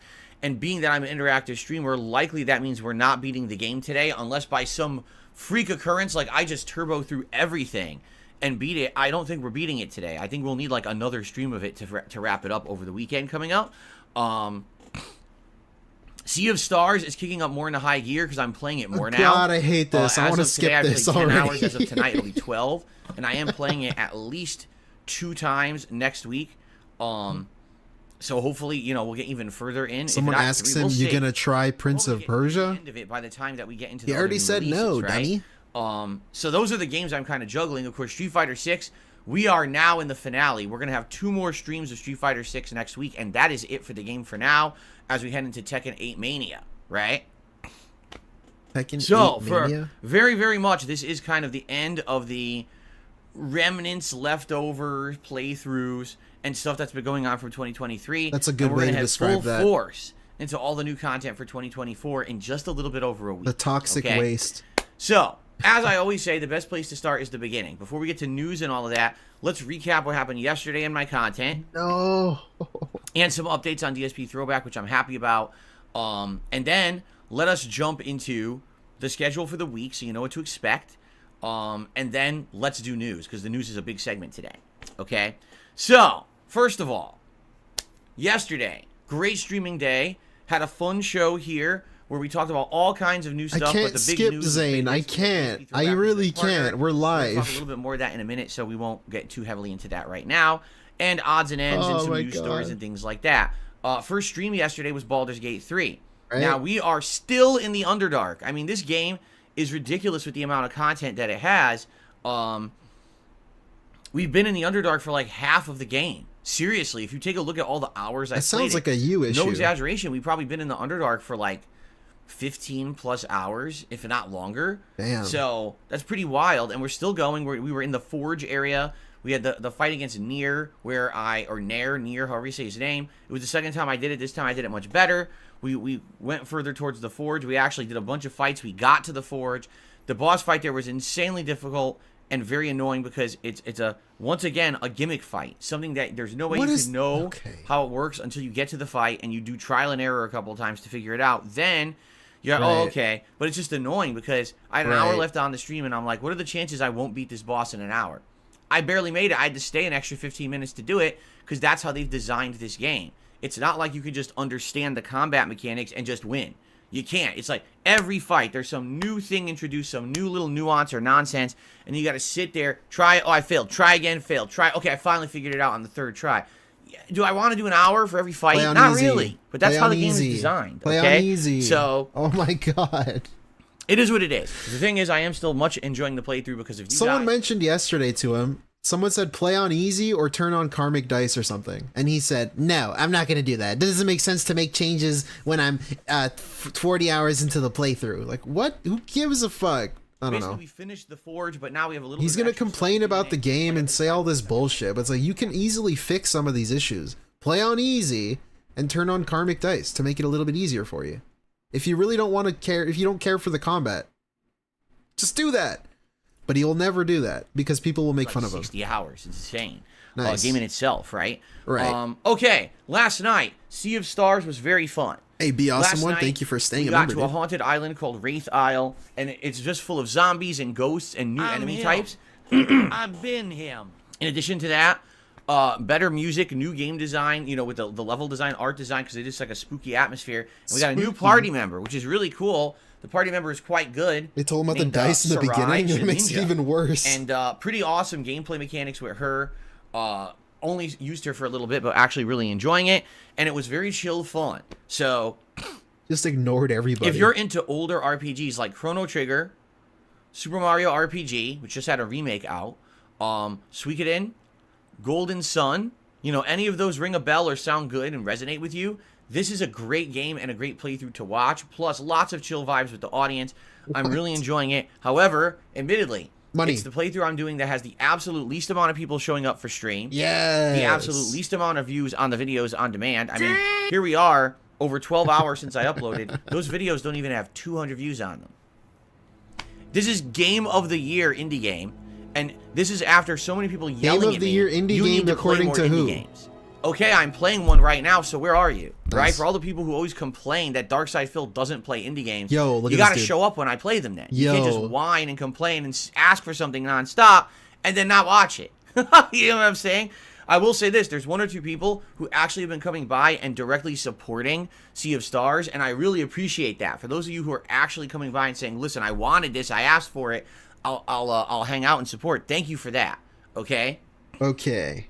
So I appreciate that very much. Now, had a great time with it. Looking Lazy forward to fans. more. Yeah, that was another little lazy fan segment. That was really And weird. that's good because we're playing more tonight. Where the fuck are you? So here's the deal. Today, a podcast full of news. We have like 5 major news stories to cover and a few updates. I'm going to cover the updates in a second. After that, it's Resident Evil 0 Remastered Endgame. And as I explained, we're basically pushing into that final area. The factory area is Hey, the final Octave. area of the Octave, game. welcome. But it took me over 4 hours to beat it in my original run. Being that now I'm an interactive streamer who talks with you guys and everything, likely it's going to take me even longer. And I think I have to backtrack, and I don't know how viable that is, but I left a bunch of valuable items. Like, I left like 8 Magnum rounds, 2 red herbs, and other valuable items that I absolutely need. Okay, I left dude. it back in the labs. And those labs have enemies, so I don't know if I can go back and I don't understand the point of recapping what you did the day before, because why would I go and then he has the daily wrap recapping what he did the same day.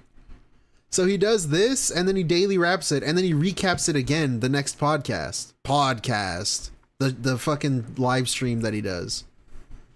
So like, why would I ever go back and watch the videos when you recap it so much for me? I have no reason to watch it. And what I mean by that is the streams, usually more people watching. Uh-oh. The videos on demand, usually more people watching. The thing is with Baldur's Gate 3, listen, I do enjoy the game. I enjoy the interactive streams, and we've got a regular crowd for it. But the crowd is small. Like, I'm uploading those Baldur's Gate 3 videos, and no exaggeration, I think some of them right now, from yesterday's batch, don't even have 300 views yet, you know? Basically, I keep telling you guys with these long, drawn-out RPGs, this is exactly why I can't just play RPGs all the time. They just don't retain interest at all. Right now, this channel, compared to last month, is actually way low on views because I'm not playing any hot new releases or anything like that, you see? That's just how it is. You know, and nothing you can do about that. When you're playing lengthy RPGs, they don't retain interest. They never have. You know, it's never have I ever played like a super long RPG and here I am part 40 and I get people showing up to watch. Never. It's just, you know, people watch it as like a slow burn kind of a deal. Resident Evil is getting way more attention than anything else. And of course, now we're at the end of it because these classic Resident Evils are very short. You know, in fact, how many parts are we into Resident Evil? Looks like God damn it. 12? 12. Wow. We're 12 parts in. 12 parts and, you know, with in. only a few parts left. Yeah, we're going to wrap this up very soon.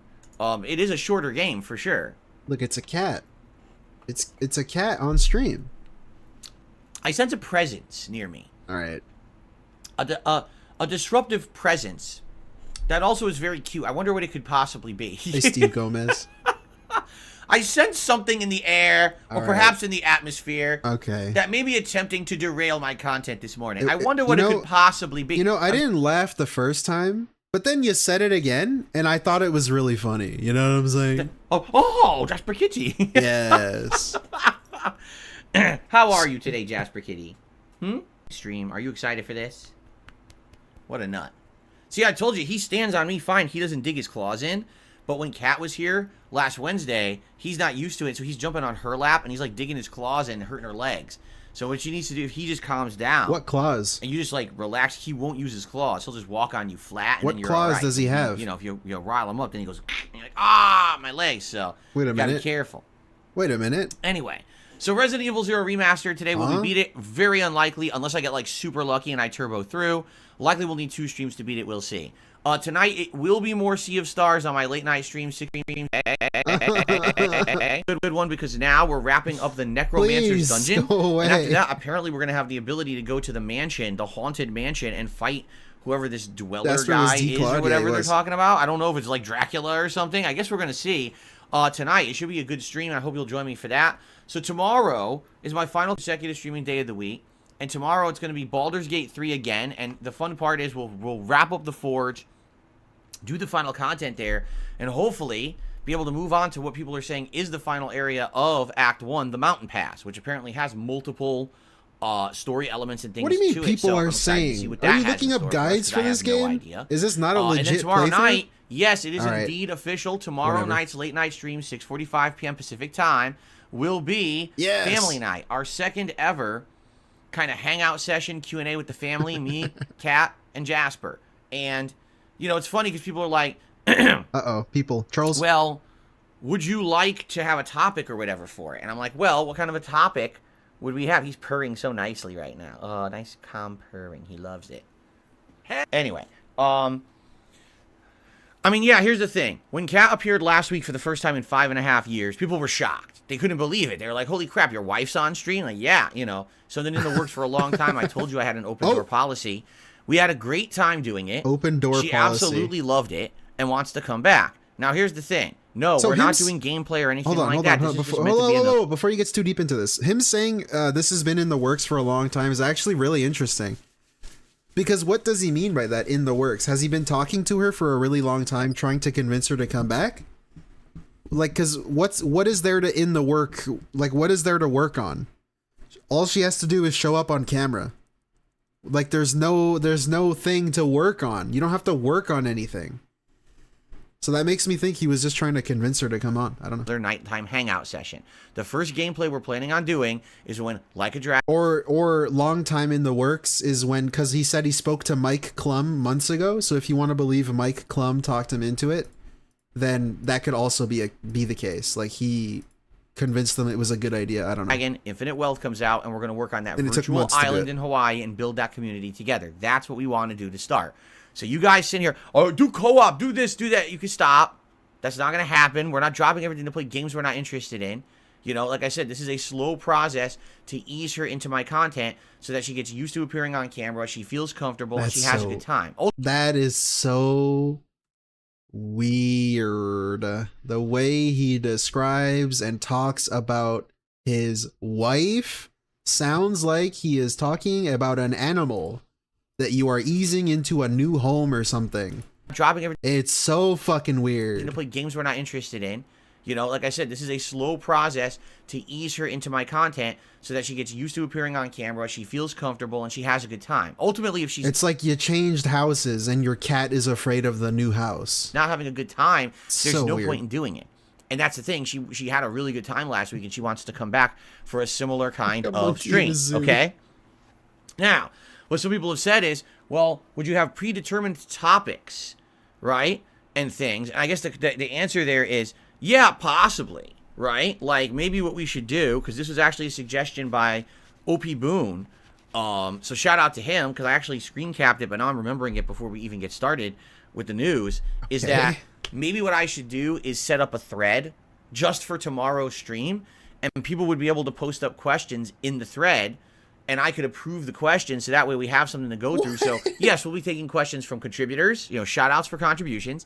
Yes, we'll take some questions from live chat, but then if it kind of gets slow or dies down, we can go to the thread, and we can pull questions from the thread as well. So we always have stuff to talk about, right? Oh, my Lord. Now, as for specific topics, no, we don't have any specific topics right now to really address. You know, the one thing that happened notably in the last week was that we played the Tekken 8 demo together last Thursday. And I bet Kat would like to talk a bit about that, about what she thought about it, because she played the 2 modes that are available in that demo, and she has different opinions on each one. Like, no offense to his wife or to people who don't play fighting games, but why the hell would I want to go on a stream and hear just some random lady's opinion on Tekken 8? She doesn't even play fighting games. She doesn't know anything. Why would I want to hear that at all? What do I care? So that would be a fun topic, but that's only going to be, what, a few minutes, you know? So... All right. So, I think what I'm going to do literally right now, okay, is I'm going to go We're going to get a to typing, the main channel page of DSP typing Gaming. readout segment. I'm going to go to the community tab, and I'm going to post up a thread right now. Hello, everyone. Everyone. This thread is being posted. for you for to respond YouTube to respond and post to questions that you'd like to ask Kat and I during our second ever family night until stream. This stream will take place on the night of Wednesday, I will dying. continue to January be him. 17th, 2024. I'm at dying. 6:45. This fucking I just guy. called it. Shut up. Please post up if you have some questions you'd like to ask us. Now keep in mind, if you can be there live, then you can ask live. But if you're not able to attend the stream live, for example, OP Boone had specifically said, I'm not able to attend live, but I'd still like to ask a question and see if you can answer it. That would be the thread for you to post up in. At least we had some skip juice there. All right? And I guess we'll see how it goes and go from there. Now, after tomorrow night, likely we're not going to do another stream until Like a Dragon Infinite Wealth comes out. Now, if my wife decides against that and wants, hey, I wanted to come on earlier, or, you know, there's a certain date by which she wants to come on, that it's totally up to her. I want you guys to understand that's always been my policy. It's her call. Like, all this week I was asking her, are you interested in coming on the stream? And at first she was like, I don't know yet. And then I asked her, like, maybe 2 days into this week, and she was like, maybe. There you go. There you go. It took a long time because he's been asking her for a long time. I think he just wore her down. I think that's really what happened here. And then I asked her, like, yesterday, and she was like, yes, actually, I really want to come on again on Wednesday night. That was fun. So there you go. You know, it's up to her. Yep. If she didn't want to come on this week, she wouldn't have been on the stream this week. That's her. This dude. And then he's like, she wants to come on. Like, bitch, if you annoy someone that much and then they finally agree to come on, I don't think they want to go on. It's just they got annoyed by you, that you wore them down. Her call. So, and I think that's actually what happened here. Let's see what happens after tomorrow night and go from there. But it should be a fun time.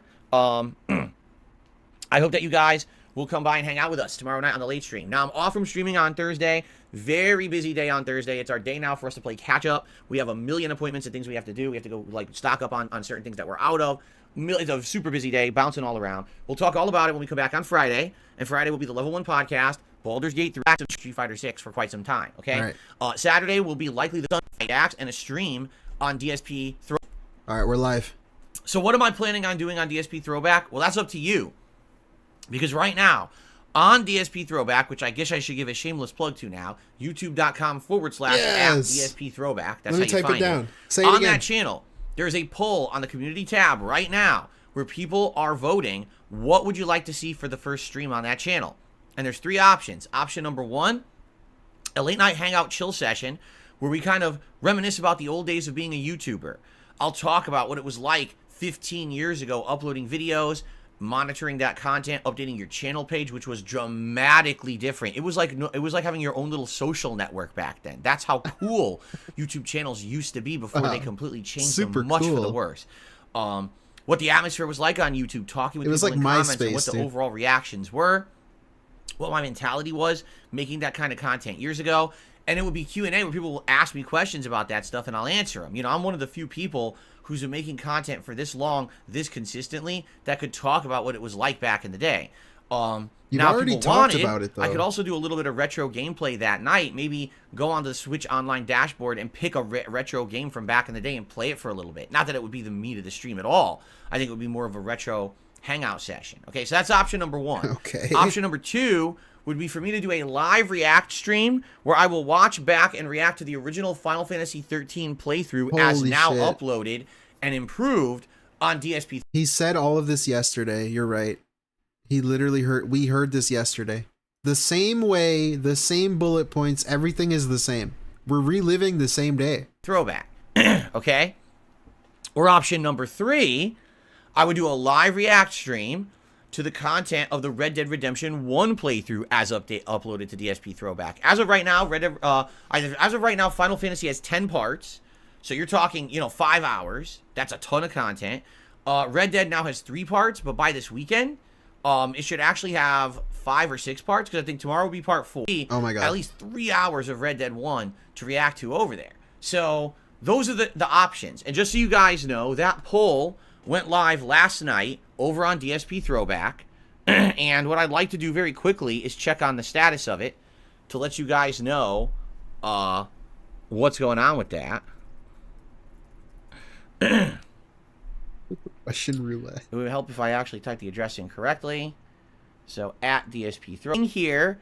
Okay. Oh my God, this thing is fighting me. We're gonna second one of these. DSP Throwback. What? Oh my God, this thing is fighting me. At DSP Throwback. Jesus Christ. All right. Fight me. Okay, here it is. And if I go to the community tab on the page. Okay, so here it is. Hello all. Big update today as the channel has become partnered. Be sure to check out the big announcement video. Yo, he just read it as he typed it. And he reads it a second time. 242 votes. Last place is me reacting to Final Fantasy 13. Am I surprised? No. Final Fantasy 13 is pretty boring. Although, admittedly, I think the first 2 hours for me to react to just the intro of the game wouldn't be that bad. Whatever, it's once you get into like the next 3, 4, 5 hours that it gets grindy and boring. The first couple hours is funny because there's funny stuff going on. You're introduced to the characters for the first time. The commentary would probably be much better. For almost a neck and neck tie. All right. Back of my neck, back of my mind. The Chill Retro Night or reacting to Red Dead Redemption. Chill Retro Night has 42% of the vote. Live React to Red Dead is 44% of the vote. Because there's only 242 votes right now, 1% is like 2 votes. So no exaggeration, less than 5 votes are determining that poll. So you have time to vote until the weekend to determine what you would like to see as the first stream over there. Way more potential for people to vote, that's for sure. So if you haven't yet, please head over and vote on what you'd like to see as the first stream on DSP Throwback. Now, this all goes hand in hand with the fact that DSP Throwback is a partner channel on YouTube now. Right now, you click the join button, and you can actually become a member of the channel, and you can actually see the emotes there. Yet again. This is literally the first time I've seen these emotes. It's me as Ryu and me as Ken. I've never seen those before on the YouTube screen. I just uploaded them. Now, how the fuck did you upload them without seeing them? Make that make sense. You're telling me this guy just uploaded whatever file without looking at it? You expect me to believe that? What if it was a picture of Panda Lee? Would you have uploaded it? No, like, why are you lying? Why would you lie about this?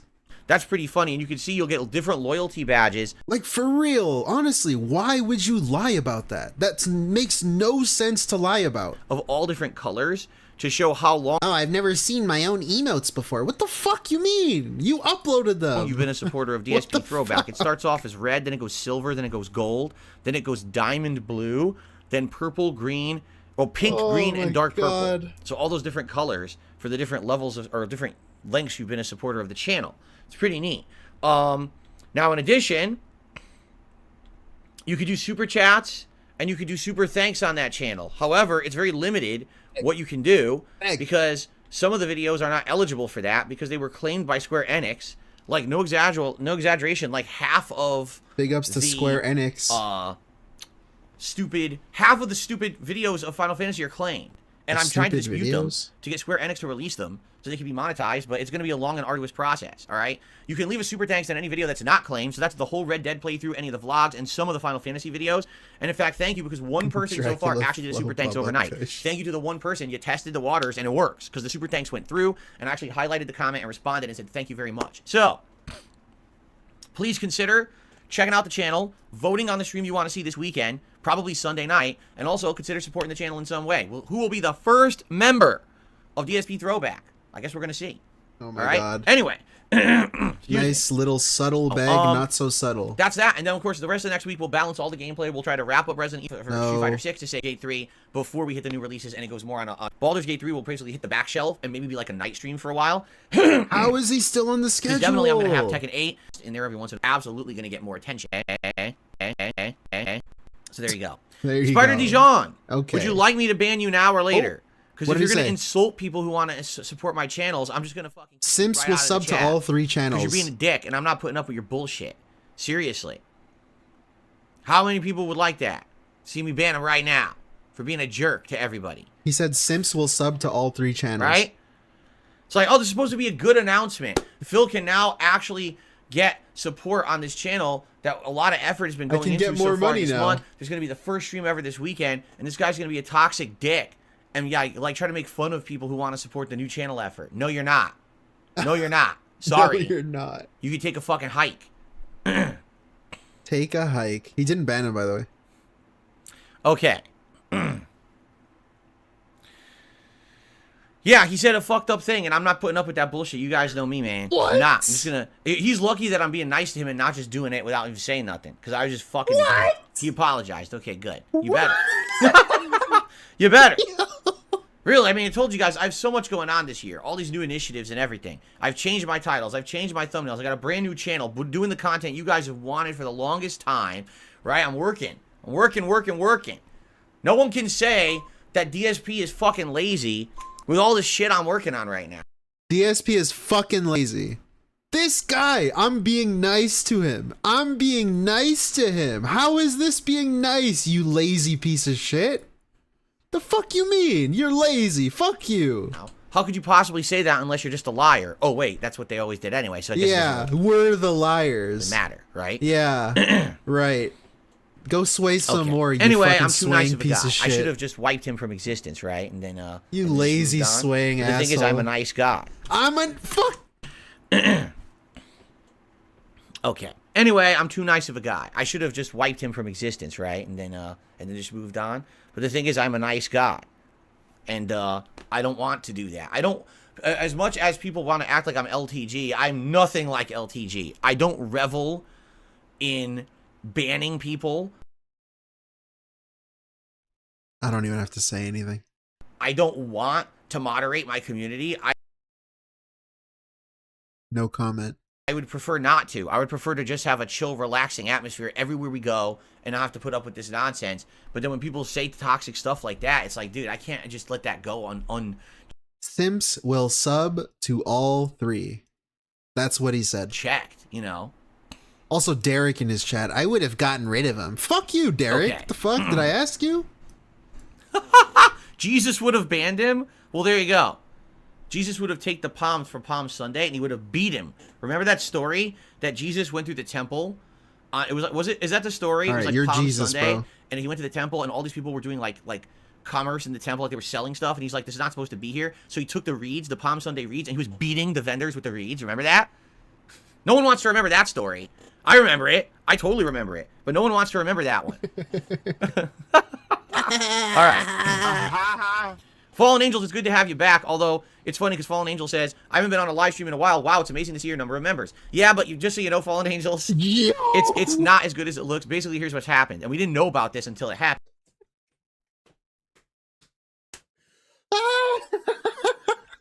This guy, just when I think this guy can't get any fucking worse, he pulls out this bullshit.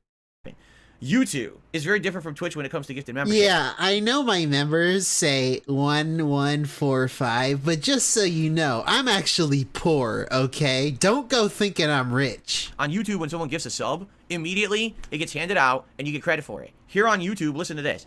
Basically, it sits in limbo. And unless someone logs into the account and claims the membership, you don't get credit for it. No exaggeration, I have around 400 to 500 gifted memberships that I haven't gotten paid for, and it looks like I'm not going to get paid for.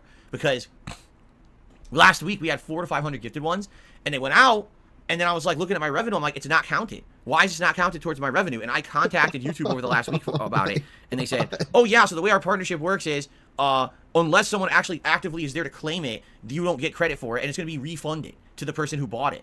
And I'm like, well, how the hell does that have anything to do with me? How is that fair to the person who bought them? Because you know that person certainly wasn't intending that they were going to get refunded. Why would they have bought them then, right?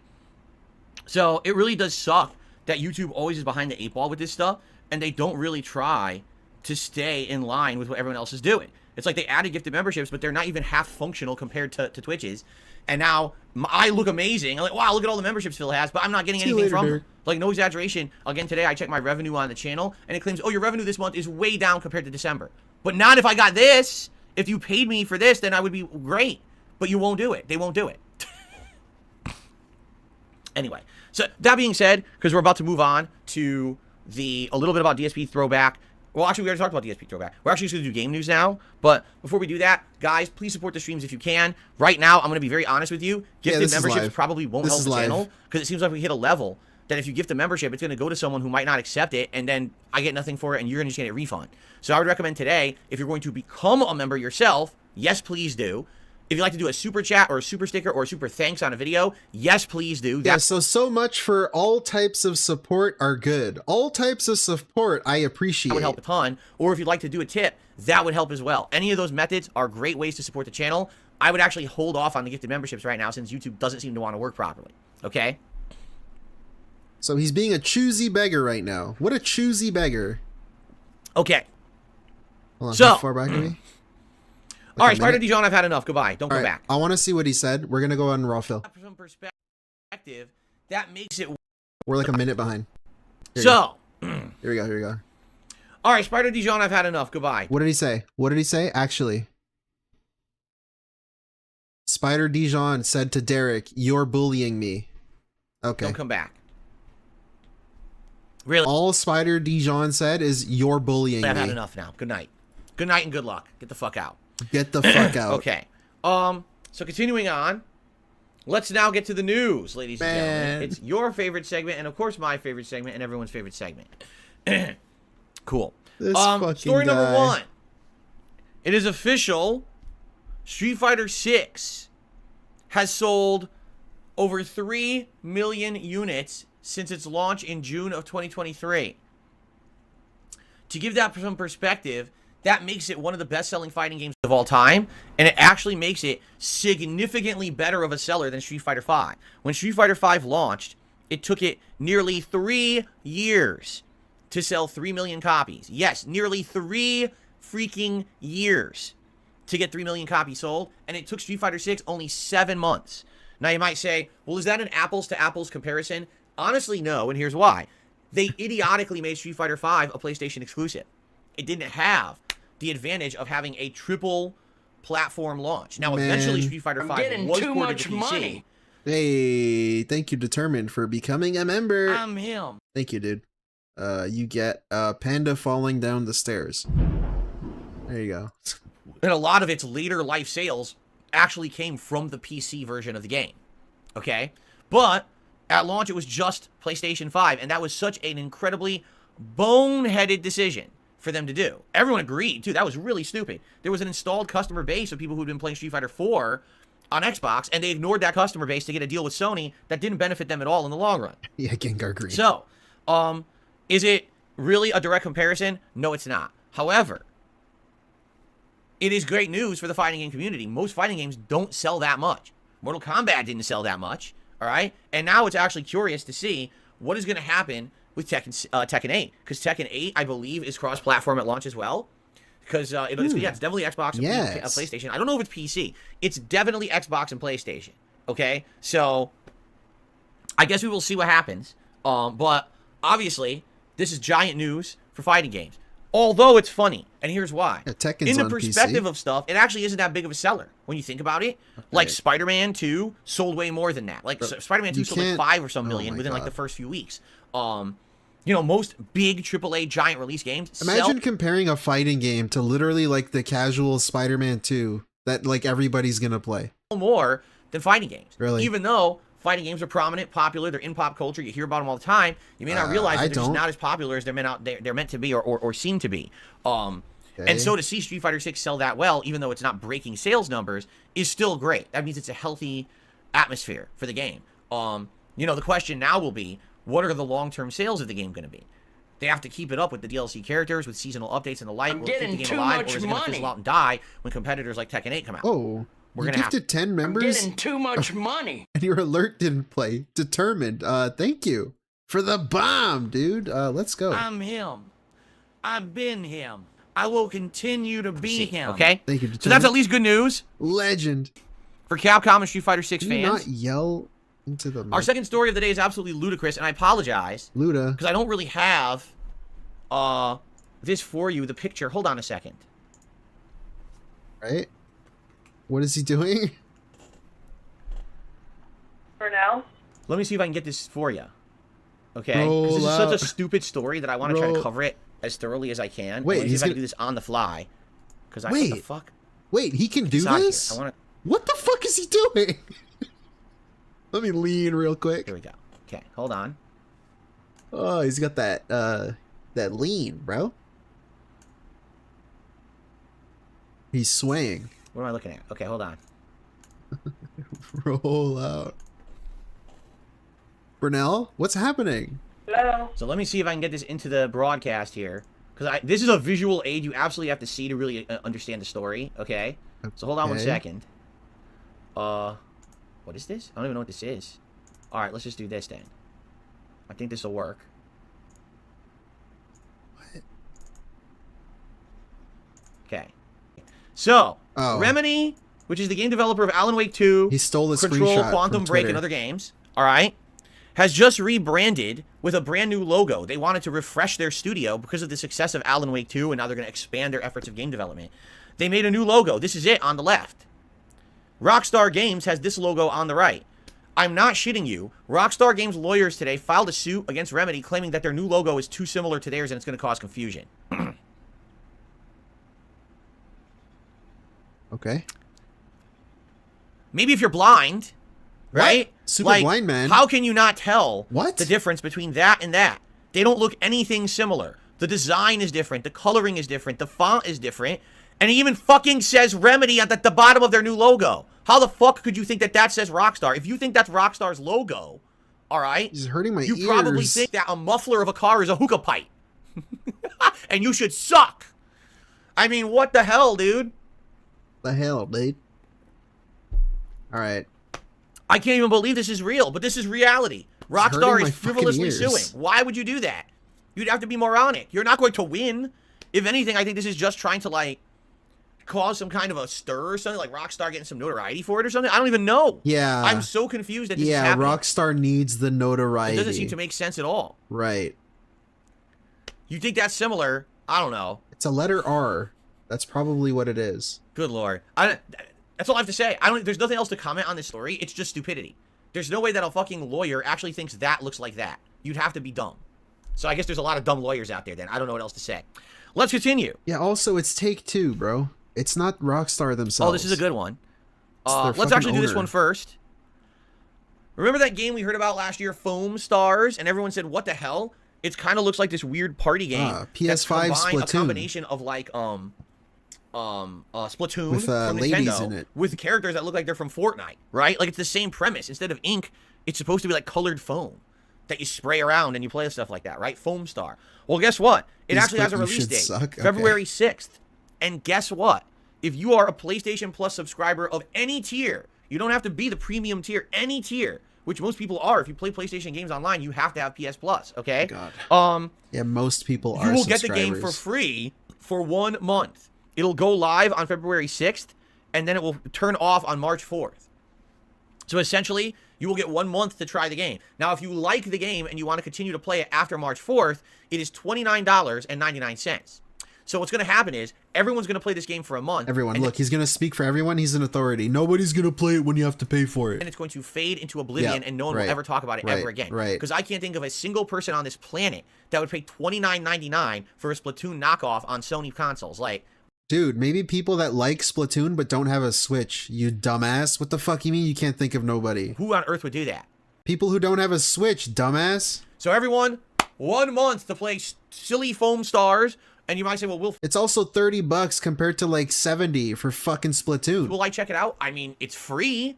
Why wouldn't I? And it's on the PS5. Do at least like a one-off stream with it. You dumbass. To at least experiment with it and see what it is. Annoying. It's free. And then he's gonna play it. And then he's teasing that he's gonna play it. Doubt it's anything that's gonna have any kind of longevity or something I'm really gonna probably enjoy so much that I'm gonna want to play more than just like a 1 or 2 sessions of, right? Why is he so if toxic? The official Splatoon 3, did awful on this channel 2 years ago, people hated it, do you really think that Foam Stars is going to do well? Probably not, right? But I'm just throwing that out there, okay? God damn. If you're interested, you're definitely going to want to check it out during the month when it's free. I can't imagine why you wouldn't get it when it's free, right? Okay. Right. Here's the next story. And the thing is, normally I would end the news with a story like this. But there's actually a story that I feel is even worse than the story I'm about to tell. I know this is going to sound remarkable because when you hear the story, you're like, what could be worse than that? Oh, there's a worse story today, okay? What? Well, let's go through it. Today's second worst story. An Ubisoft executive who was being interviewed, all right, Ubisoft basically started talking about the long-term viability of subscription services and how they're going to become more viable. And that was actually one of the questions that was posed to the executive. They said, you know, right now you have Ubisoft Plus, but how are you going to market that and spin it to people that this is the what they want to do, rather than just buying your games outright, right? And the executive, I kid you not, said the following. Ready? All right.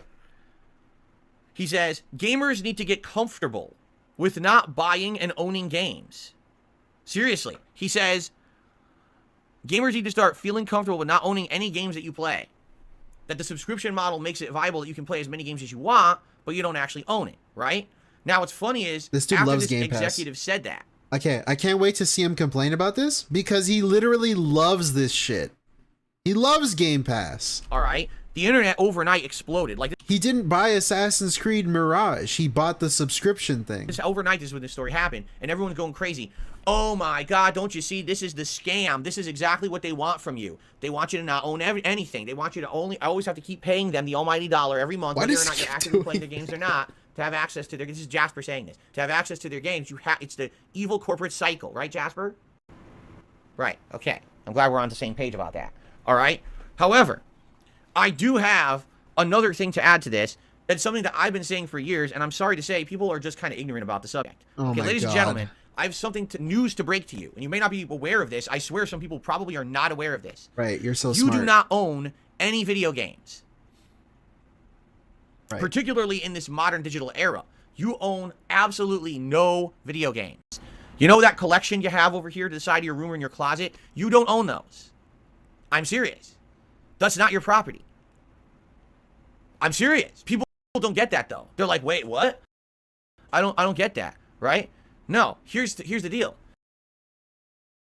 You own a license to play that software. That is what you own. You don't own the software. What's going on? What's going on? If you truly owned the software, you would have the right to copy and distribute or sell that software. I mean, that's not necessarily Why is it true. that legally you cannot copy a game and give it to a friend or That's sell not it even on the true, internet? though. If I buy a music CD, I can't copy it and resell it. I'm not allowed to. Like, I'm not supposed to. But I still own the fucking CD. What? Because you don't own it. You just own the rights to play it. And it's always been like that. The only time I think that that's never been the case is back in the day when they used to have shareware. Do you remember shareware? Oh my God. That was when a game was free. Oh my Truly, God. that's why they called it shareware. They gave you the rights to copy and distribute it. They didn't care. They just wanted to get their names out there as game developers, and that's how it worked. Okay? They gave you the But rights? in the modern day, you don't own any games at all. If you own a disc, if you own a cartridge or a little memory card, if you own any version of a game, you just have the rights to play it. You don't have the rights to copy or sell it. That's the truth. I don't understand what he means by this. Like, no shit. I can't resell something. Like, I can't copy it and resell something that I didn't work on. That has nothing to do with owning the game or not. I could still own Mario Wonder, but I can't copy it and sell it or illegally distribute it online. But I still own it though. What the fuck? Now, in reality, most or all game publishers, companies, and yeah, you can sell the disc. Like, I own it and I can sell it, but I can't like copy it and resell it, I guess. Don't enforce the rules. Meaning, right now, you could buy a video game and then go trade it in or resell it, and no one stops you. But did you know it's against the rules? It is. Go check out any contract that you officially sign when you buy a video game, and it'll say, who the fuck signs a contract when they buy a video game? What are you on about? If I go to GameStop right now and buy a video game, I'm not signing anything. The fuck you mean? If I give cash, I just get the game. Right in the contract. What that contract? You are not able to resell. It says it right in there. It's always said it, but no one enforces it. The EULA? You know? So that's the truth. I don't get it. People are freaking out. He's so dumb. This is also a myth too. It's not true that most games you have to download an update for. Like, sure, it's more and more games, but it's not most games. It's really not. It says, well, people got to get used to the fact they don't own. So I can buy a game and play it offline, most of the games. But apparently I don't own it. Video games. What do you mean? What do you mean is that they're just reiterating the truth. They're reiterating the facts of what's true right now. You don't own any video games. You just think you do. There's been this misinformation campaign and mentality for so many years. Right. People with giant walls of games think they own them. No, you don't. Okay. You don't. You don't own the thing you own. I don't get it, you know? Like, it's just kind of weird that these misinformation campaigns get spread, right? Misinformation? Yo, this dude talking about misinformation? Are you kidding? So, is he joking? You know, it is what it is. What do I think about subscription services? In some cases, I think they're great. Also, he's talking about subscription services. No shit. That's not the same. I think that... Bro, oh my god. He's conflating two things that aren't the same. In a subscription service, you literally don't own anything. You're just subscribing to their service. If I go buy Mario Wonder on a cartridge, then I own the game. I own it. I can resell it. I can play it. I can give it to a friend. I can do whatever I want. Besides, like, copy it and distribute it illegally. If you get Ubisoft Plus, or you get Game Pass, or you get PS Plus, right? Or any of these others, because there's other companies that are now doing it. You know, whatever they'll be called. I'm sure that one day they'll have the Rockstar Pass, and they'll have shit like that, right? Right. In fact, how much you want to get? Bet they'll call it Rockstar Pass. I almost guarantee you they will. They don't make enough games to justify a subscription tongue, service, you dumbass. I get the feeling, just like now with Netflix, Disney Plus, Paramount Plus, Hulu, it's going to be the same. You have to subscribe to each individual... It's not. The market's going to collapse, bro. Game Pass isn't going to last forever. It's eventually going to be too expensive. It's not going to be sustainable. Just like how Netflix needs ads now. I don't like the subscription service for games. It's fine now, but it's going to collapse eventually. Just like the subscription services. You're going to need to make money somehow. Any publisher, whatever. I don't think there's enough money in it. You will get access to their catalog of games on demand in perpetuity. That's my opinion. Unless something happens to change licensing rights. And this is actually what happened just recently. Was it Sony?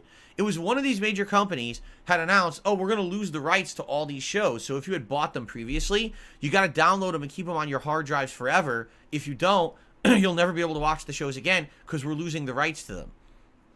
And then all of a sudden they went back on that and said, oh, we were able... He keeps saying the rights, but I don't even think he knows what he means by the rights. I think he means when you buy a digital game... I had to do it to them, snipe. You're not buying the physical game. Like, you're getting a digital DSP license. Trying to sell empty digital video games. Yeah, Gracie Poro. When you buy a game, you don't own the game. You own my empty game box. But yeah, he keeps saying the rights, and I don't even think he knows what he means. I think he means the digital rights to play it, like a digital license to play a game. But then he specifically mentions games on your shelf, which games on your shelf you do own. It's like a DVD. If I buy a DVD, I own it. As long as I have a DVD player, I can play it. Like, obviously I can't do illegal stuff with it, but I own the thing. What do you mean I don't own it? I don't get it. To extend the rights for like another 2 years or something like that, right? I don't know. So I don't know. I really don't know. That's the weird part. In reality, do you really own anything? I mean, if you say... Yeah, it's like if I buy a book, I don't actually own the book. Like, why not? It's on my shelf. I bought it. It's mine. It's the same with a game. If I have a Game Boy Advanced and I buy a Game Boy Advanced game, then I could play it. I own it. They're not going to come to my house and take it from me. What the fuck? Own a DVD set. Well, technically you do, and technically you can watch it whenever you want. Wait, okay, he's going to elaborate. Let's see how stupid he is. That's the weird part. In reality, do you really own anything? I mean, if you say, well, I own a DVD set. Well, technically you do, and technically you can watch it whenever you want, but you can't copy it. Yeah, no shit. You can't resell it. You're not allowed. No, you can resell it. You can't copy it and sell the copies. That's illegal. You can't do that. But I can resell it, you dumbass. I can do whatever I want as long as it's legal. People still do, but legally you're not allowed to. There's just no enforcement. You see? So technically what the Ubisoft exec is saying is actually correct. Right. And I don't like agreeing with executives. I hate Ubisoft. No. Yves Guillemot. I don't like that guy at all. Yves Guillemot. I think he's a jerk. But it doesn't mean Yves that when an Guillemot. executive says something like this, that it's not true. It actually is. And eventually what's going to happen is a few things will probably happen. I think eventually everything's going to go all digital. Shoutouts You're never going to see Quebec, physical copies of ST. games ever again. Let's go. And that's going to kind of finally sever that mentality and connection between I own it because I hold it. right? If you can't hold it anymore, if every game now is full digital, no, it's and not. you can't hold them anymore, technically you'll lose that feeling of physical ownership, and that mentality might go away. What? And then a lot more people... Yeah, he's conflating. He actually thinks if you own a disc, they can like take it away from you. He thinks you don't own a disc, like they're gonna come to your house and take it from you. I don't understand. I really don't know what he's trying to say.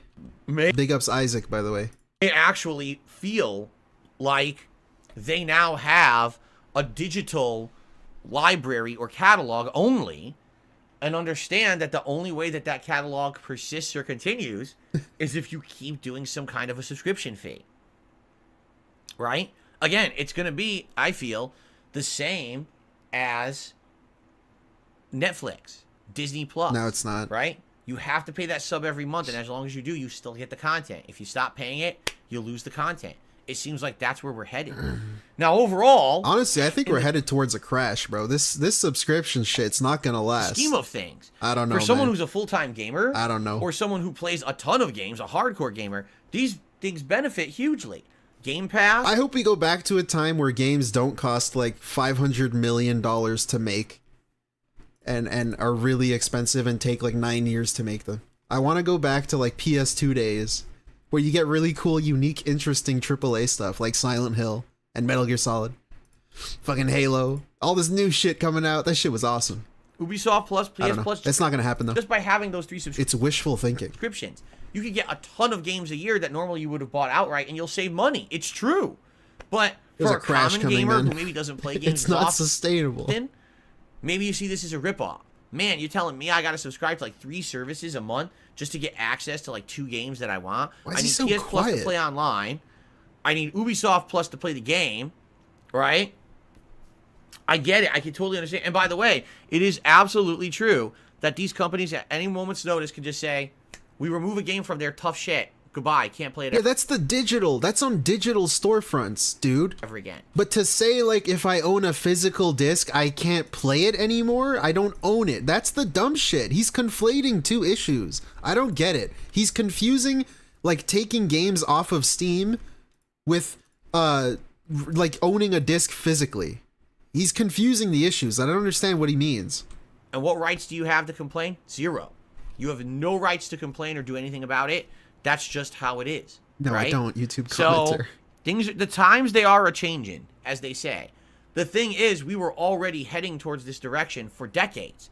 It's just that people lived in denial. Hey, Dwight Race. They felt that because they had their wall of games over here, that they owned the games, that was the way to go, when in reality, they never did. They want to believe the lie and think that everything is unicorns and rainbows, when in reality, we've been heading towards this all-digital age for a very long time. Yeah, he's confusing And there's the not much issue. you can do about it. Everything is going digital now. You either deal with it or you don't mess with that content. What else are you going to do? Shareware? I guess you're just going to play shareware games from now on. All right? What does that So I'll see mean? you on your Commodore 64s. What? Commodore I had to do Play- it to them. All right, bro. Snipe. Get the fuck out of here. Hey, Logan K with the 5. He's conflating DRM with a subscription model. Exactly. They are not the same thing. He's making an argument for 100% piracy if you want to keep your games. Yeah. Yeah, he's confusing the 2. He's really confusing the 2, and he's not really understanding himself what he's saying. That's why he's saying the rights. You own the rights. You don't own the rights. He doesn't know what the rights really means. He doesn't even know what he's talking about. The checks. But he wants to pretend that he knows. So I don't really know. PC video game, Chex Quest. Killing the Hey, Ace Man, what's up? Soggies or whatever they were called or whatever, right? I'll see it on PC in the 1990s. I All guess. right. You're so funny. Okay. All right. Now, if you thought that was the worst story of the day, you're wrong. There's a worse story. Are you ready for this one? Because I don't think I'm ready for this one. All right? Okay. In the last week, Okay. we've all been talking about how YouTube has been running poorly, correct? What? Now, when I say YouTube is running poorly, what I mean is when I'm using it on desktop. You know, every single day, here I have my dashboard open when I stream so I can monitor things like contributions, stream quality, how many views, how many likes, if we have super chats, if we have No, I know what shareware is, but he's saying we should all go back to shareware. Like, I don't know what he means though. All of that. I can see stream chat. I look at all my videos and the status of my videos. I look at the main channel page. It allows me to see posts and things. You know, I monitor YouTube all day on my desktop computer. Right. Okay? Now, I noticed all of a sudden, about a week ago, all of a sudden YouTube started running really slowly. If you didn't notice, when I went to play the music for the stream before we get to the podcast, I call it the pre-stream, or if we take a break and I play the music was getting choppy and was getting all messed up. And people were like, why is it doing that? I don't get it. And I was trying to figure it out, and I was like, I think YouTube's just running really slow. And then one day I went to upload videos, and the videos were uploading incredibly slow. I don't even know what he's talking about. What's going on there? And everyone was like, there was a report site-wide on YouTube that the site's just running really slowly. And no one seems to be able to tell why, but it absolutely is happening, okay? So people did research over the week, and they found out what it is, and wait till you hear what this is. Your mind's going to be blown. Are you ready for this? Sure. Last year, YouTube said they were doing away with ad blockers. That from now on, ad blockers were not going to work on their site, and they made a coding change. Within 1 week, all the ad blockers updated, and they all block ads again on YouTube. Okay, so it was a completely failed effort. YouTube looked like they had egg all over their face. Like, wow, you guys are jokers. You really thought you were so smart that you could block ad blockers. We'll just update, and now they work even better, right? So YouTube, without telling anyone, has done one of the most sneaky, underhanded, and in my opinion, possibly malicious things that I've ever heard of a major company doing. Are you ready for this? Slander? Are we going to straight up YouTube slander? now will check to see if you're using an ad blocker. And if you are, get this. Thank you. Get this. Really, thank you. Thank you, Grazing Pro. This was disproven. This was ad block plus mistake. Hey, thank you for the 2. Speaking of ad block, look, Grazing Poro, he's got something else he wants to say about ad block. They are going to implement it so that if you run YouTube with an ad blocker on, your CPU usage will skyrocket through the fucking ceiling, causing your PC to overheat. I'm not making this up. This is happening right now, and I had no idea. I don't think they can now, do on that. my, it just so happens, on my setup Bro, here, I don't even think you're allowed to say that. I have ad blocker for when I do things on DSP Gaming. Why? Because I frequently play back my own videos, and my own videos have ads on them, and I don't want to see my own ads. What? Right? I need to see the video. Yo. So I have ad blocker on just that login. Yeah. I have YouTube Premium. Okay. But I have YouTube Premium for DSP Reacts. Why? Because that's the show we watch every week, right? We're watching content, and I need to have no ads on that content so I could do a react show to it. So that's the account that I have a YouTube Premium for, right? So if I'm going to watch back content on YouTube, I log in as DSP Reacts, and then I watch it that way, okay? And that's how I don't get ads. So I have it. I have YouTube Premium. But just think about how dumb this is, right? If you have an ad blocker on, YouTube doesn't discern, doesn't care. It doesn't even care if you're watching your own page. If you have an ad blocker on right now, YouTube is artificially inflating its CPU use for your page, and it's making your all CPUs overheat. People are confirming this across the net. People are doing tests, and on average, if they disable their ad blockers, their CPU are running at 15 degrees cooler.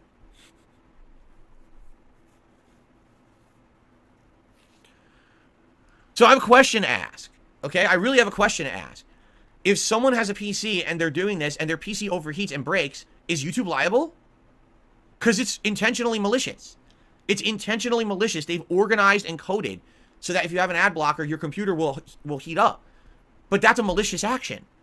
So does that mean that someone could sue YouTube and say you destroyed my PC because you're a bunch of assholes? Like, it would have been one thing if they said, listen, we're doing this, so deal with it. If you use ad blocker, you're going to have a hot running PC, ha. But they didn't say shit to anyone. They just flipped the switch, and all of a sudden, for a week, everyone's YouTube's running slow. Come to find out, it's because of ad blocker.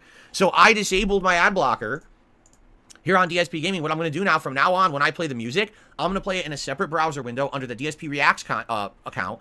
That will avoid ads, and that will avoid massive CPU use. Outside of that, I'm just going to leave ad blocker off whenever I'm on YouTube here in my main browser. And I guess I'm going to have to put up with the fact that if I try to play back my own video, it's going to play an ad, which I don't want to see. That's stupid, but there's nothing I can do about it, right? Okay. I read the article. I'm reading the article right now, and it says, near the end of the article, I read the whole thing. The blame likely falls with ad block, and the problems may impact other websites. YouTube simply found itself in the unenviable position of being a very popular platform, being the most impacted by the bug. So he's literally slandering YouTube right now. There's more information. There's more context. I assume he just read this headline. He literally just read this headline and is taking it as as fact, when if you fucking read the article, there's more information and more sources. Thank you, dude. Nice. Always trust the DSP news. That's the way I want you it to think about goes. that, right? So here's the thing. Nice. It's so crazy because I was trying to like play the music and the whole PC was chugging. Then I was trying to upload videos. And So in conclusion, it's not just YouTube. It's most likely ad block as they're working on something. It's probably ad block because it happens with other websites as well. it was freezing. I'm like, But thanks for slandering YouTube, dude. so my business is affected because they couldn't fucking just say, hey, we're doing this. Now But it's I've told YouTube's you guys fault. this before. This is how YouTube operates. I'm not Right. kidding you. Right. The people who work at YouTube, particularly the management, actually think that they're smarter than everyone else on earth. Right, and this whole rant is baseless. A baseless fucking rant based on nothing. Based on the voices in his fucking head because he doesn't read the article. He doesn't read the story. They actually think that they're like Alright. this upper echelon brain trust, that they're so smart and Right. special that they don't have to actually share their thoughts or mentalities or changes to the business at all until crap hits the fan. And they will never admit fault, and they never actually like go out and apologize for anything. It's a rarity if they do, right? This is all shit that they've done for 15 years. This has always been how they've operated. Okay? So when I hear this today, I'm like, this is not surprising. I would believe there's 10 other things they've done in the last year that no one knows about that are very similar. Right. They just do it and don't care about anybody. Isn't that and then they gotta straight up illegal? Isn't that like malware mess pretty after if much? something goes- I guess you're not downloading it. But if they sped up your CPU on purpose, they can't do that. Right? So That's so dumb. that's just crazy to me, but this is true. Go right. This is true. This is true. I read the article. It's not true. He's basing it on the title. That's just crazy to me, but this is true. Go right now on the internet and find it. You'll find there's a ton of articles about this. Oh yeah, There's empirical I evidence. found People it. tested Yes, I found it, dude. I found it. The conclusion was it's ad block. and found that is absolutely what is going on. Right, absolutely. I guess we'll 100%. see. We'll see what happens. Now the thing is, that's it. Like for me, ad blocker wasn't a big deal. Like I said, if I'm going to watch content on YouTube, I use my YouTube Premium account regardless. The only time I had ad blocker on was when I was in my DSP gaming page, so I don't see my own ads. That's it. But now I'm just going to turn it off. Like what else am I going to do? Right? I just got to leave it off. And now everything's running super smoothly. Seriously, like everything runs super smooth now. I can refresh any page. It instantly loads. Everything instantly shows up. Yeah, the article said uBlock origin is unaffected. It has nothing to do with blocking ads on YouTube. It's not YouTube. It's most likely ad block. No problem. It was ad block. That is just amazing to me. Right. It's YouTube's That's fault. crazy. It's crazy, but that's the reality we live in today, I guess. Right. All right, before we continue, I'm going to blow my nose, and then we're going to do shout-outs, and we're going to continue on. All right, here we go. Let's start off on the YouTube side of things. I want to say thank you to Fallen Angels, because Fallen Angels re-upped their membership this morning. And I want to say thank you to RAC, who gifted 5 memberships to the community. I am happy to confirm I know these went to active users. Angel of Vitality, Abu, I'm not kidding. Probably about 500 of those I'm not getting paid out of it. Like Again with this. Even Again. though they do get counted, I mean, I really hope that I get something out of it. Like I said, out of this 1,150 I have, I'm not kidding. Probably about 500 of those I'm not getting paid for because of YouTube's policies. So Right.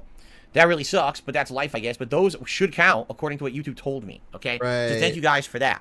Our first tip of the day is a $2 tip from In Miami. It says, congratulations on your Throwback channel getting to the partner program. Thank you to In Miami. Great. Month. Cool. Quick review process, you know what I mean? It's not just taking their time doing it, which is good, obviously. He thinks he's so special because he became a So thank you for partner that. in 2 So days. that's the first tip we got for today. Right now, I'm not seeing any others. It doesn't mean we're not going to get any. But what I would say is, since we're got a little bit of a break here, if you guys have any questions you'd like to toss my way, any Q&A, you know, just tag me in the chat. We'll do a little bit of Okay, Q&A. Let's go. Yes, today's Resident Evil 0, as it says in the data of the stream, in the title of the stream, Oh and my on the God. thumbnail of the stream. Oh my god. Yes, I'm pretty sure. Nice. He doesn't go out of his way to be mean to viewers, by the way. This is him being nice. This is him being nice. How am I His enjoying own Resident Evil words. 0? It is incredibly cryptic. I don't care. It sucks. I don't care. Quality of life improvement filled, right? So Right, yeah. together, Cool. which it is. Everyone knows Resident Evil 3 was not supposed to be Resident Evil 3. It was supposed to be like a spot. I don't care. In this case, I did it on the first try because I had health. Okay, you're so cool. You're the prettiest girl in Resident Evil school, games man. keep you going even with 0. The atmosphere. The thing, All right, we got Resident through it, Evil. and now we're gonna reap the spoils, right? As they say. What? The other funny part about that, Oh, 1 minute, man. The funny part about that is, I kid you not, right? So I'm fighting the boss and I'm frustrated. And as always, I always vent my frustrations when I'm doing something that's pissing me off. And you got people in the chat, oh, you should just leave and not do it then. It's optional. You don't have to do it. And I'm like, when in my life, in my 15 years as a YouTuber, have you ever known me to just give up and walk away on something that's challenging in a game? Have you? Kirby Souls. Remember Kirby Souls? Kirby Souls. Are you for real? You don't have to do it. And I'm like, when in my life, in my 15 years as a YouTuber, have you ever known me to just give up and walk away on something that's challenging in a game? Have you ever seen that happen? Persona 3, Mario, Persona 3, Call of Duty, Divinity 2, Kirby Souls. There's so many. Right? Dark Souls the first time. You know me. Street Fighter. I'm the guy who beats his head against the wall. Mario Golf. Trying to get past hard parts of the game. Demon Souls. I'm not a quitter. You know? I'm not a quitter. Seen that happen? Right? You know me. I'm the guy who beats his head against the wall trying to get past hard parts of the game. I'm not a quitter. You know? Very rarely is there a situation where I'd be so frustrated at something that I would just give up on it. And even then, the few times that I've had, the infamous times, like the drug runs in Scarface or the final boss of Persona 3, I still went back and beat him later. Ah, there you go. Debunked. He went back years later and finished it. Whoa. Right? Once I cooled down. So, absolutely, I find it hilarious. Hey, Phil, what if you play Baldur's Gate 3 years from now and go back to it? What if you quit it right now and play it literally like 7 years from now? You come back and you play it.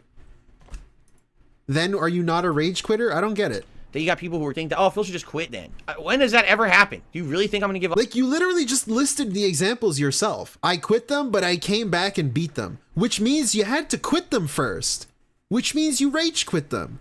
So literally, you did rage quit stuff. I don't know why you're pretending like, oh, I don't know why people say I rage quit things. Like, literally, you had to quit them to come back to them, right? So you quit them, you fucking slur. Right? Once I cooled down. Once I cooled absolutely, down. I find it hilarious that you got people who are thinking, oh, Phil should just quit then. When does that ever happen? It you literally really think happened. I'm going to give up on this? Fuck no. It right? happened. It has happened. So there you go. It happens when it's convenient for you. What if he goes back to Kirby? Will he go back to Kirby and beat that thing at the end so he can say he didn't rage quit? Like, what the fuck, man?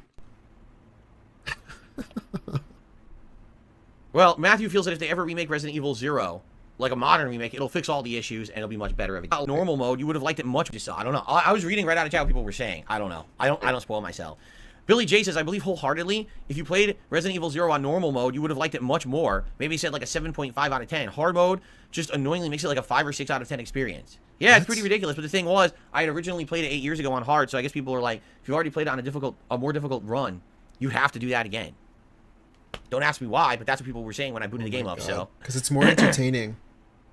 If this dude sits here and plays a Resident Evil game on normal, then don't even fucking watch the playthrough. It's so fucking boring. Nobody cares. If I'd play it on normal, I'll just play it myself. I don't need to watch this dude just go through it. Play it on hard at least so we can have some fun. Like, come on. Lady Charisma, we already talked about all that. You missed it. You missed the segment. You got to go back and watch. We had a whole segment about the Ubisoft thing. Google says, yo, my man, I'm lurking here since the beginning.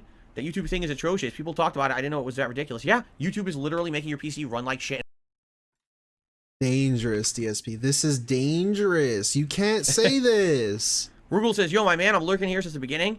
That YouTube thing is atrocious. People talked about it. I didn't know it was that ridiculous. Yeah, YouTube is literally making your PC run like shit and overheat if you have an ad blocker. Bro, how are you? This dude is insane. I couldn't believe it because, like I said, I was trying to play music and none of it would load.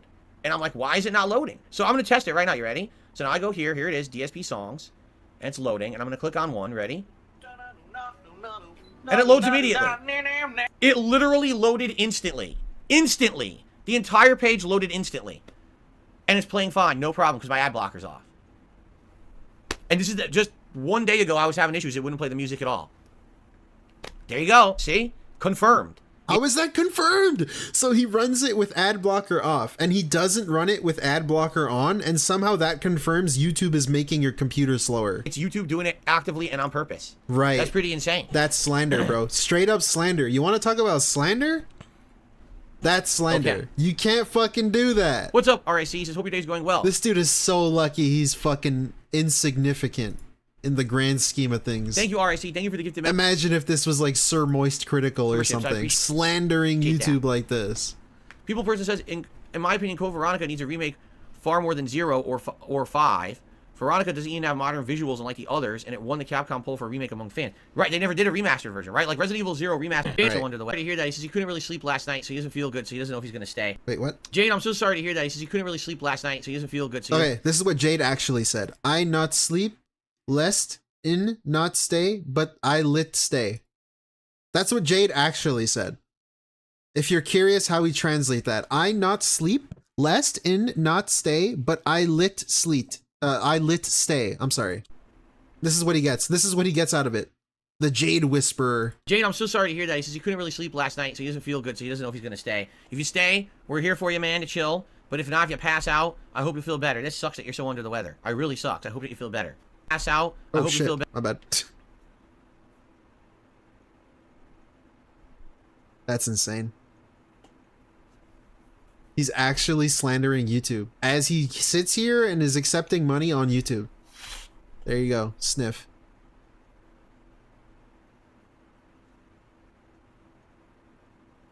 Radical Jaws. 13 months as a member. Thank you. He's playing Harvest Moon on the Switch if you play. Only played Harvest Moon very, very briefly. I want to say less than 2 hours. All right. No, remember, I definitely remember. I do not give a shit. I cannot remember how I played it. All right. Google X-Hooligan. Here we go. Lady Christmas is, Code Veronica is definitely the black sheep of the series, never gets love. X-Hooligan saying, good morning, I'm using Translate Google to say hello. Argentinian Google does suspicious activity on our computer, so it's scary for people. Wow, I wonder what that means. Like, what are they doing? That's terrible. I'm sorry to hear that. But welcome to the stream. No, I'm not going to play Pal World Pokemon with guns. I don't think so. Unless you guys want me to. Rugal says, YouTube aside, about Resident Evil 0, I believe the devs expect players on hard to be kind knife experts. Yeah, the problem is the knife doesn't work. I tried using the knife at the beginning of the playthrough. It doesn't do anything. Okay. Like, literally, you can't hit the enemies. It just whiffs, and the enemy grabs you anyway. So it's not even like Resident Evil. Resident Evil 1, the knife is super good. Like, the knife can be used for so much shit. In Resident Evil 0, it's like they made the knife like a butter knife. Like, you can't do anything with it, so I don't know what they're thinking. Argentina. This right here. All right, James says, maybe I'll see you tonight for Sea of Stars or tomorrow. Sounds good. I hope you feel better, man. This right here Any is games I'm excited for Argentina. this year? RAC, we covered that kind of when we did the schedule update back for the Christmas Marathon. You know, obviously. So here's what Jade said when he said, I'll see you tomorrow. 2, maybe see you in Sauce or Tom. Right. Cool. I'm excited for a lot of games. The next 3 big ones for me are... But if you accidentally misspell something, like Phil, why do you always beg? If you misspell always, he'll make fun of you. But he can read this. Infinite Wealth, right, Tekken dude. 8, and Let's Final go. Fantasy VII Rebirth. Now, there's other games in between there, but really those are the big 3 coming out that I'm more excited for now. But there will be more after that for sure. Andy, not only do we have a giant segment about it in the news, we're also talking about it after the fact. You're just a little late to the game here today. What if he just showed up? Duke, I don't think that NFTs or blockchain would solve anyone's problem ever on this planet, for the record. So, okay. Right. I got a few more tips here. Okay. He's not going for an hour and a half, is he? Like, there's no way. Well, this person is saying, people are saying that it's not YouTube doing any malicious activity. People are now blaming the ad block software specifically. No. Right? No. It was independent. It was another source. It's another source of information. It's not people are saying. It's the guy who works on uBlock. uBlock Origin, a different ad blocker software. It's not just random people are saying. It's literally a guy that works on another ad block software not having that issue. Therefore, he can conclude with his research that it's not YouTube stopping ad blockers. Your argument falls flat on its face. How? Sorry. How? What you're saying is wrong, and here's why. People have been using ad block software on YouTube for ages. Were their PCs always overheating? No. All of a sudden, now they are. Do you think that ad block software actively chose to make people's PCs overheat? No. Obviously, a change on YouTube is creating that. So what you're saying is fact. It can't be true. That's fucking Doesn't matter stupid. what your conspiracy says on the internet. It cannot be true. What conspiracy? What conspiracy? Because Phil, I can throw that right back in your face, dude. It can't be true. Doesn't matter what your conspiracy says on the internet. It doesn't matter what the voices in your head say. Doesn't mean it's true. Like, I can say that to you. Cannot be true. What the fuck does that mean? YouTube must have done some change, and whether or not it was intentional or not, it's making the ad block software now make people's PCs run hot and run like shit. Right. Period. Right. The ad block software didn't do an overnight change to fuck people's PC up on purpose. What are you talking about?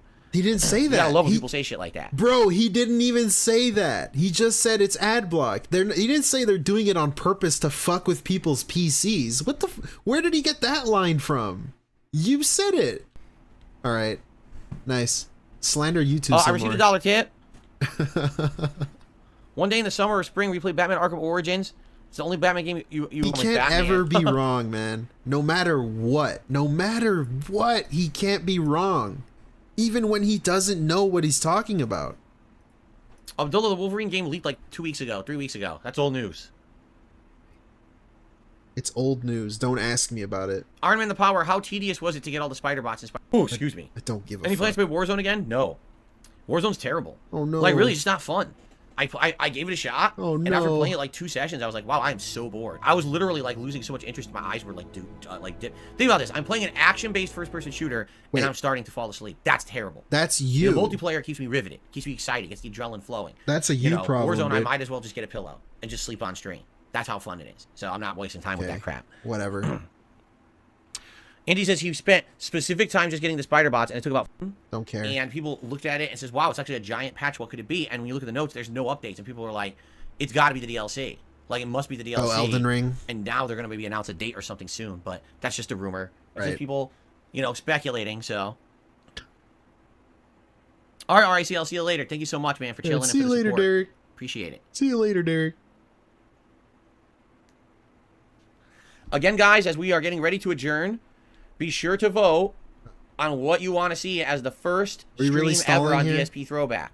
Do you want it to be Are we a Joseph chill stalling? hangout session where I reminisce about the old days of being a YouTuber and maybe do a tiny bit of classic gaming? Do you want to see it be me live reacting to the Final Fantasy 13 playthrough? Or do you want to see it me being live reacting to the Red Dead playthrough that's on the channel? Like, I don't want to see any of those. Please vote. The poll is live I really on the main don't. channel page of DSP Throwback.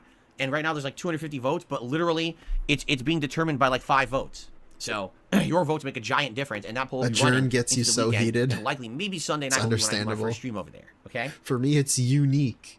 I hate when he says unique because it feels like he doesn't even know what he's saying. It has a unique art style, unique, interesting, cool, epic gameplay, awesome, epic, unique. Well, People Person's throwing out playthrough ideas. Particularly, I don't think we need any playthrough ideas right now. We got more than enough to do for the next week, and that's going to take us into the new releases. But he says games he'd like to see: Talos Principle 1 and its DLC, then 2, or Cocoon, play, Right, run cool. on PS5. Well, how much does it even cost? Wait, what? It does annoy me that if I buy Metal Gear Solid 1, first of all, how much does it even cost, right? Oh my god, bro, you're gonna Let's make find out. You're gonna I'm make literally the sitting money right back here. on one So stream. if I go to Metal Gear Solid 1, Shut the fuck up, man. right? Could you imagine? Like, I mean, you don't have to imagine it. This is him. This is him. I'm him.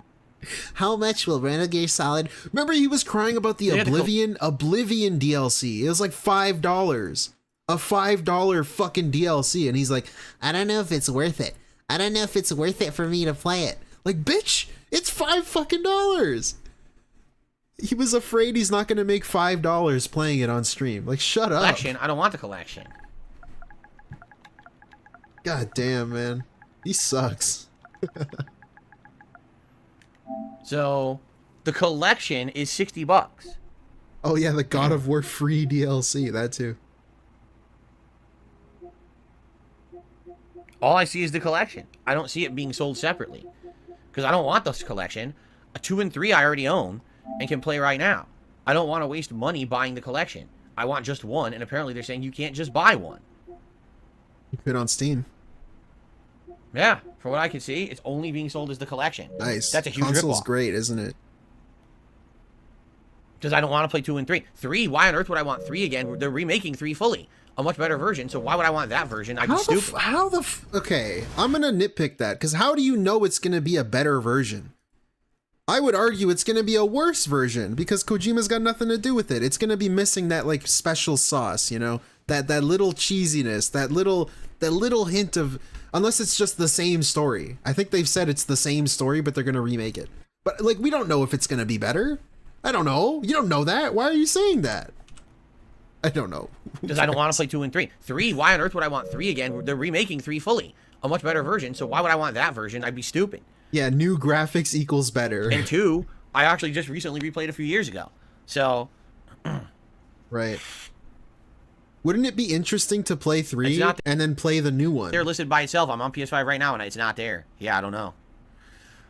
People Person says when it does go on sale, it's usually $40. Yeah, right now it's 60. Lady Charisma says if you get Duck Station and you put it on your mini PC, Metal Gear Solid 1 would be better than the collection. Really? So it's like a PS1 emulator? Yeah. Oh my god. Woolwich UKR, thank you for bringing that up. He says this after the whole Dead Space business. He was crying and bitching about Dead Space during the Game Awards segment that we watched earlier. That it's like, oh, it was too similar to the old game, and I don't feel like playing the same game. It's like $60, $70. I can just play the original. What the fuck? You can go buy Metal Gear Solid 3 right now for like $20. The new one's gonna be like $70. If it's gonna, like, how, why, whatever. Fuck this dude. Sniff. Go sniff some more, man. Fallen Angels is claiming it's on there for $16. Not for me. I literally just searched, and all I had was the collection, 4, 5, and 5's expansions, and that's it. It didn't have it. They have 4 or 5 already? I just searched manually. It's not there on USPSN. I mean, I can search it on Steam. Can tell me specifically what to search for. I didn't see it. Go tell me what to search for. I can search it on Steam, literally right now, and it's right here. It's the first game and the No, I'm not doing a DMZ game? mode for Call of Duty. If we occasionally play Call of Duty, it'll just be Modern Warfare 3 multiplayer. Metal Gear, That's Metal it. Gear That's 2, the only Metal content Gear I'm doing in Solid. that game moving forward. I can just search it right now and find it in 1 second, dude. Come on. I'm not buying this shit, though. I think it depends on what region you live in. Are you guys who say, or you're saying that you see it on there? Are you in the U.S.? Because I don't see it on there. Are you in It's under Argentina? Editions. There was no What editions. was that noise? What was that? I'm on the store right now. What was that noise? I go to search. Oh my god, the stalling. Right? Okay, I'm going to type in search. Holy baby mode, man. You gotta hold his hand Metal, through the store page. Space, gear. Metal, space, I'm gear. gonna hit done. What pops up is Metal Gear Survive, the Metal Gear Solid 1 collection, right? Metal Gear Solid Snake Eater just announced, Metal can't buy Gear, it yet. Metal Gear Solid 5 Ground Zero, Metal Gear, 5 Phantom where is Pain, it? Here it is. Twisted Metal. And that's it. Metal So now if Gear. I go to the collection, Okay. Where is it? Here's and 3. I click on it, $59.99. Wow. Okay? Where is I it? scroll all the way down. Here it is. That's What is it. this? Discover more games like this. Whoa. Is this And then it? it's got game and legal info. It's almost like this is it. Official news. Look, media. it includes That's it. There's nothing Whoa. else. Fuck you. Shut up. I just found it. They hid it in a sub-menu. Now he found it. They so hid when it. you're in that menu, you have to go to the right to the 3 dots. Right. When you click on 3 dots, all these different options open up.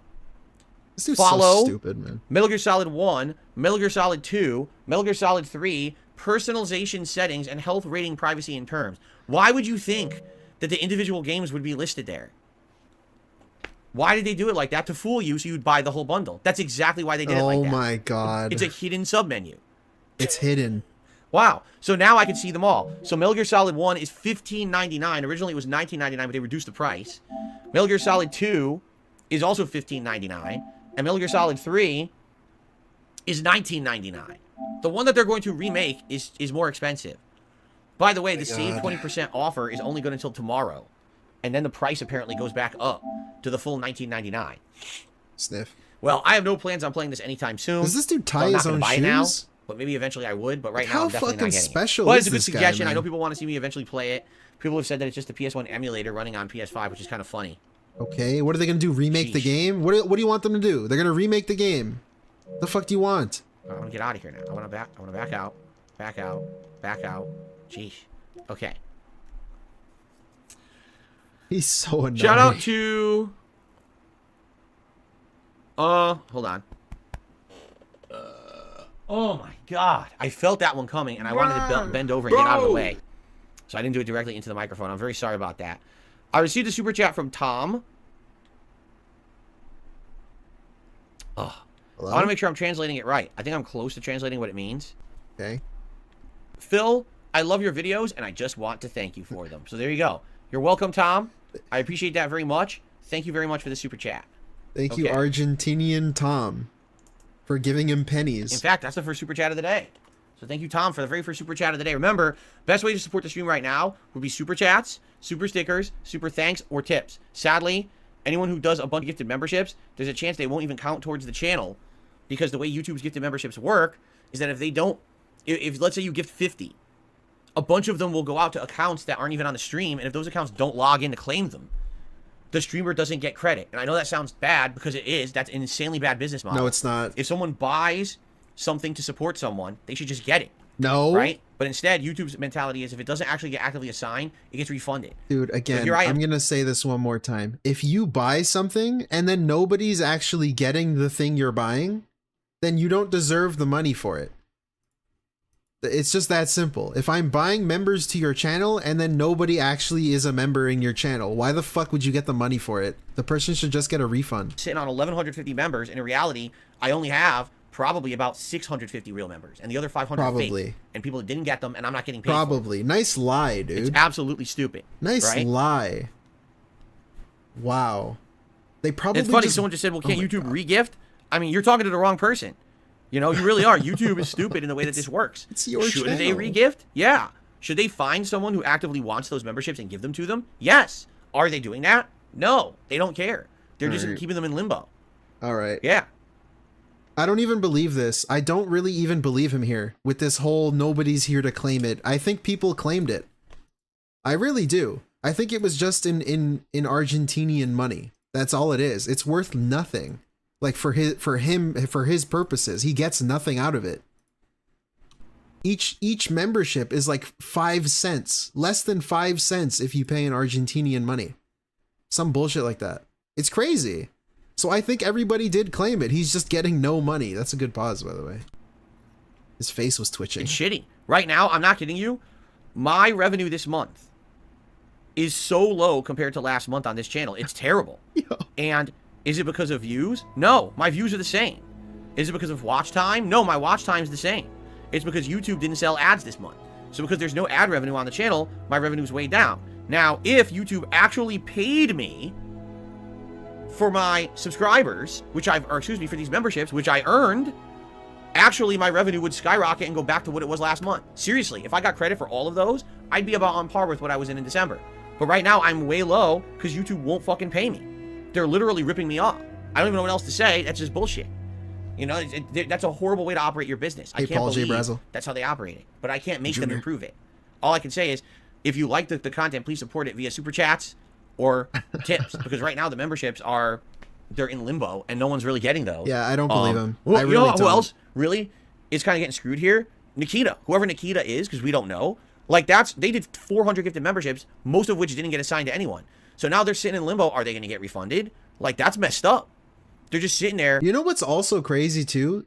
Imagine being like a real, genuine YouTuber and a stranger shows up and gifts you 400, 500 memberships like this, and then they never talk in your chat. Why has Nikita never showed up in his chat? Apparently they love him so much that they donated 500 memberships in US currency, right? That's what he wants you to believe. But they never show up in his chat to say, no, Phil, I actually bought it in Argentina because I am based in Argentina. Why did they never show up in his chat? It's pretty fucking weird, isn't it? And I'm sure they had to pay for it. It just seems like a scam, a lie that he's trying to convince his audience is true. So you can feel bad for him. This is all a lie. Nice titty, by the way. This is all a lie. That's why I believe people did claim it. He just got it in a weird currency that's not a lot of money for him. Up front. So now I don't get anything. And you know, what is that bullshit? That's terrible. Now he doesn't get anything. But he is getting money.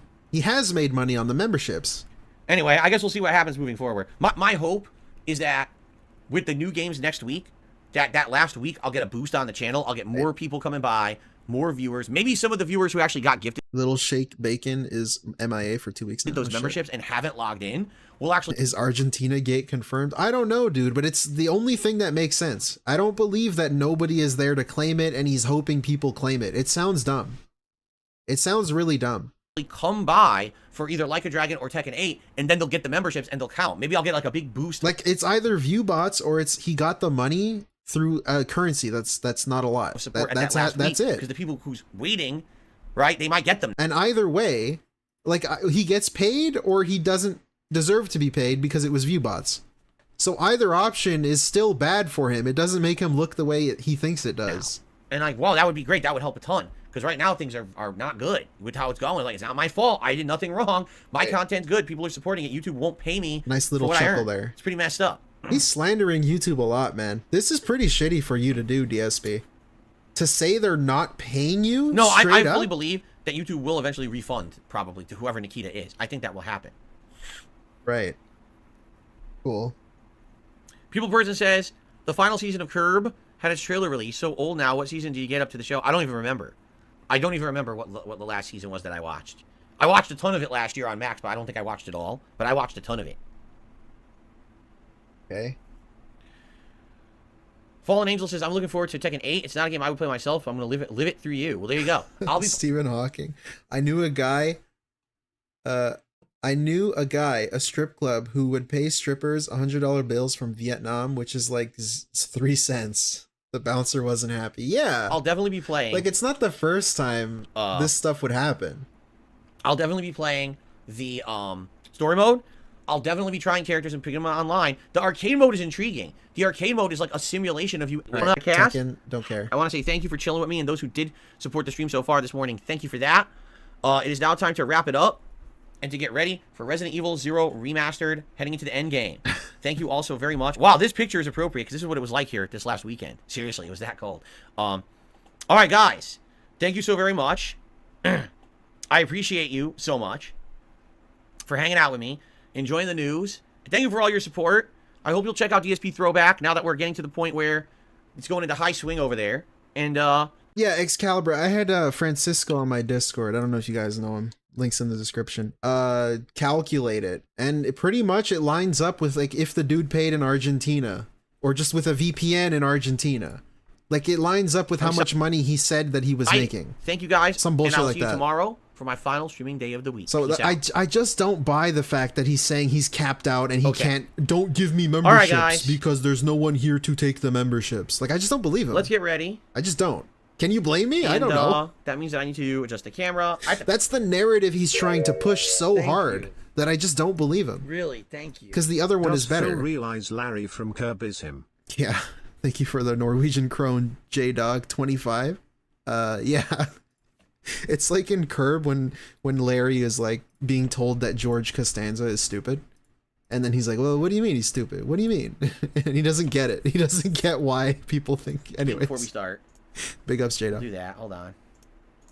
Do I think YouTube will get rid of him for the slander? Nah, no way. He's not big enough. They're not even going to hear about this. He's crazy, man. This is crazy.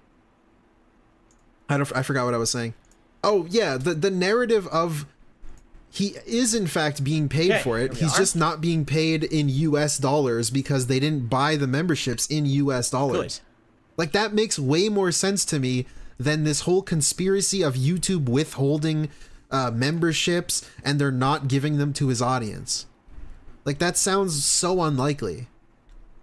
Tom did another super chat. Es difícil entender todo lo que dices debido a nuestros idiomas, pero me encantan vuestros juegos. That's clearly fucking Google Translate, bro. This is a LARPer. This Tom guy is someone like, this has to be fake. This is fake. This is someone fucking with him. He's Google translating shit. He's just saying it's hard for me to understand with our difference in languages, but I like your games, your gameplay. Like, he's just fucking with them, whoever this is. Buen español? Well, I would hope so. Thank you, Tom. He says, my family it's hard to is understand from everything you say Chile, with our bro. languages, but I love your games. Well, there you go. Thank you to Tom.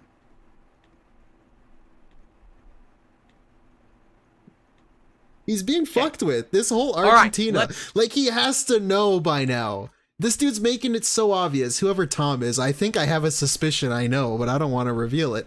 But whoever Tom is, please stop giving him money. Like, he's gonna figure it out. It's so obvious. Okay. All right. Let's take a brief break. I'm just gonna mute the mic and go use the bathroom. I'll be right back in a few here. Yeah, vuestros. That's like Google Translate and then shit. we'll get into Resident Evil 0. Okay, guys. Thanks. I'll be right back.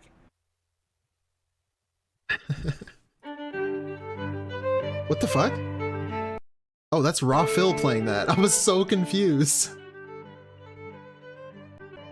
Thank you, Raw Phil. Oh man, he was gone for a long time. Guys ready to jump back into Resident Evil 0? How about you, Jasper? Are you ready to jump into Resident Evil 0? What do you think? Are you going to be playing too? Hey, Gabu the Third. Yes, he's going to join me. Look. Only Spaniards use Westeros. Jasper wants to play. Yeah, it's pretty sus. Very good. It's just Google Translate. He's being fucked with. And he's gonna notice because like he read it really weird. He's gonna get sick of this Tom guy. How does it end, Jasper? Do you remember? We gotta fight the leech monsters, the leech man at the end. Do you remember? I don't know. How many magnum shots will it take to end the evil leech menace? All right. Ah, I stepped right on my penis. Ow, ow, ow, ow, ow. Take your foot off my Can ball. you ban a country from gifting memberships? Could you imagine? DSP starts segregating countries that he'll receive donations from. He'll start picking and choosing. Jasper quit cat. Oh my goodness. Oh. We received a tip. It's from fucking Argentina. I'm not gonna fucking read it. Oh. Jay says, really, character episodes in Tekken 8? I'm not sure what you mean by that. Character episodes? I know that there's going to be an arcade mode. I know there's going to be a story mode. And I know that there's going to be training mode and all of that. And, of course, online play. I don't know about character episodes, though. And he licked my foot. You silly boy. Now you licked my foot. He's such a loving cat. Seriously. He just always wants to be snuggling. He always wants to be playing, getting pet. All right. At all times, he wants to be involved. Right? Right. Okay. Let's get started here. Let's boot her up. We're heading to the end game. We just arrived at the factory. And the first thing I want to test is if we go back on the tram, if all the enemies are still there. Or if they're gone, then I can go loot all the items, right? So we got to figure this out. And then once that's figured out, then we can move on. I don't know. It's also weird to me that he was being told at the time when he first started complaining about it, like last week or a few days ago, that, oh, Phil, people probably just pay in a different currency and then you're not receiving the same amount of money. And he's like, no, that's not possible because of the exchange rate, correct? Because people pay, I have to receive the same amount of money anyway. They have to pay more. But he doesn't know about regional pricing. Like, it's not priced the same in every place. But he was just ignoring people that were trying to tell him. And instead now he just came up with a new narrative because YouTube said, well, maybe this could be it. And he just chose to believe that one. He didn't believe anything else YouTube was saying. He chose to believe the one that could benefit him the most, that makes him the most of a victim. Because saying that people are scammed and he's being scammed and YouTube isn't paying him because YouTube isn't giving people the memberships is the one that makes him look like a victim. And it's like a bait. It's a bait bag. He's just trying to bait people. And it also lets him say, please tip me because don't give me memberships because nobody will get it because YouTube is fucking me over. Okay. That's why I don't believe any of his bullshit.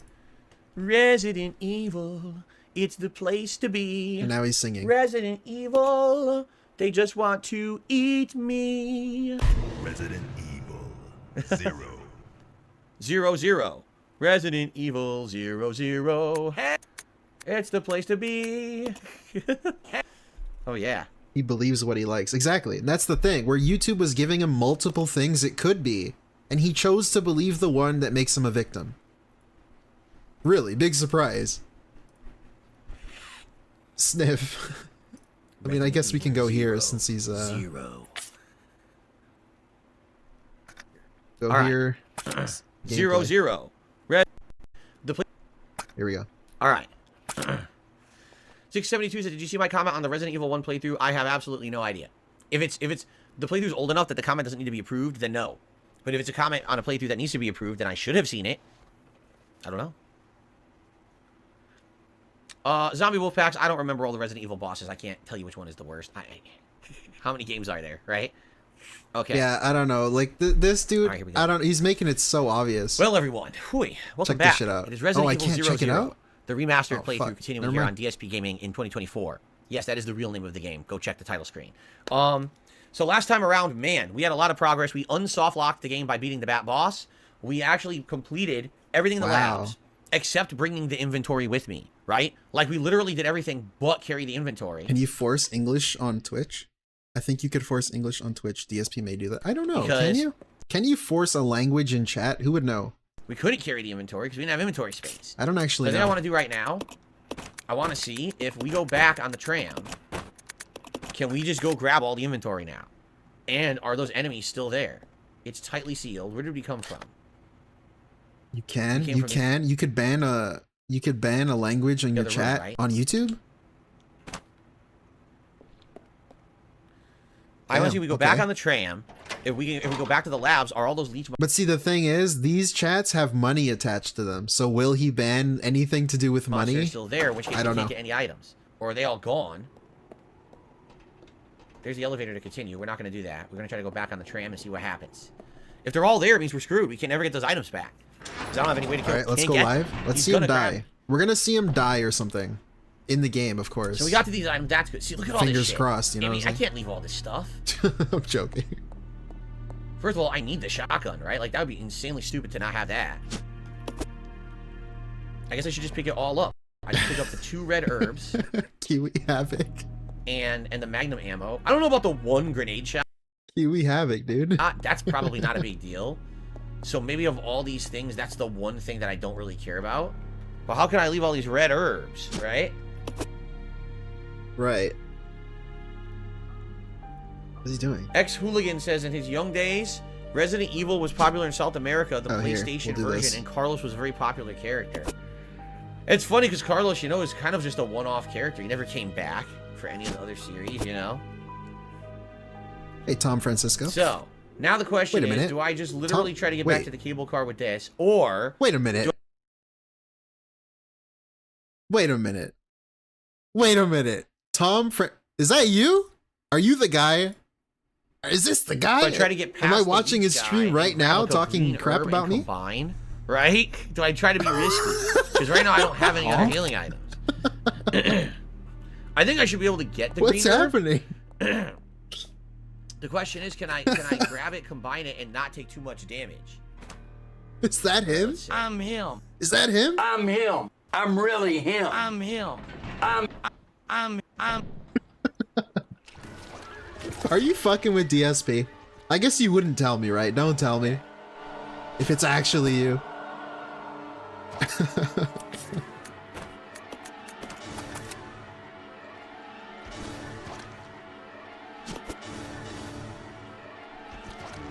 Nice! Yeah, you gotta give me your driver's license on the private I don't know Discord. if I need the right chemical, but I just got it. We pulled it off. No, it's all good. Now I just gotta get to the cable car.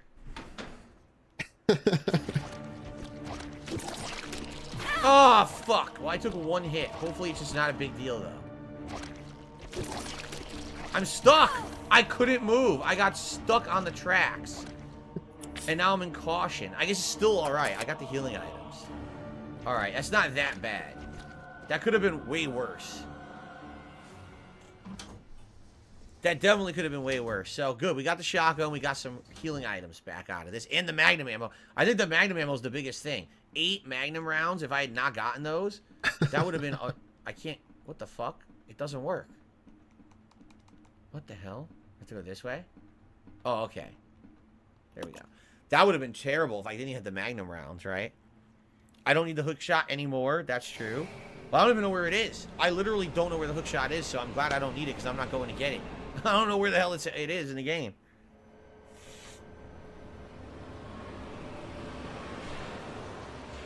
Okay.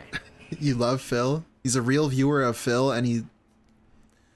Alright. Alright, so now we're Thank good you, to Gabu. go. I didn't see gotta that. figure out what I want in my equipment at this point in the game. Let's get back to the save room and figure this out, right? Question is, will he continue to be him? I'm him. Side cramps. I've been him. I will continue to be him. Here's your answer. Spicy hot pocket. Man, this gameplay sucks. I'm sorry. I apologize. Did we finish the Game Awards? We did, eh? I think we did. I'm pretty sure. Let's see. Yeah, we did. We did. Sadly, guys, we finished. Out there. It is now officially We finished. His game of the year was Alan Wake 2. Dun, dun, dun, dun, dun, dun, dun, dun, have dun. this unique memory of an absolutely outstanding game in my mind for years. Lies of P was second. I gotta hear this again because he was really weird about this. In every single way that I want to be delighted when I'm playing a video game. Outstanding graphical performance. Okay, graphical performance. Okay, whatever that means. On the Xbox Series X. On the Xbox. Responsive. Fun controls. Responsive, fun controls. Okay. And gameplay elements that change depending on what weapon you're using. And gameplay elements that change. Now, I know what he means. He just means based on the weapon, the moveset is different.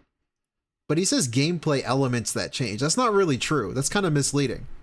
That implies like if I use a spear, then the game changes and I can open up like shortcuts that use a spear. That's not really what happens. It's just the moveset changes. And that are constantly evolving over the course of the game. All right. A story that was absolutely riveting. The lore of Lies of P was exceptionally good. It got me hooked on this universe and made me buy in. I didn't think I would. I thought it let him buy in. He tipped the game, you see? He bought in. It's kind of a Bloodborne. The game was going kind of slow, so he tipped it and he bought in because it needed his support, you know? Knockoff, right? But once you get into the plot, why are these androids revolting? Why do they have independence all of a sudden and they're not obeying the humans? What are these weird mutations in the environment and where did they come from? And do they have some factor into the malfunctioning androids? What is going on behind the scenes with this mysterious alchemist who seems to be pulling the strings, no pun intended, of all the robots and the main character, right? The robots don't have strings though. What's the pun? Huh? So all this going on and tying into the story of Pinocchio is just an added bonus, because if you know the story of Pinocchio or if you've seen maybe the Disney movie, you're trying to figure out who are the characters, how does it tie in and stuff like that. Okay. The game starts off good, but just gets better and better. First you start off just fighting androids, then you're fighting... Okay, so this is what I'm talking about when I say he doesn't really give an opinion. The game starts off good, but gets better and better. So why... Okay, so the next sentence should be why he said that. But he's just gonna say, first you fight mutation androids, then you fight mutations. So does that make it good? Is it good because I fight androids and then I fight mutations? And freaks. Then you're fighting mutated monsters, bugs, all... Then I'm fighting mutated monsters, bugs. But like, does that make it good though? Why did you say the first sentence and then not follow it up with like an elaboration of what is going on? All kinds of stuff. Like the gaming opinions, this is the problem with it. It's such a major problem when you want to be taken seriously. The bosses are just as varied as any from... Like, he should probably script some of this out. At least make bullet points. At least have bullet points so you know, like, okay, I'm talking about point A, I'm talking about point B. And I know I'm giving feedback, right? He wants people's feedback. I'm giving feedback. He's never going to fucking listen to me. But I just think it's interesting sometimes to like sit down and analyze why he's the way he is and why it could be better and why he's so trash. Soft game and I think the gaming stuff is the worst thing he does. These countdowns are probably the worst thing. They're, you know, in a specific way. Fun elements to them. Because the level 1 thing is pretty fucking bad. The game is very challenging, but never at any point during the game did I feel like it was unfair. I felt like it was right on par with what you would expect from a FromSoft game. And the fun... It's because he made a lot of tips playing it. I mean, yeah, realistically, that's the real part thing. About that is, how many years have we all been asking for Bloodborne 2? And we keep asking, but we don't get it. Well, this company basically said, we're not waiting any longer. Yeah, we're still going. We just finished the level 1, and I just want to hear him explain why Lies of P is his number 2 game. Obvious FromSoft isn't doing it. Let's do it. And really, this game feels to me like the spiritual successor to Bloodborne. Whoa, he just said successor. He usually says successor. This game feels to me like the spiritual successor to Bloodborne. Damn. It's not exactly the same, okay? You know, there are different things. There's a parry system instead of a gun to fire to parry. You're doing timed blocks and things like that. But definitely, the hybrid of gameplay between Bloodborne and Sekiro is apparent. The gothic style of the cities and the like also is very, very apparent. What does that mean? Like, really, when you break it down, the gothic style is apparent. What? What does that even fucking mean? The hybrid of gameplay between Bloodborne and Sekiro is apparent. The gothic style of the cities and the like also is very, very apparent. I don't even know. The music is well done. The story, the atmosphere. Is the music apparent? It's all well done. It's like if you wanted another Bloodborne, but you knew you could never get one, this is the best thing that you're going to get. I mean, I know it's like a little meme to say it's Bloodborne on PC, because it kind of is, but it's not really the same as Bloodborne. Like, the level design is nowhere near as good. It's not really meant to be like a... It's not quite on the level. And also, I don't know. Right. Whatever. Oh, by the way, it's lengthy. It's a great value for the dollar. It's not a quick 10-hour experience. It's very lengthy. Just, again, as lengthy as Bloodborne or any other game in that franchise. So that's not true. They did it right. And I apologize because I feel like I picked a crappy video. I thought that... I really thought that I had picked a better video than this. I definitely didn't, as you can see. I accidentally picked a video where he's just walking around the hotel. Who? If he doesn't go do some combat quick, I think I'll play a different video. Why is he talking about himself in the third person? I thought I had it. I definitely picked the wrong video. He better go do it. Story elements. He better go do some gameplay. So you know what? Hold on. What number was it? It was number 4. Hold on a second here. Is this it here? I don't know. There you go. So now you can actually see some action. I'm sorry about that. I apologize. Totally my fault. Yeah, exactly. People are like, did you play Lies of P or Hotel Simulator? Oops. So here's the actual Lies of P here. So anyway, yeah, really fun game, you know, and really fun game, you know. Is I really wish that it was from FromSoft. I wish FromSoft had made it. Like, how is that a disappointment? Like, why would that be a disappointment? I wish FromSoft made it. If FromSoft made it, it would be a different kind of game. Like, it just wouldn't be the same game. Like, there's no chance that it would be the same game. It would be similar. I know what he means, I think. He just means, like, he wishes...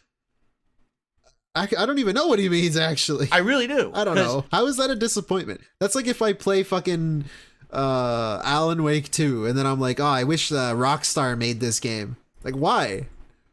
Like, it's your number 2 game of the year. Like, why would you wish someone else made it?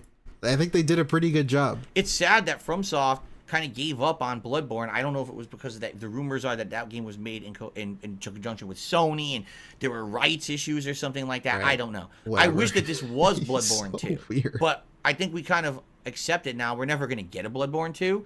So to see another company actually put in the effort to make a game that's just as good as Bloodborne is well appreciated. And in a year that did have other FromSoft knockoffs like Wolong Fallen Dynasty and Lords of the Fallen and these other games that did not live up to the expectation, this game far exceeded it. When I started playing Lies of P, I didn't expect it was going to be this good at all. Like, I thought it would be maybe decent, but I'm always skeptical when I go to play one of these kind of FromSoft knockoff games. So for me... I don't know. I think it's a little annoying to be like a FromSoft purist. I gotta be honest. I know someone that's like that, and I don't know. It's a little annoying. It's just like other people can make these kinds of games. Let people experiment. I think. Was like, yeah, maybe he's kind of annoying maybe about I'll check it out. Maybe I like, won't. Dude, then they announce it's on Game Pass, and I was like, I think it's okay if other people make these kind of games. I think it's interesting. That's how you like grow the genre. Okay, now more apropos to check it out. Like, to just dismiss anything because it's not made as FromSoft, which is kind of what he's saying here. He's just like, man, my expectations weren't high. Because he doesn't play most of the knockoffs. Quote unquote knockoffs. I don't know. It's just doing it like a disservice. And by the way, we're back to the hotel. All right, I definitely picked the wrong It's clip. your footage. But anyway, right. I loved it. Yeah, I really did. And you guys did too. I know earlier I said that probably Resident Evil 4 was the most viewed playthrough of the year. This was probably a close second. You guys always showed up for these streams in droves. You supported them. You engaged with them. You love when I'm playing difficult games. I know that. You love the enjoyment. I'm in the hotel. I'm buying things again. You love the enjoyment when I'm challenged, but I overcome that challenge, right? You know? Yeah, interesting. Interesting how the games he makes a lot of money in are like the top 3 of 4.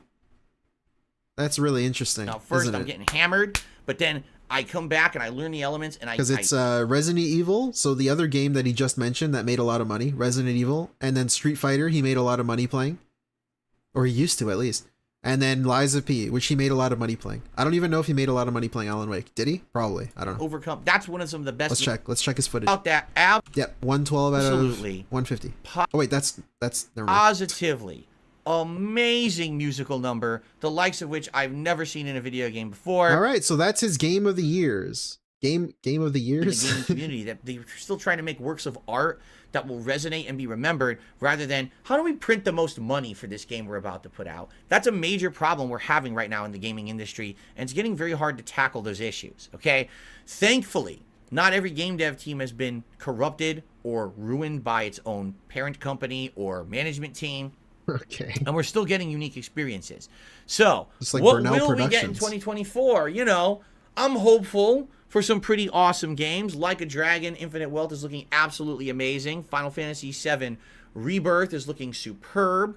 Okay. But I think we're a little early. Being in January, you never know. Because a lot of these games that look good now might actually end up being disappointments, as we saw in my year-end series this year. But if anything, as long as the sparks of creativity stay alive within these artistic people that are making games, there's hope that there's going to be unique experiences coming, and that's what I'm looking for. He's like a philosopher. So, thank you all you're for welcome. hanging out with me in 2023. Another superb year for games. Thank you for watching my year-end series. Thank you for all of your love and support. Yeah, he sounds so phony because it comes across so disingenuous. Because you go watch him play anything, and he's like, look at this artsy game. He like complains about games that are different, but then he also complains about games that are the same. I don't know. It just comes across very disingenuous. Of DSP Gaming. Hopefully the spark of creativity over the course of this shines last year. through. I can promise you this, 2024 is already off to a great start and is going to be another great one here. So, for my year-end series and for my Game of the Year awards for 2023, this is DSP signing off and saying thank you all so very much. I offer you my gratitude and my thoughts of hopefulness for the new year. Peace out, my friends, and I will see you all on a gaming stream to come soon. Bye-bye for now. Young out. Okay. Yeah, I mean, it's kind of like a shame, you know? Because he wants to come across so desperately. He wants to come across as this legitimate YouTuber guy that you value his opinions and you really take him seriously. I don't know. And then he does shit like this, and it's very hard to take him seriously. And then this is disregarding all of his like toxic bullshit that he does on a daily basis. So if you just watch this video, not knowing who he is, I do think this by itself is bad. Like, it's not a good video. I mean, it's just like his opinions, but he doesn't really explain his opinions or elaborate why he thinks what he thinks. And yeah, so even not even considering the toxic and who he is, if you just stumble upon this, I still think it's bad. And that's a shame, because he really so desperately wants to be taken seriously. What's going on here? I didn't do that. So the game automatically just chose to do that. What? He died? Did he die? Yeah, I love how fast the fucking guy is, too. No, he didn't die. Oh, so the game would not allow me to run the right direction when I came out of the door? I was holding... Let's see. Oh. Wow! Oh, so the game would not allow me to run the right direction when I came out of the door? I was holding to go across the hall, and it made her run left by herself. I didn't do that. So the game automatically just chose to do that. There's nothing I can do about it. Just take the hit. Yes. Thanks, game. Thanks, game. I don't know. He plays these Resident Evil remakes, remasters, and he uses the analog stick. I can't imagine playing with the analog stick in these games, but that's just me, I guess. I don't know. Okay. Like, they have tank... I know people hate on tank controls sometimes, like people that don't play video games a lot or not used to it, but I really like them. I think they work well like this because it's designed for that. It's part of the game design, dude. I don't know. Wow, I got hit, and there's nothing I can do about that one either. Wow. What's he doing? What's happening? You think he moves fast enough? Holy shit. Now I gotta try to beat a boss on one shot. Literally on... I went from fine to caution for the glancing blow that thing hit me with. Are you fucking for real? They made me go from fine to caution. Yeah, dude. Because it hit me with a glancing blow in the hallway that I couldn't avoid. It was unavoidable. Yeah, Jesse, Wow. that's a fair point. Yeah, this mode is trash. Like, if you're not used to tank controls, yeah, you're gonna hate them. I could see that when you first start doing it. This is fucking so unfun to play. And now if I die to the boss in 20 minutes, I gotta do them over. I don't know. Including To me, it's really good. I like tank Wow, this is controls. a trash game. If it's designed like this, Fuck, man, hell they yeah, fucked this bro. one I'm up all so for bad. What a shame to make one that was so poor compared to the first two, right? Like, What? this is by far inferior to 1 and 2. Oh. He hates this game, apparently. He was so excited to play this, too. And So, now he hates it. Being that we're going to fight a boss, we better load up. I'm trying to think, like, what to use. Probably the Magnum and maybe the regular handgun that's powered up. Right? Hello, Super Turbo E-Bag. I can't even move. Let's load the shotgun.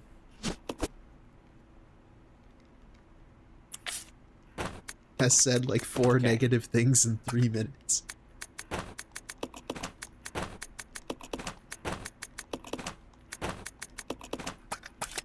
Alright. Burnell.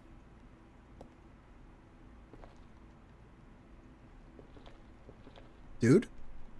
There we go. Hello? For now? Okay. So I'm thinking this is it now. Should I use Tank the Magnum controls are rounds for on this thing coming heathens and up? I scum. don't even know what it's going to be. But you would think if it's a boss, yeah, the Magnum rounds would be warranted here, right? If it hits, who even fucking knows, right? Who even knows if the auto aim works? But that's it. Like, I can't save. I like can't tank controls. heal. What it is, and hopefully I have enough to kill this fucking thing. Sniff. It depends on the game, though, obviously. But Resident Evil, classic Resident Evil, D-pad all day. Stingy motherfuckers and their ink ribbons. All right, can you fight the All right, boss? so how do I use this? All right, There's gotta let's be like fight the a switch or a boss. panel or something to make it move, but where would that be? And then we're out of here. All right, here we go. And it's boss time. Let's go.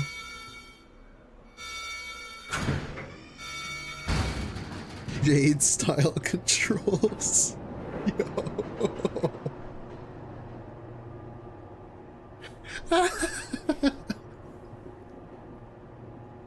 You're killing me, Arcamoon. Holy fuck. Why does it keep looking at the camera? Stop. Stop looking at me.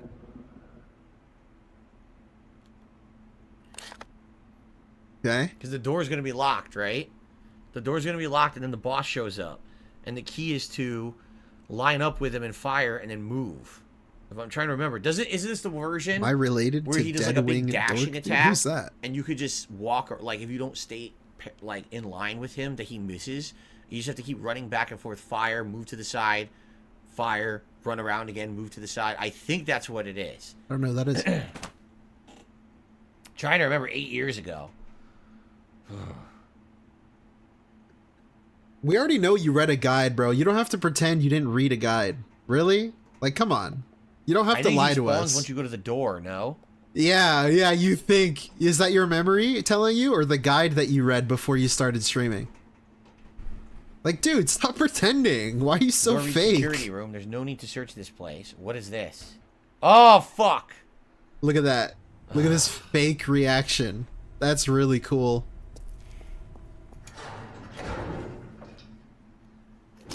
Don't shoot! You're alive. Are you okay, Rebecca? Where is everybody? They should have arrived here before. Look at that amazing CGI model. That's unfortunate. If we go straight CGI from here, model. we should As if the arrive at whole Old game Mansion, isn't which generated in Umbrella a uses for computer. research. Come on, let's go. Okay. Wait, I've got to find Billy. Billy Cohen? You mean you found that criminal? Yes, but we got separated. Pick your ear. Let's go. No point worrying Oh, he's digging in there. Wiping on the pants. Let's go. Nah. Sir, please. I need to find him. Dude, you're so disgusting. He's touching his nose. He's sniffing. He's scratching. He's picking his ear. Be careful. God damn. And then he dies immediately. He's going wild. Yep, I never saw him again. Like, you're on camera, bro. I don't mind if you do that if you're not on camera.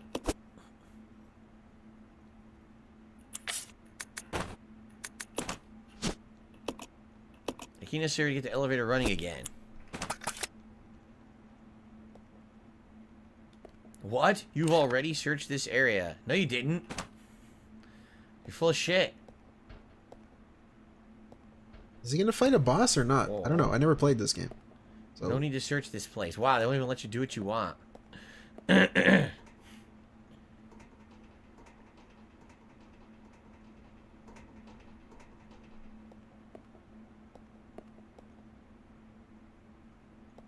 He's a vulgar Nothing little works. man. Brunel? What's happening? So what the fuck do I do then? Oh, he has to get handheld. In the chat, someone's telling him what to do.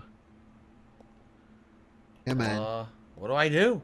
Someone's telling you in the chat. Just look at it. I can't get it to work. Come on, Phil. Come on, Brunel. This is where you don't want to go, because if you're here, you're in a dead end. Nice. Did you read that on the guide? I think he read that on the guide. I'm gonna bet he read it on the guide. What do I do? Nothing works. Oh, I thought nothing worked. But he found something that worked. Here we go. Was that the game's fault? Time to die.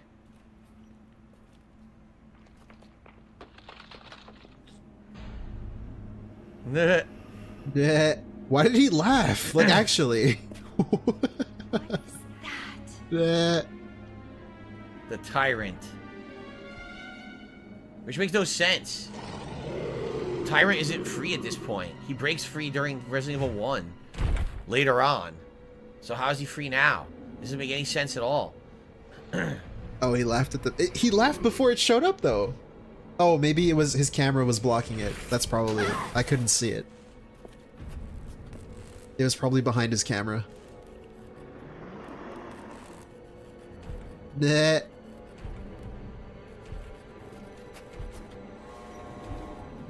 Okay. Is he gonna die? What's going on? What do I do? I'm see, stuck. That's what happens when you use the analog stick. You go in circles like that. Wow, I'm not gonna win.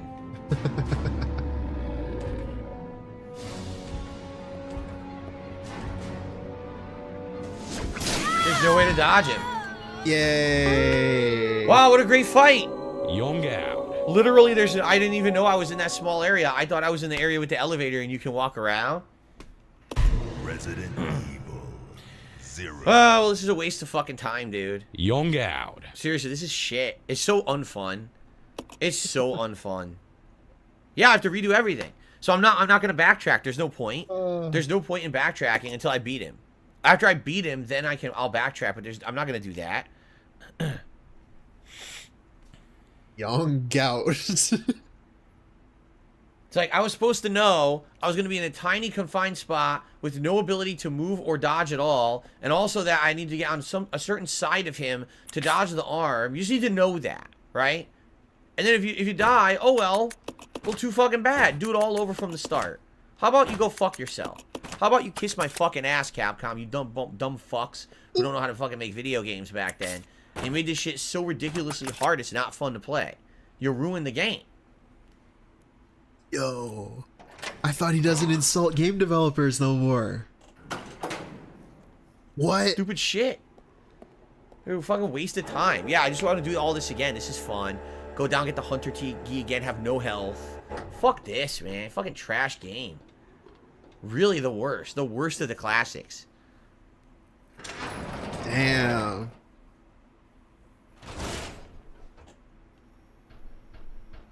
I guess it's the game's fault. I have to redo the same shit so many times, man. I mean, you could do all of this and then go back and save. Why give you a ribbon so you could save and try over? Well, you wasted them. Why, right? Nah, just make you fucking do this over and over. It's kind of your fault, though. Okay. So now she has no health, and I have to try to kill him with 0 health again.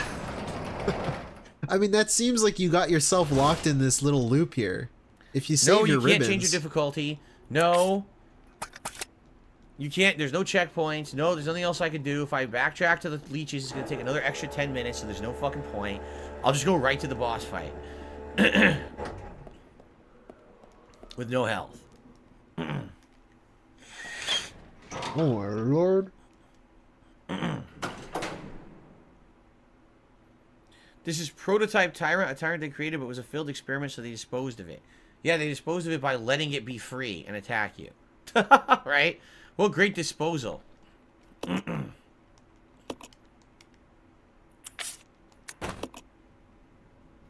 Okay.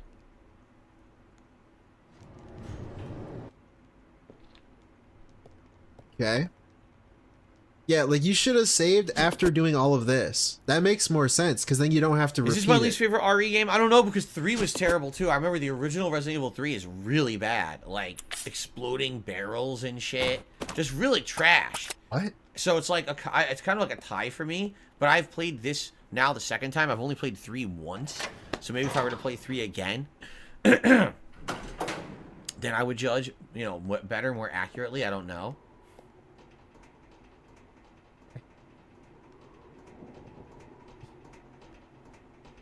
Wait, that's all he had to redo and he was complaining? That was like 2 minutes. He really complained that much over just going to collect some items and then going... Okay, that's really weird. It was like 2 minutes worth of gameplay. Alright. Hey, Archimedes. Yeah, most days. I'm not here every day. Like, I can't be here tomorrow during the day.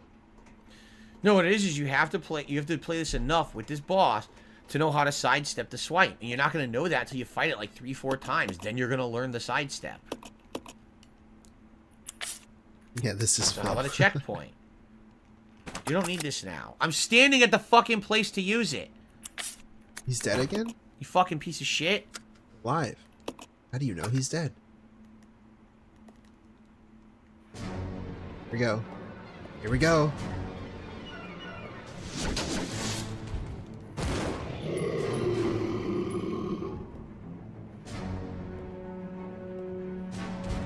What's he doing? Oh. Nice. Nice maneuver.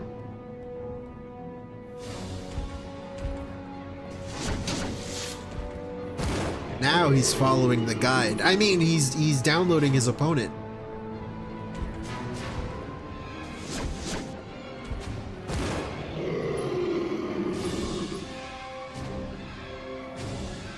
Yeah, this is a guide. I feel like he would not know to do this. He would not know to do this without a guide. There is no way. Sweet.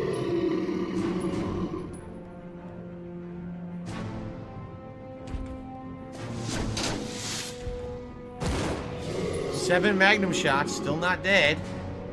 You're on hard. 8 magnum shots, not dead.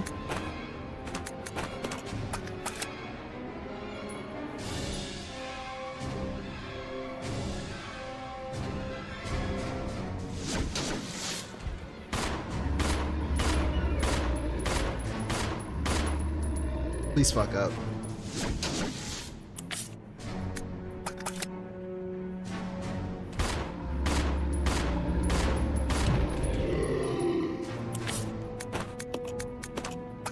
Did he do it?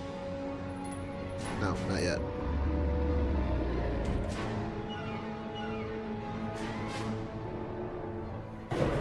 He did it. 0 magnum ammo now, though. I don't know, man. How is this fun? We didn't go back. We didn't get the shotgun. We didn't get the healing. We got nothing. This is the no bullshit playthrough. No bullshit. Transparent. So where are we going? I don't even know what level we're trying to go on. Right. Or go to. Let me pull up the guide on my other tab. Yeah. Let me scroll down a bit. I don't know. What floor are we on now? 3? So what's on 4? I'm gonna check them all out.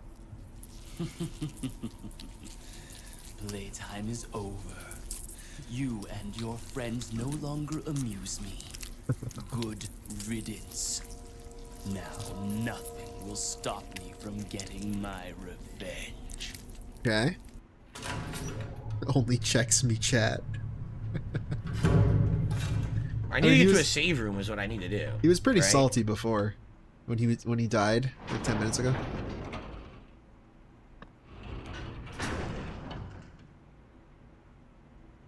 He has this guy in his chat, ABAP, hand holding him right now. Oh great, something in the water.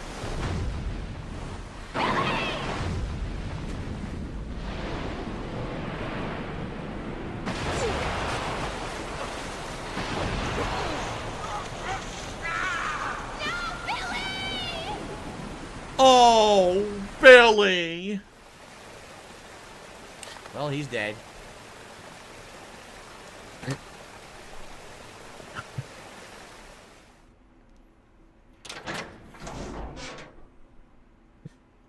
Okay. Well, there is a save room. Okay.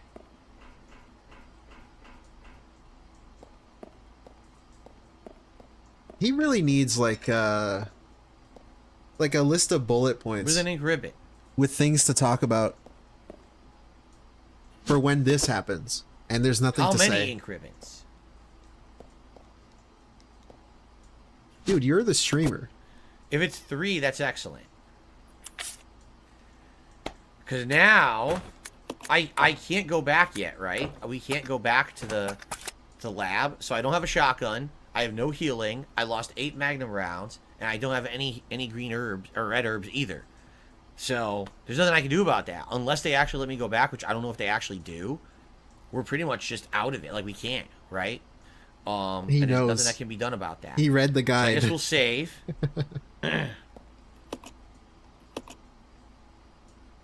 Oh boy. Okay.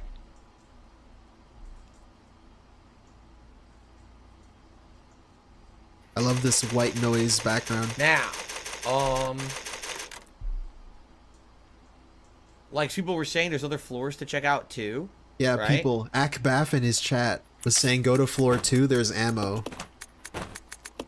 People were saying, can't even shout the guy out. There's one guy hand holding you. Just say his name.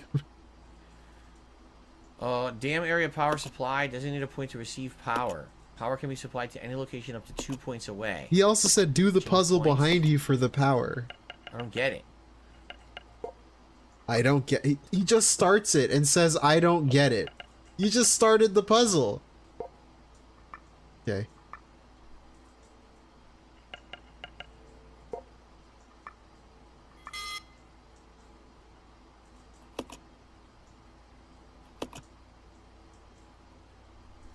Huh?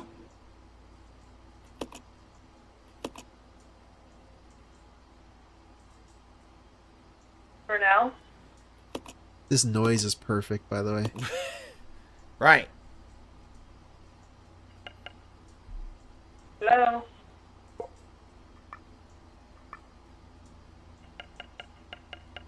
Mr. Burnell, you there?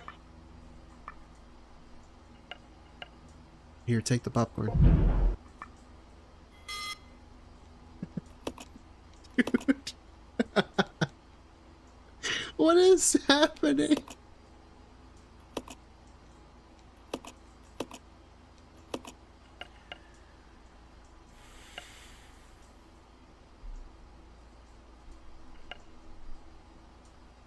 Hello?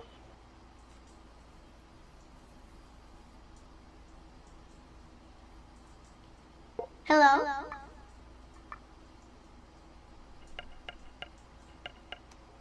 For now?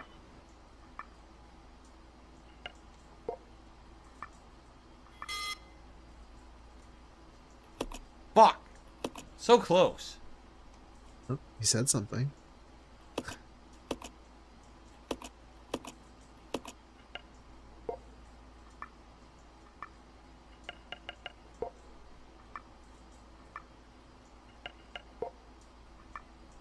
There we go. Hey, he did it. Yes. Power on. Okay. Yay. Power has been restored. How exciting. How exciting. Treatment plant. Okay. So. You see, he should have waited to save until after he did that. Because now he's just gonna, whoops, now he's just gonna have to do that again. Floors, which maybe we should check out floors 1 and 2 first before we do these, and just see what's on them. Yeah, nice pretending. Like, why does he do that? Is there no way to go back to the labs now, guys? Is that it? I'm locked out of the labs forever, so I can't go back and get those items. Maybe we should go check out floor 1 and 2. Like, the guy was telling you where to go in the chat. Uh-oh. Oh, he banned him! Someone in chat wrote Spider Dijon was calling out Derek's bullying and he got banned for it. And then he banned that guy. What? Remember Spider Dijon? You can backtrack all the way to the mansion on level 1, but it's not worth it. Oh, that was really? like 2 hours ago.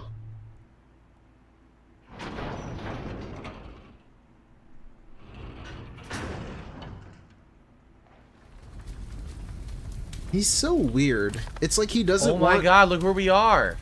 What? What? So what? you go back to the mansion. Why pose? This is a way to enter the original mansion. Praise oh my the sun. God. Oh my god, the Eye of Horus pose. But there's nothing in the mansion. We cleared it, right? All the Praise items the in the sun. mansion of Ubisoft have been taken. So just that, maybe that one piece of ammo, but there's zombies down here too. Yeah.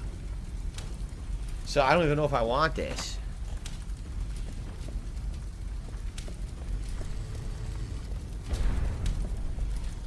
I can't even run. Like, what the fuck? I forgot what I was saying. Over here. It's not worth it. Yeah, he put his hands over his head. He looked like an eyeball. Not gonna be worth it.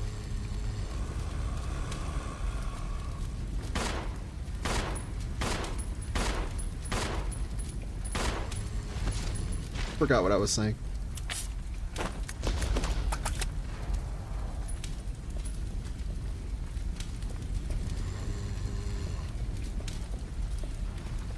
There's 2 more! Oh my god!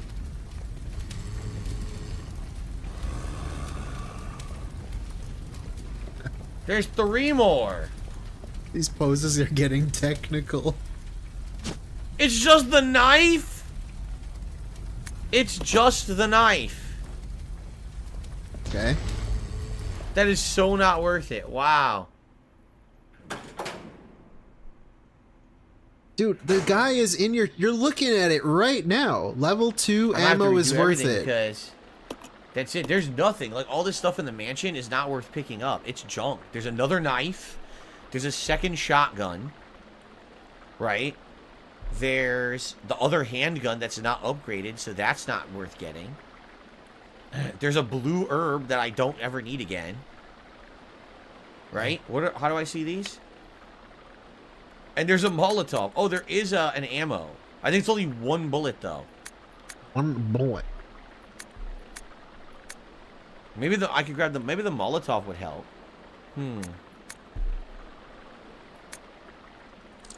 How does he know this?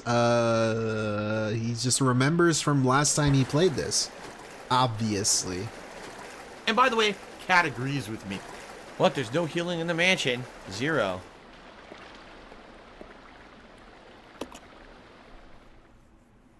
And we can't go back to the labs. Right? There's no way. Oh, I remembered what I was going to say. He's so fake. Because it seems like when he does a YouTube video, he doesn't want the YouTube viewer, the hypothetical YouTube viewer, because it's just the same fucking people, to know that he streams. It's really weird. Because the dudes wrote in his chat, press X to see the item list. Yeah, look. And then he reads chat and just presses X. He doesn't even say thank you. He just like, oh, hey, thanks, I didn't know that. Something like quick, just quick like this that. Game.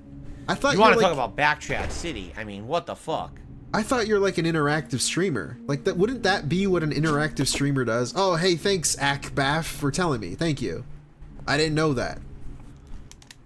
But I can't even pick up the Molotov. It makes me go back out the fucking door. Oh my god, seriously? Yeah, but it's like a trick. It's so disingenuous because, like, they know you're streaming. They see you looking that way, I guess, if I'm a real viewer. you don't really hide the fact that it's a stream. You shout out tips. So like, why does he need to pretend? It's like the same people watching. Why does he pretend that it's not? It's really specific and weird. I don't know. That's just something that's really weird, because I thought you're interactive. You don't even read chat.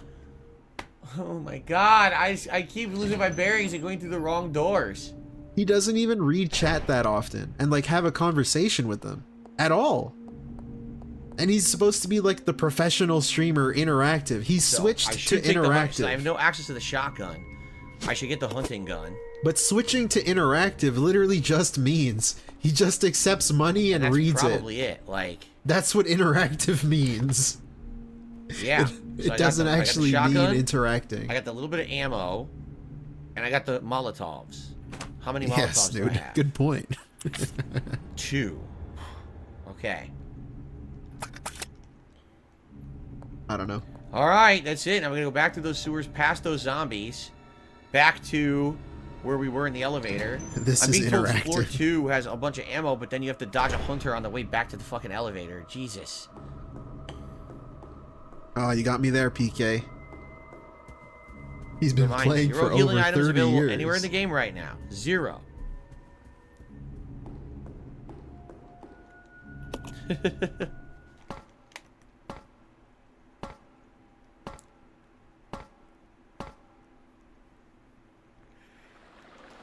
Okay.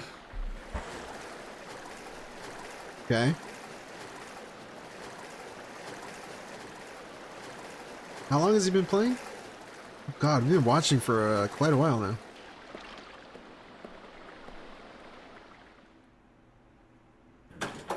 For now? I don't know, man. Again, this is why the podcast should go away. It shouldn't exist because of this. When this happens, you need things to talk about. Dodge those zombies. Because it's really not entertaining. And he has a chat here, but he doesn't want to talk to anybody. I don't know. There's ways to alleviate this. And I don't even stream like he does. I'm not a pro streamer. But I feel like you can... There's ways around this. There's things to talk about. What do you think you're doing? I don't know. What do you think you're doing? What do I know? I'm I don't trying run to a play household, Resident I guess. Evil. How dare you, Jasper? Instead, he does How this. could you? This How is am I what he. supposed This to is what he survive chooses to do. with a kitty on my lap. What am I supposed to do? Huh? How am I supposed to play with a kitty on the lap? Ah! Ah! Oh, you nut. Streaming You right nut. now. I meant I'm not like a 15-year streamer.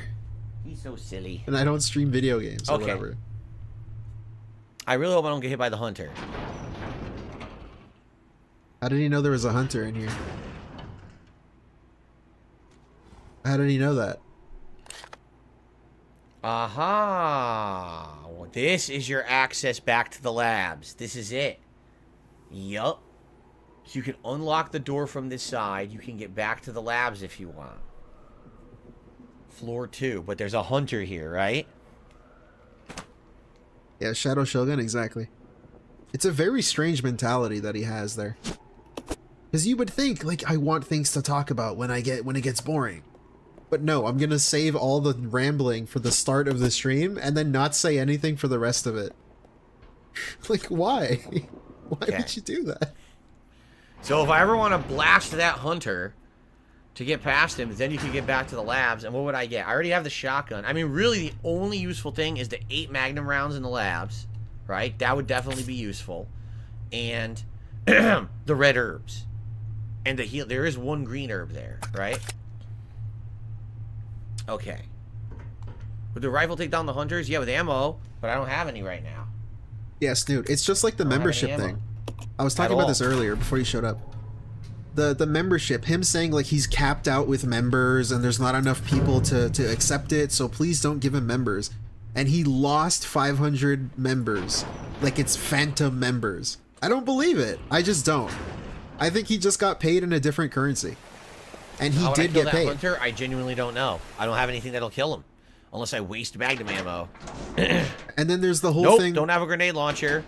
I don't have it. That's back at the lab, so I don't have that for the rest of the game. It's gone.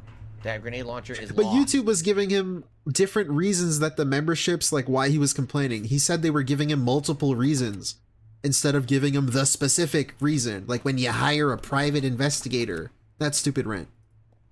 And then they gave him one reason was, well, maybe people aren't claiming the memberships because they're not being assigned or whatever. I don't know the Magnum either. And he chose to believe that one. Out of all of the reasons they gave him for why he could not be getting a lot of money, he chose to believe the one that makes him a victim, where YouTube is not assigning the members and there's not enough people claiming the members. It's pretty interesting that he chooses that one. The one that he can lie about and make it look like he's a victim because it's YouTube's fault. I don't know. Very interesting. He's trying to be deceptive about it, which means I think that's the real reason is just the Argentina money or some other country's money. The ink ribbons. That has to be it. Why did the items disappear from this room? Yeah, exactly. Did he like the reason?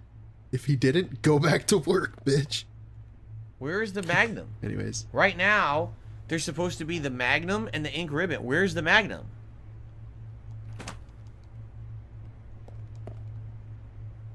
Math boy loves math. There it is. You couldn't even see it.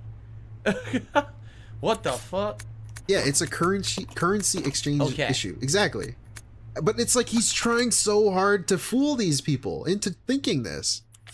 Like his chat specifically. But it's so transparent from anybody listening to it. Like us, right? So, I don't know. I guess all I can do is continue on now and try to figure stuff out because...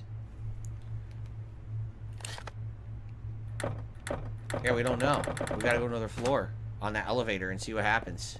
Alright. This is worthless. Might have to run. I guess we'll find out.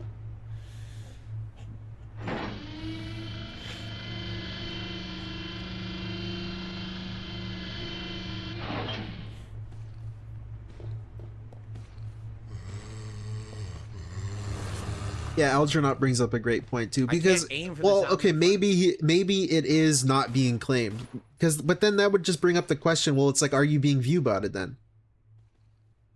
How many dead accounts are subscribed to you? How many of your viewers are actually viewers? So it's either way, it makes him look bad. She wouldn't fire on the zombie standing in front of her. Okay. You know you're the one firing, right? Like the character isn't her own character? You control her, right?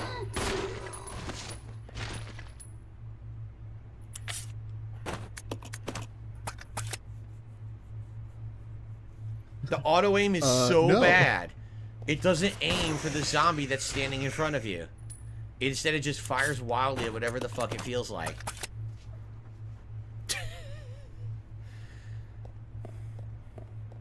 This right here sucks. This right here. Well, we can make more sucks. Molotovs.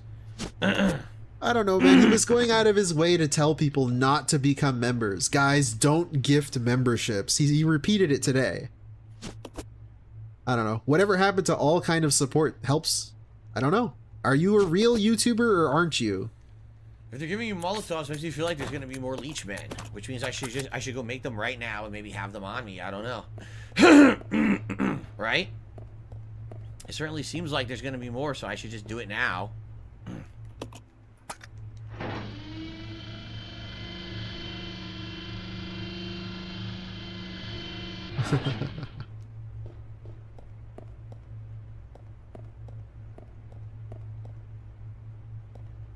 God. For now.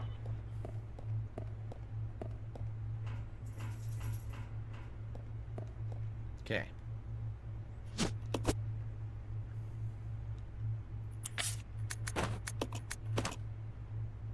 Yeah, that's the other thing too, Arkham Edits. It's like how many real... Because he said something weird today. What did he say? He said, did he say real memberships? Viable memberships? Some weird shit like that. He said, how many are viable memberships? I feel like only having half of them? Inventory spaces is out of the 1,000, he was saying? But then again, if we do run into the leech man... I don't know. He was implying like half of his members aren't real members or something. Some weird statement he regret that made. decision and have to backtrack. I guess we're about to see. Alright. I don't know. Hope you guys are enjoying. As frustrating as this game is, at least we made progress, right?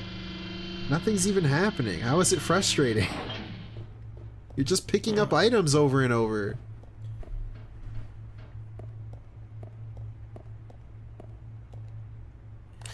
Alright, we don't know what's next.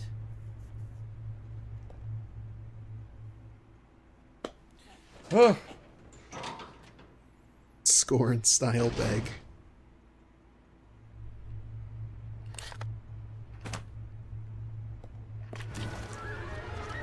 Yeah, just saying, but I'm not asking though. I'm not asking you to get... Stop looking at me. Now we know why there were Molotovs, right? You think he was fast enough? Okay.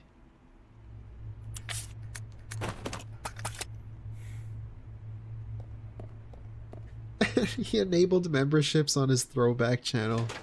That's also ridiculous. I'm not gonna do anything crazy like ask for memberships. Oh, I couldn't see. What do you want me to do there? You knew he was there! Dude! He goes in the room, the monster goes after him. He leaves the room, and then gets mad that when he goes back in, the monster attacks him.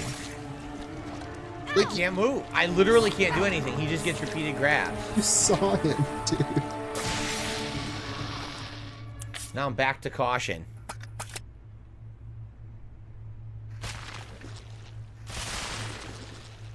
Okay. As if I never healed. He mashed out that command grab. You need a square-shaped thing to go into the hole. Oh, man. What's up, In Dead? Good evening. Good evening, In Dead.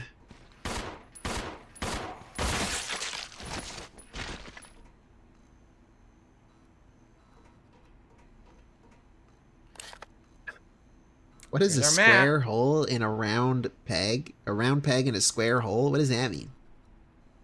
A new save room coming up. Doesn't fit. What the fuck?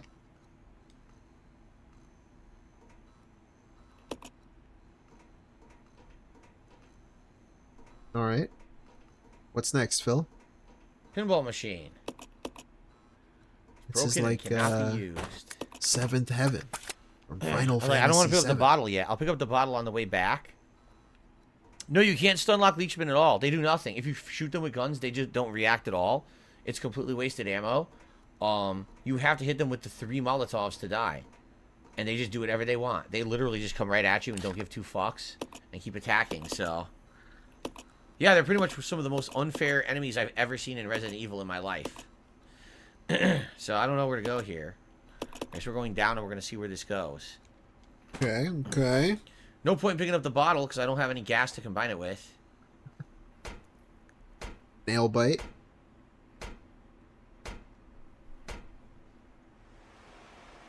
You guys ever see him pick his ear and then nail bite the same finger later? That's always an interesting move. Interesting mechanic there. Item. Look, up there. What is that, key card? There's a fucking key card all the way up there.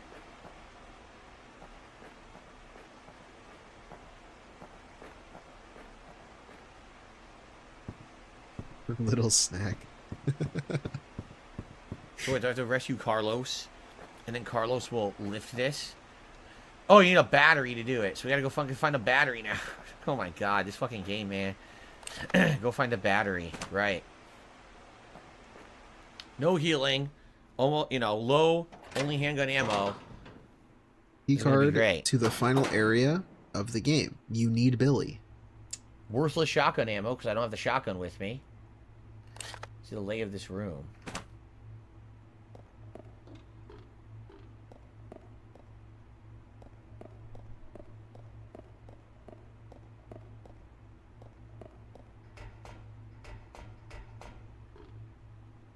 These controls regulate the supply of drainage. Fill, drain, or rotate. So we need to make a platform, basically. He's gonna rage quit this. He's almost at the end. He'll get there. I think he can get there.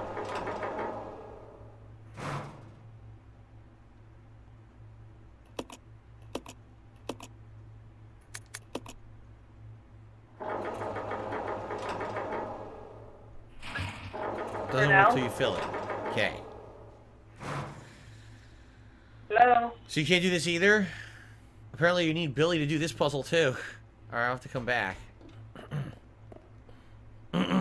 Apparently you need Billy for this puzzle. Someone's straight up telling him. What do you mean apparently? Someone's telling you. In the chat right now, talking crap about me. Okay, whatever. Man, this sucks. I'm not gonna watch this whole thing. This sucks. Look at him just sausage mode sitting there. What's he doing? The reservoir room. I feel like this would actually be kind of exciting to play. On difficult, you're low on health, you got no no hearts, no healing herbs. You got no healing herbs. You got some ammo. You're trying to make it. You're trying to save Billy. Billy. And here he is, just Billy boy. dull mode sitting there. He's so boring. Where am I? You're safe now. Are you okay?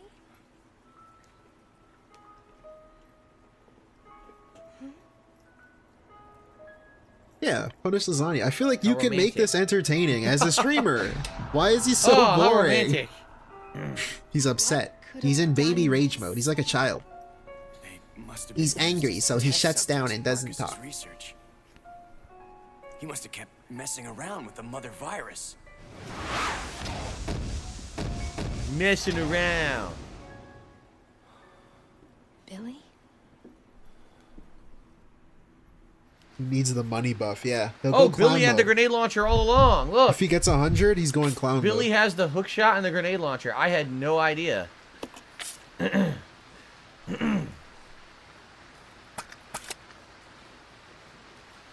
Yeah, so, oh, that thing yesterday, too. I forgot. He's dealing with personal issues. Commence the jiggling. You're right. I forgot. What do you guys think that's about? His parents. That's my guess. Something with his parents. It seemed like he was crying before he came on stream. Not the May 1st burst came on stream. Like, I mean, arrived on stream. What's he doing? What's the joke? Yeah, but there's other rooms to go through. Maybe we should go do the other puzzle first, right? I don't want to fight the frog. All I have is a fucking handgun. Yesterday's stream. A fucking frog. January 15th. So we should go do that other puzzle first. And figure that shit out. And then go back, maybe. It's the stream where he said he's not Yeah. going to talk about being Anyway, upset, and then he I'm mentioned being upset like 7 times. In an hour and a half. From Sir Ed Sheeran the Pure. Do you have a favorite Resident Evil game? Mine was 2. You know, it's tough to say. I would say out of all the modern ones, Resident Evil 2 Remake is my favorite by far. It was my game of the year that year. Okay. And although I do like the other remakes, I do think that Resident Evil 2 Remake Daystream. is, I restreamed in it, if you're essence, curious. like the best remake And I ever got played. timestamps. It's just that damn good. It makes the game so much better, right? So, that's my take. The hookshot is pointless. You don't need it. Really? So we can just dump it? Wait, now he reads it. I think actually what we gotta do is split the part. Let's go do this puzzle. I think we gotta split the part. Step on some more leeches. Doesn't shout him out, but he read it out loud. Okay. Okay. Gonna check it out. Sure. It looked like he was crying before the stream yesterday. He was really upset. He seemed so depressed. I'm just thinking it's his parents. Something to do with that. Maybe they're in the So hospital. if we fill and then we do stuff, I'm not sure how to do this. I think he has to get to the other side. If we drain, then he can like. Maybe one of down their there cats and passed away. Because they had like Yeah, 5 that's cats. exactly what it is. I don't know. They wrote him out of the Go well. alone. Roger. Mike Klum told his mom about Phil's progress on the 10-year plan. Fuck. What 10-year plan? Why won't he jump? What are you talking about? I won't don't even know what the jump. fuck you're talking about. Look. Look.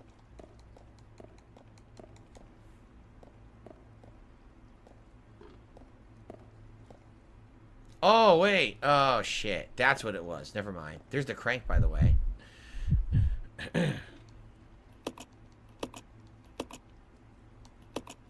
Okay.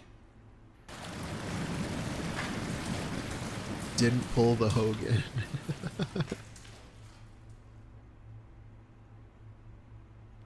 I love that they couldn't animate it. They just fade to black when it happens. Okay, Project 7. Tell me about Project 7, bro. How much did you edit? What did you do? Shut up, asshole.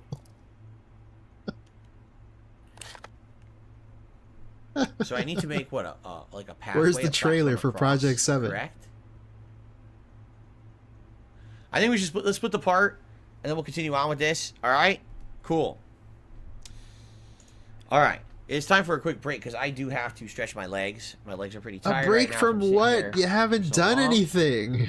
Guys, thanks for chilling. If you enjoy Resident Evil, please support the stream in some way today, whether it be becoming a member, maybe gifting a few memberships, a super chat, or a tip. My goal is $50 in tips every stream. I'm going to be honest. Tonight with Sea of Stars, I probably won't see that. Sea of Stars is the least supported stream that I have right now. So it would be great to have a well-supported earlier stream if possible. Okay? So please, if you like Resident Evil, please support this stream in some way if you can. Okay. Nice. Nice. I didn't want to talk over him, but members, please. Stop. Phil? Okay. Stretch. Why would he do that? Ooh. Ah. Ooh. Man. Ooh.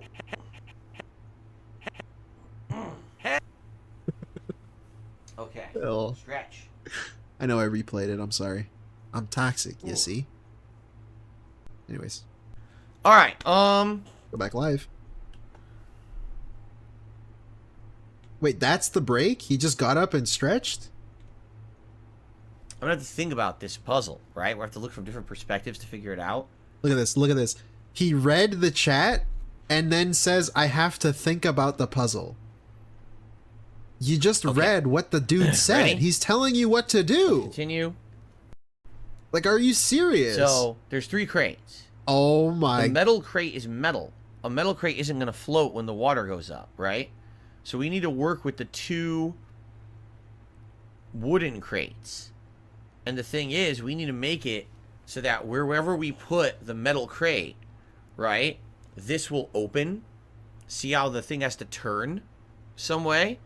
So we need to push this metal crate out of the way somehow. Dude. Maybe we can try different things. Let's try pushing the metal crate this way. Yo, dude. Okay. So now the gate can open that way, and then maybe we can push the crates this way. I think that's what we're supposed to do. He's straight up pretending that he thought of that. The guy in chat told him what to do. But for the YouTube video, he pretends like he's a smart individual. And like he figured it out. That's crazy. I don't usually watch him live, so I can't usually see this. Now I can push one wooden crate there, and then I think I have to move the crate back. It's basically a really slow puzzle. We have to do it very tediously. So we push the one crate this way. Mirkan Shinko said he's just making that shit up to go film with their parents for the docu. That's a great point from both of them. He's setting up like a sneak setup for when. So we have to get that other wooden crate over he there. has to go there, or they have to come there, or whatever. So now we have her rotate it back. Interesting point. Interesting idea. It could be the case because he did the same shit when he was gonna get married. He set up like a early tease that something was happening, and it was something very similar. And he said the same shit about taxes. He's like, I'm really upset. I can't talk about it, but everything is fine. Now there's no way to get the metal crate out of the way. It's not your fault. It's not my fault. It's nobody's fault, but something is going on. He said the same shit about taxes. So yeah, it's probably an early beg for something. Not a beg, but an early setup for something. I agree. Anyways. He has to run out and push it from the other direction somehow.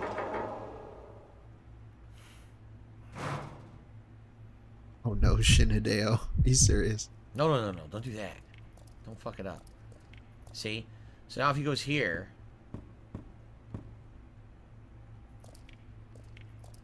He can now push this out of the way.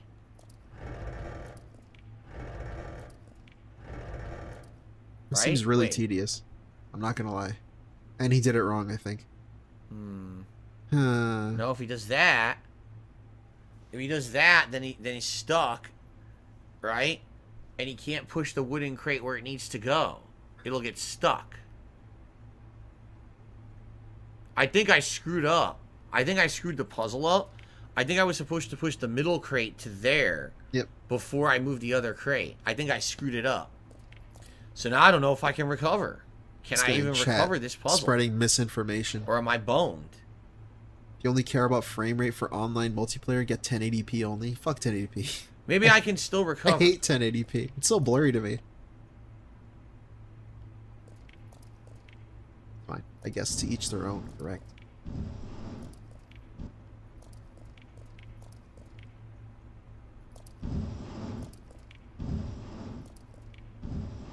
The guy didn't handhold him enough, so he ended up fucking it up a little bit.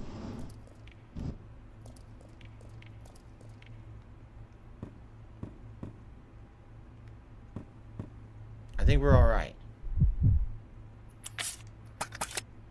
I need glasses. I have glasses. It's not actually blurry. I'm just saying. Like, compared to 1440p, it doesn't look as crisp, you know? And I can tell the difference. It's a blessing and a curse.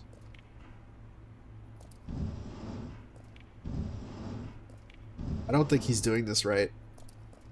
I think he's fucked.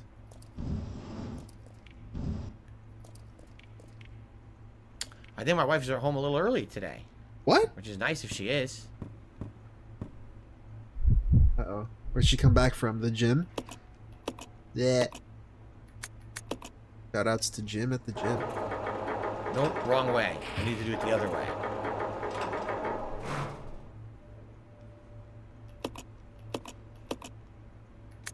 I like 1440p. I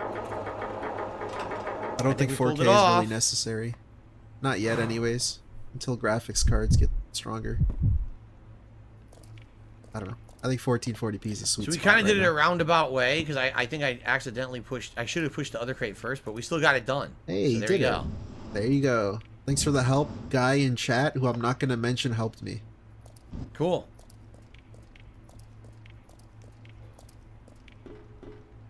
Let's see if this works.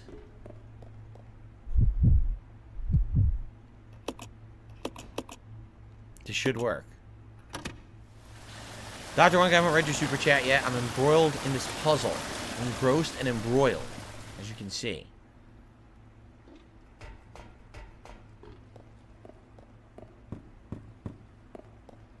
There's really nothing. So we got to a crank. I don't know what the crank is for. Crank that. Oh, to open that door. To open the door with the square handle. That's what that's for, boy. right? So now if we go back up, we can open that door and it leads to a new area that leads to a new save room, which we definitely want to get to. I'm almost thinking she should go alone and leave him here because he has 0 health. So it makes better sense for him to stay behind. Okay. Yeah, interesting. Probably. Okay, so real fast. First of all, Dr. Oink with the super chat. Would it be better to get a 1440 or 4K monitor? Depends on what you're using it for and what resolutions you want to watch. Obviously, 4K is future-proof, but at the same time, how often are you going to play things in 4K? What's the price difference, right? If it's a huge price difference to get the 4K, then don't get it, right? You know, we'll see. Anyway, the non-answer. I'm going to split the part here. All right, well, not split the part. Excuse me. I'm going to mute the mic and make sure because Jasper's coming back in. I got to make sure that Jasper, who's downstairs, so he's with Kat, and I'm going to actually use the restroom quickly. Then I'll be right back. Okay. That's really weird.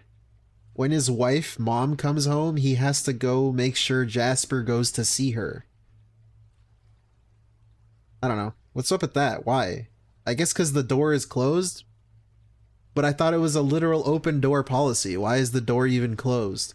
Why can't your cat just freely go wherever it wants to go? I don't know. It's an open door policy though, right? Very interesting.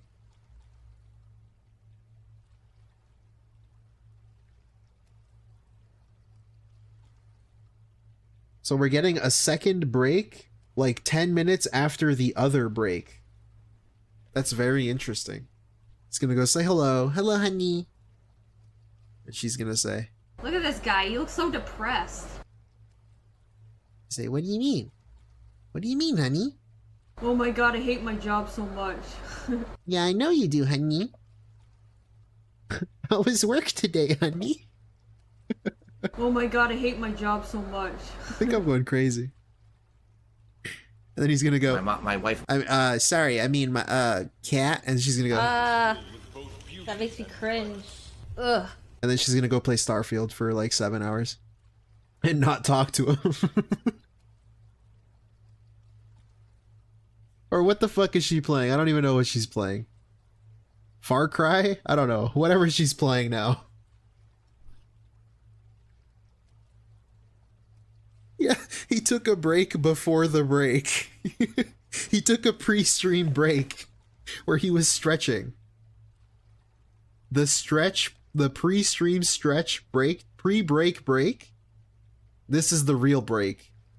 Is he still recording? Because he said he's not splitting the part. Is he gonna upload this? Actually. I'm very curious now to see if he uploads this. This dead air. She's on her 27th New Game Plus run of Starfield. He should still be recording. Yeah, I mean, he didn't say he was gonna stop. He did say he was gonna stop, but then he's like, no, I mean, I'm just gonna take a break. I gotta go to the bathroom.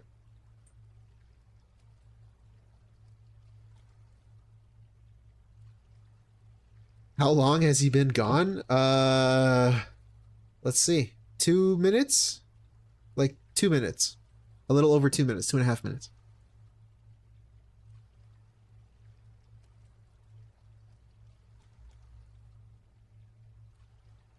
He was gone from stream 10 minutes yesterday or 2 days ago?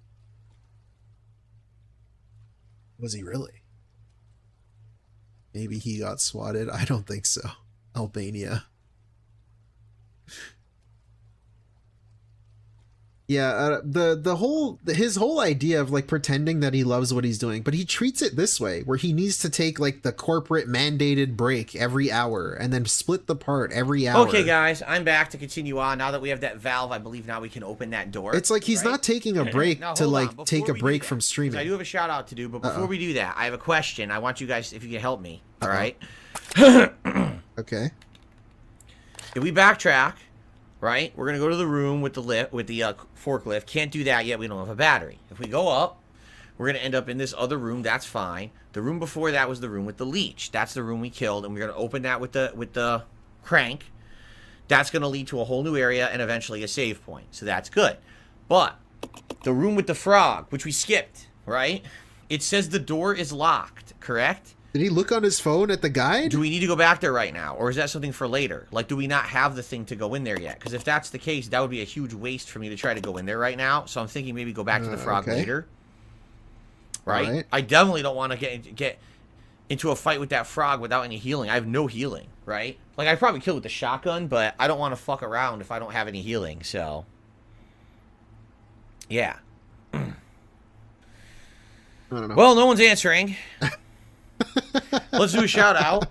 I got a $5.25 tip from Nico, who says, I hope you were doing good. Thank you, Nico. I appreciate that very much. No one's answering. Indeed, I'm doing as good as I can playing this incredibly frustrating version of Resident Evil, but we are making progress, right?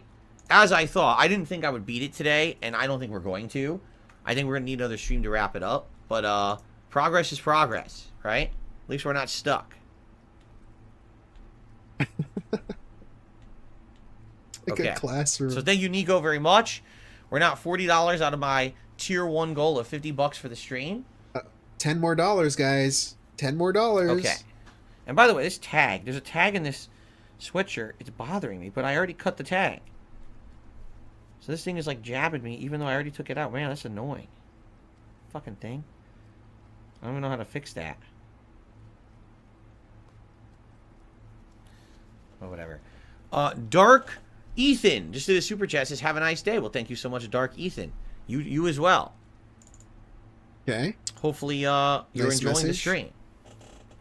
Very nice message. Thank you, Dark Ethan. And yes, it's with 2 Ks. I spelled it correctly. All right.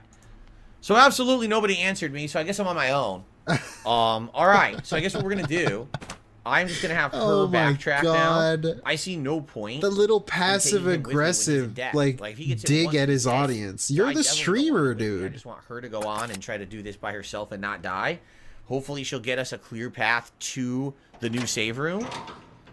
And maybe she'll even find some healing. I don't know. If so, he's got. How much money do I think 1 Minute Man gave DSP in his lifetime? This is for later. when I don't we know, have a battery. $20 a We day don't for have a how battery, long so we now? can't Like do 3 this yet. years?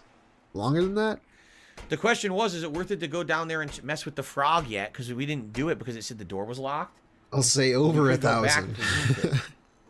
That's my meme answer. All right, so now, see, if I pick that bottle up, I keep pressing the wrong buttons. If I pick that bottle up, I would want to go back to the other room, the other save room, right? And, which is weird. Why does it not have a save on it? See that? Why does it not have... Oh, because it's upstairs. That's why. I was going to see if I go back to the other save room, I can make another Molotov. But I don't know if I want to do that or not. I don't know if there's more leech men coming up, then I kind of need to do that. So maybe I should do that because I know it's a clear path. 9K a year, do the math. Let's go make more Molotovs, and then we'll come back It's down forbidden, here and dude. investigate these new rooms. I can't do that. Mark, I'm doing all right. Trying to... Oh.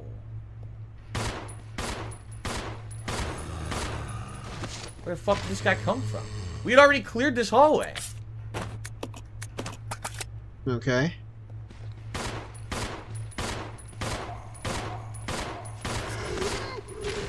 That's crazy. I'm so glad that I'm here with all this ammo.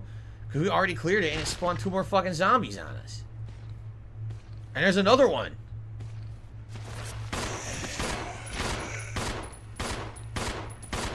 Who knows where they even came from? Because again, we cleared this whole area. There was no zombies sitting around. They just materialized out of nowhere. Okay. Shit. Are they all dead? Nope. Thank God we had all this handgun ammo. Yes. And the upgraded handgun. I think now we've cleared it. Sheesh. Okay. This is really, really boring, I gotta say. I want to see him die again. And then, we can Why leave. would they have a door like this in the middle of the facility? A normal door that needs a crank to open. Doesn't even make sense, right? Alright, so now we could go down there, but again, there very well could be leech men in there. So I'm thinking go back the other way, go up the elevator, make more Molotovs. Debatable if we should save. We do have an ink ribbon. We have 2. So maybe we should save. In fact, I think we will because there's another save room coming up. So let's do that. Let's backtrack, make Molotovs, save with the ink ribbon. He's gonna backtrack. Oh my lord. Okay. Okay. I think with the backtracking, I'm done here. Because... Joe T says, Phil, thank you for the stream.